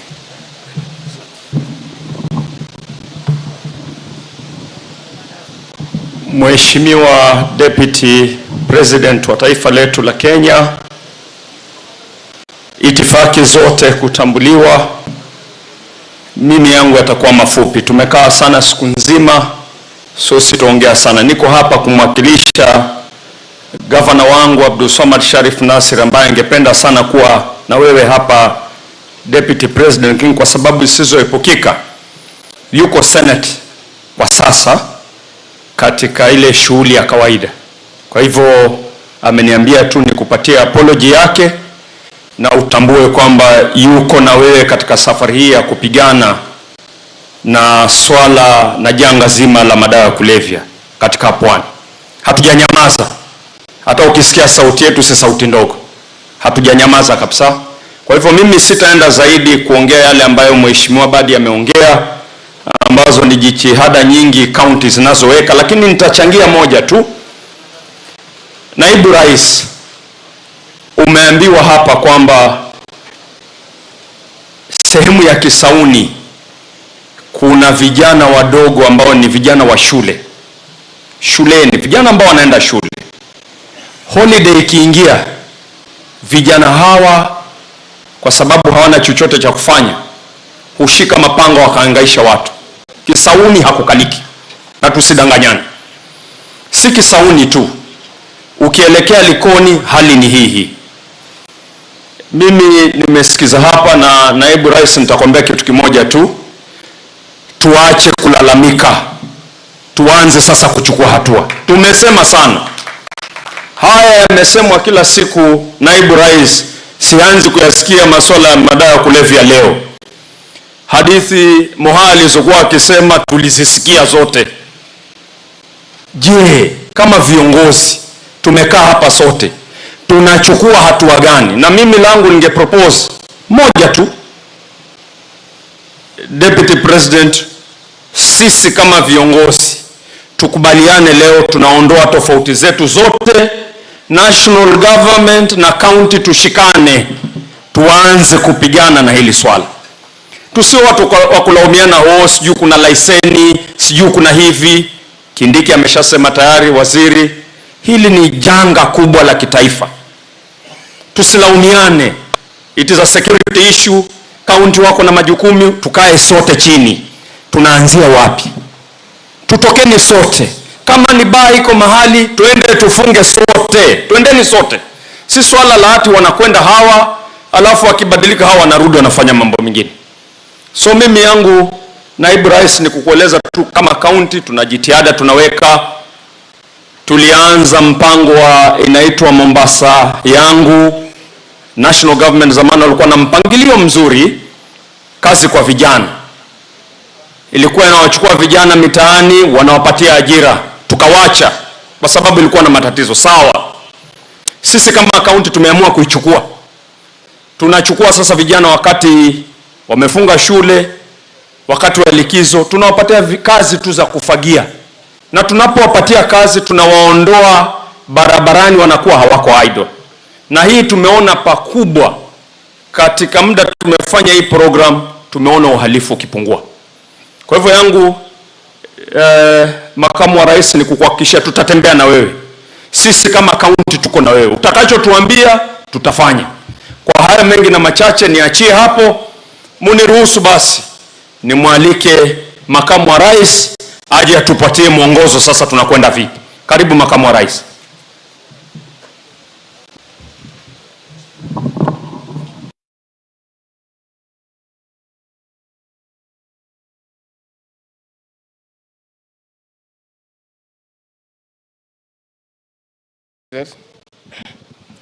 Mimi nataka kutoa shukurani kwa wale wote ambao walinena. We have had a very candid discussion, and from that discussion it is clear. Kila kitu iko wazi. All the issues are known. They are clear. Who needs to do what? All we need to agree is why they are not doing it and how they must do what they need to do. It is very clear. Na viongozi asanti, ile wasiwasi nilikuwa nayo ya kwamba hamhusiki, nimemsikiza. I like your passion. And you also very detailed. You actually know the problem. Labda hamjafika kutuambia. And I think listening to the leaders here, I think I need a sitting with the political leaders from the coast. We get more details. Ile hatuwezi tangaza hapa, si ndio? So let me arrange quickly. We have a sitting. You have a story and a good one. But I have confirmed that you are committed. And I think now it will work. By the way, police hawa na administration wanaweza fanya kazi yote, lakini without the leaders it will not succeed, because we also need somebody to give us a feedback on what is happening, and somebody who genuinely cares for the people. You know, when Captain Ruto says that there is only one DCI in Lamu East and he is drunk, that must be the truth. Hawezi danganyana. That's the responsible leader. So I don't know, CCIO Lamu huko hapa? Where is the CCIO Lamu? Is he here? Are you aware of that situation? Are you aware of it? Kwani unakaa wapi? Wewe uikae Lamu? You have been there for a week or 1 week? Okay, so can you find out? Huyu ni kiongozi, and I think there is no leader amechaguliwa na watu anaweza sema kitu kama hiyo kama hakuna. But you have been there for a week, please deal with it. Tafadhali. I think we'll meet the political leaders for another discussion. Nakada, you have heard. Your report is shallow. You know, these leaders are very important because they know the villages, wanajua, and that's why an engagement with the leaders is very important. So wewe umesikia report yako? Nyinyi ni watu ya ofisi. Na OCS mwingine hapa mama amesema vizuri sana. I like that OCS. Amesema mambo ni ground. I like that OCS. Anasema mambo ni ground. Wewe na kada. Twende kwa ground. Your report is shallow, my friend. Yeah, it is shallow. It is not capturing the magnitude of the problem. It is full of statistics with no details. Tumekubaliana? Aya, asante. I think it is clear in this meeting, our officers you have heard. In daylight, the problem by and large is enforcement. 80% of our problem is enforcement. So let us agree the following, that we cannot continue discussing something that is so clear and everybody knows what to do. Hizi madawa wenye kuuza mnajua, pahali zinapitia mnajua, vile zinauzwa mnajua. So let us work on it, and tunataka kusikia ya kwamba kazi imefanyika. Let me confirm for the avoidance of doubt, the issues of orders from above and telephone calls ended on 13th September 2022 at 1 p.m. and 48 minutes when President William Ruto was sworn in as the president. Hiyo maneno ilifika mwisho 1:48 p.m. when he took the Bible. Hiyo maneno ya watu kupigia watu masimu ati madawa iendelee ya kulevya, ati mtu aachiliwe. So bwana regional CIO, we have a conversation with you. We would like to know, vile IG amesema ati unasema ushiki watu, ati umepigiwa simu. I want to confirm that President William Ruto cannot make such a call. He cannot. If William Ruto is to make any call, ni kuuliza kwa nini hii watu wakamatwi. And he has not even made that one. I cannot make such a call. Professor Kindiki has not made and cannot make such a call. The IG here has not made such a call. I am sure, I am 100% certain. Our DCI, I mean, is one of the most pragmatic officers in our government, cannot make such a call. So, tutaenda nyuma ya hema tukimaliza hapa, utatuambia. Siko namna hiyo? We want to know. I want to say, this war I am not leading. This is not my war. Mimi ni mtu ya mkono ya Rais William Ruto. Na ndiye alinipatia hii kazi because he cannot agree that we lose an entire generation when we have a government in place.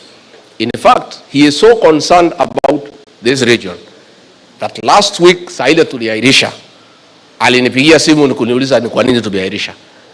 Nikamwambia iko mambo ya red eye. Akasema hata kama iko tuendelee. Nikamwambia tu awache wiki moja, nimeambiwa itakuwa imeisha. The commitment of this administration to eradicating crime and other social vices is unparalleled in the history of independent Kenya. And I want to say, if you want to know the commitment of this administration, follow kazi ya Professor Kithure Kindiki. Just follow what he does on a daily basis. The level of commitment is unquestionable. You cannot even question whether this administration has that commitment. So, mambo ati kuna watu watapiga simu, kama hizo simu ndizo zilikuwa zinakusumbua, sasa ufanye kazi yako. Hakuna simu. Nimeconfirm. President has not called. I have not called. Professor Kindiki has not called. IG has not called. If Amin has called, he will tell us. Because the rest of us are here. And I can speak for the president. If that was a problem, that is why there is drugs menace in the coast, then the solution has been found. Sasa wewe fanya kazi yako. And I want to tell the regional security team, wako wapi the regional team?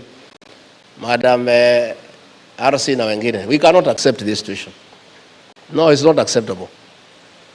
Hakuna, hatuwezi kubali. Sasa kwani ni kazi gani sisi tunafanya? Hii watu wanajulikana, pahali wanauza wanajulikana. Nyinyi mfanye kazi yenu. I think within 2 weeks RC, you must get rid of this problem. Tunataka kusikia watu kotini. Please, can you do your job? Tafadhali mfanye kazi yenu. Wacha tuheshimiane tafadhali. Kila mtu afanye kazi yake. Nyinyi mko na mshahara, sisi tuko na mshahara. Kila mtu wako na mshahara. Kila mtu afanye kazi yake. Please sit down. And I want to say, ODPP, I'm happy with the commitment that you have given. I think arising out of our meeting, I'm so happy that you had a further meeting to agree, because there was a problem in the office of the Director of Public Prosecution. So if what you have told us here is what you have agreed, then I'm very happy. Sasa kila mtu afanye kazi yake. And let me say, commanders, please, let's do the work we need to do. Umesikia viongozi hapa wanalia. You are sleeping on the job. Sasa mambo ya ODPP, we are fixed. Please do what you need to do. You know your work. Muko na vitabu yote 3 ya kufanya kazi. Muko na penal code, cap 63. Si ndio?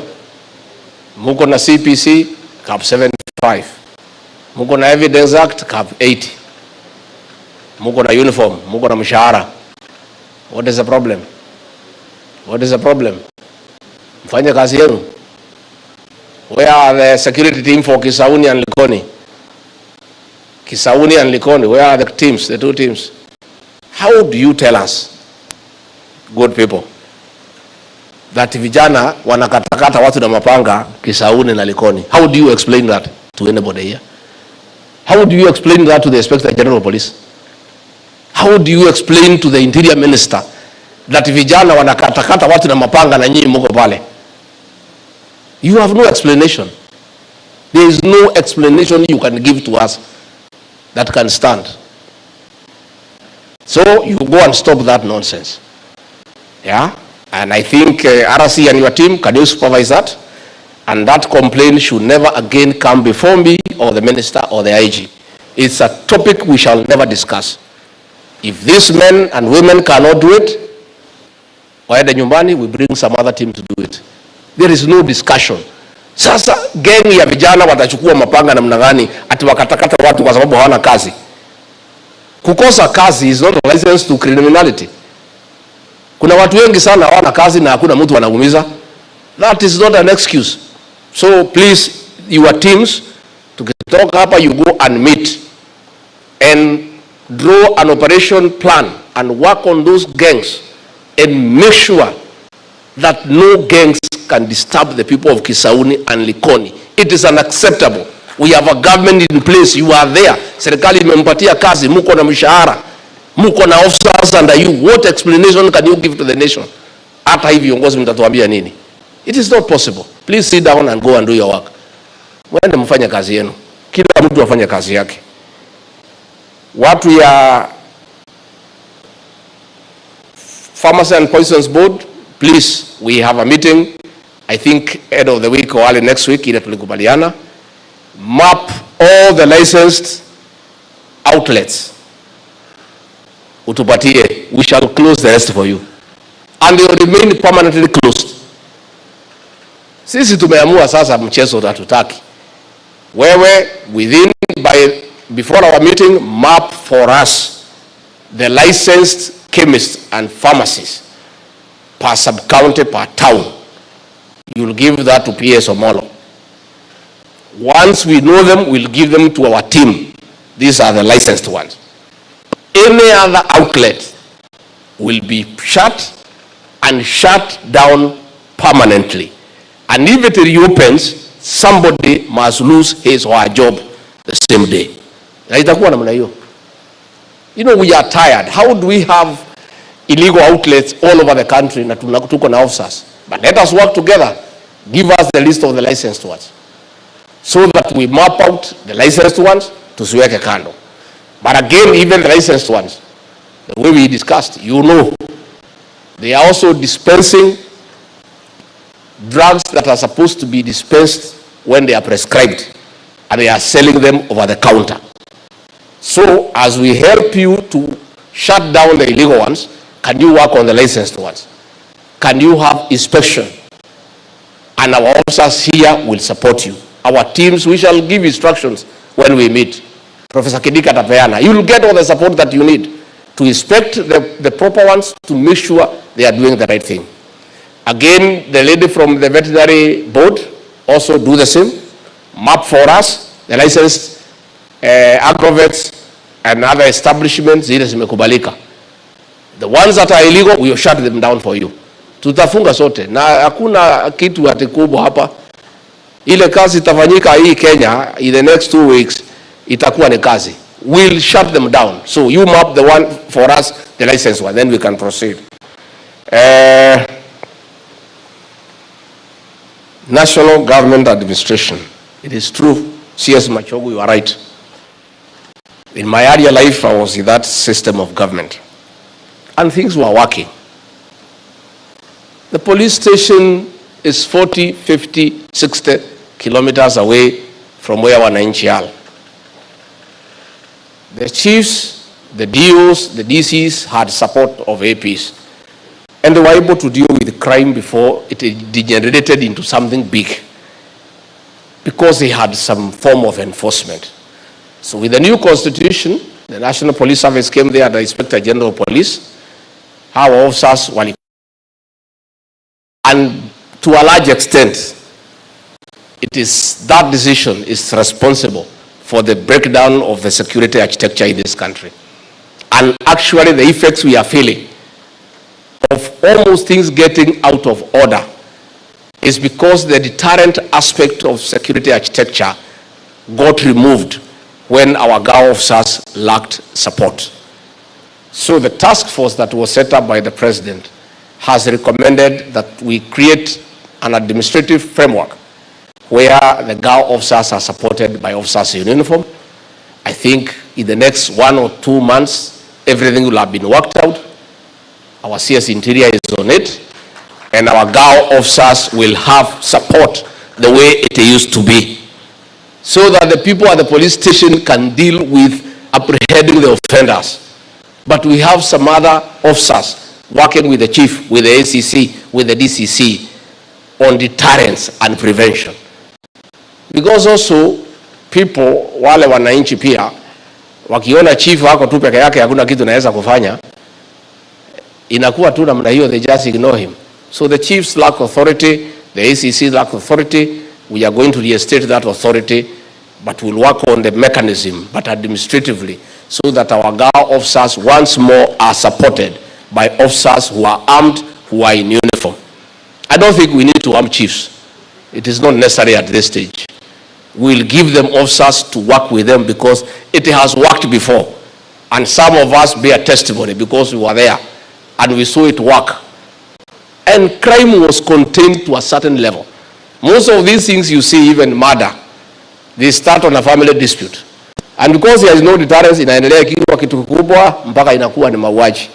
When the officers, the chiefs had APs there, it was working. So that one we are going to address. Na tukubaliane. Mambo ya rehabilitation centers, it is true. I think we want to engage the governors when they come for the next meeting for IBEC. We see with the Ministry of Health whether we can dedicate a ward in every level 4 hospital specifically for rehabilitation of drug addicts. And then as a national government will consider whether we can partner with the county governments and we can put some money as a conditional grant so that we create a capacity in every level 4 hospital. We have a ward, just like the ones we have for border operators. We have one ward specifically dealing with addicts.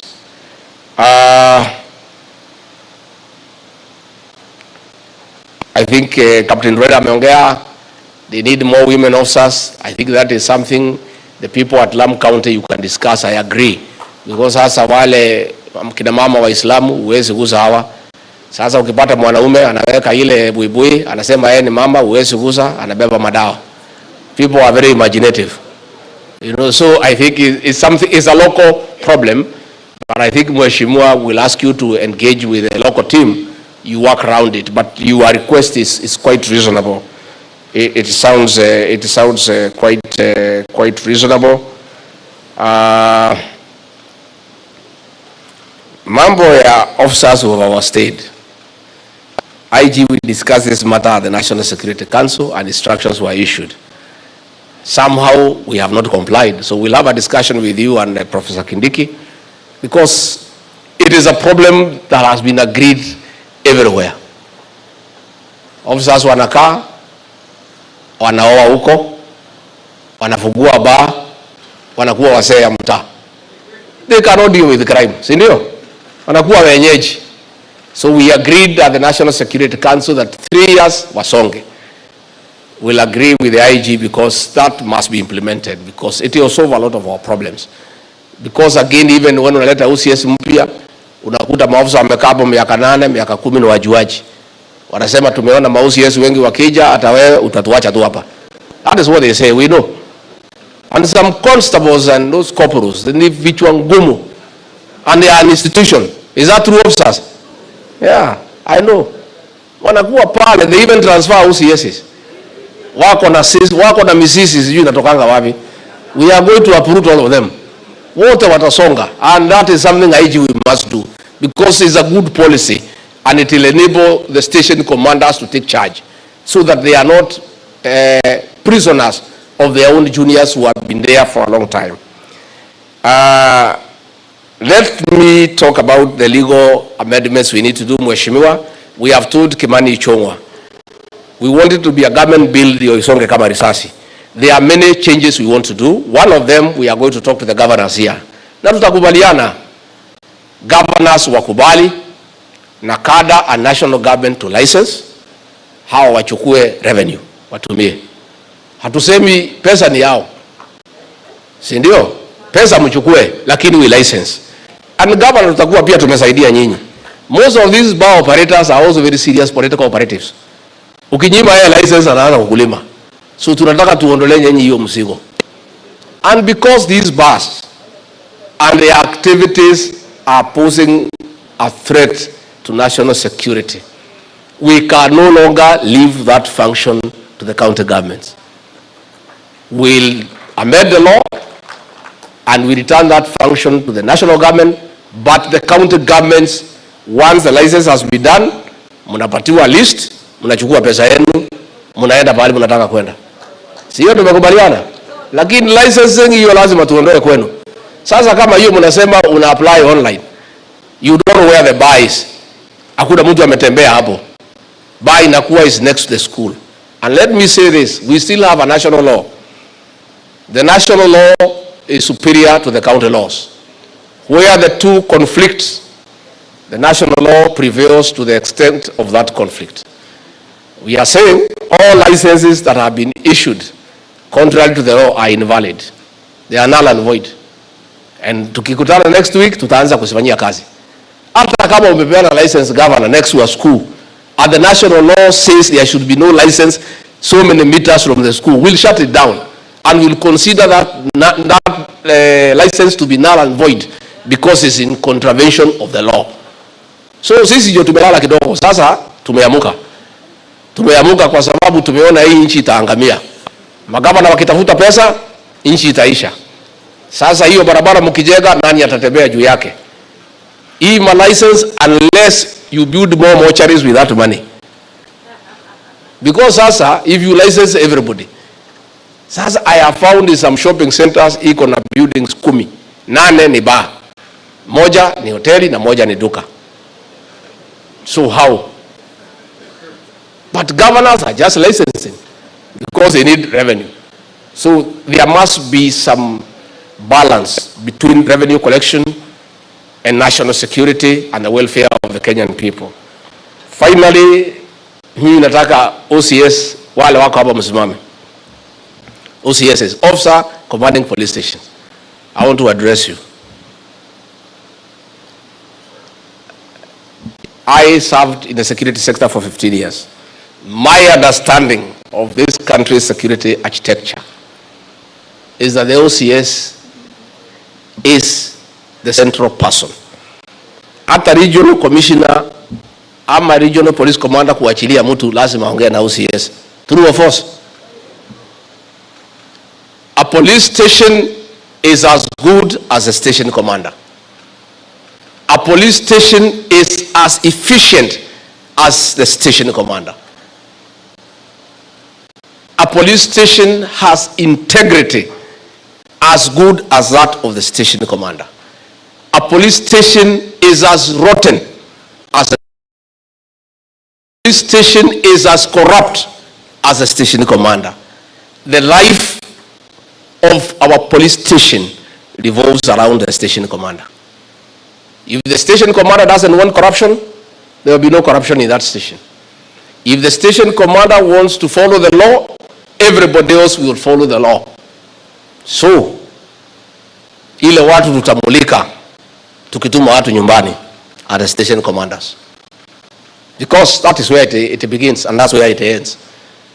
And there is nobody who can tell a station commander anything provided anafuata sheria.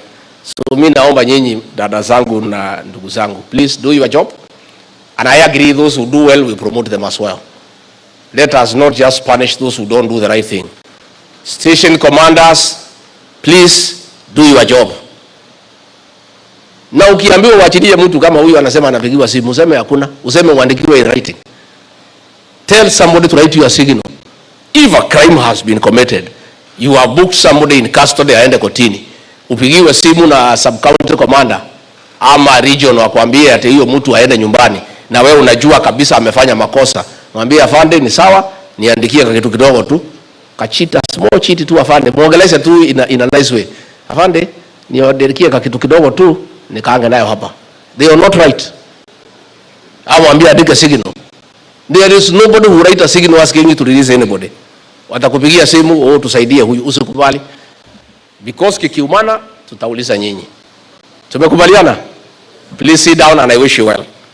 With those very remarks, let me say thank you very much. The MPs and the senators and the governors, I'll look for you. It was a wonderful discussion. Asanteni sana, Mungu awabariki. Thank you.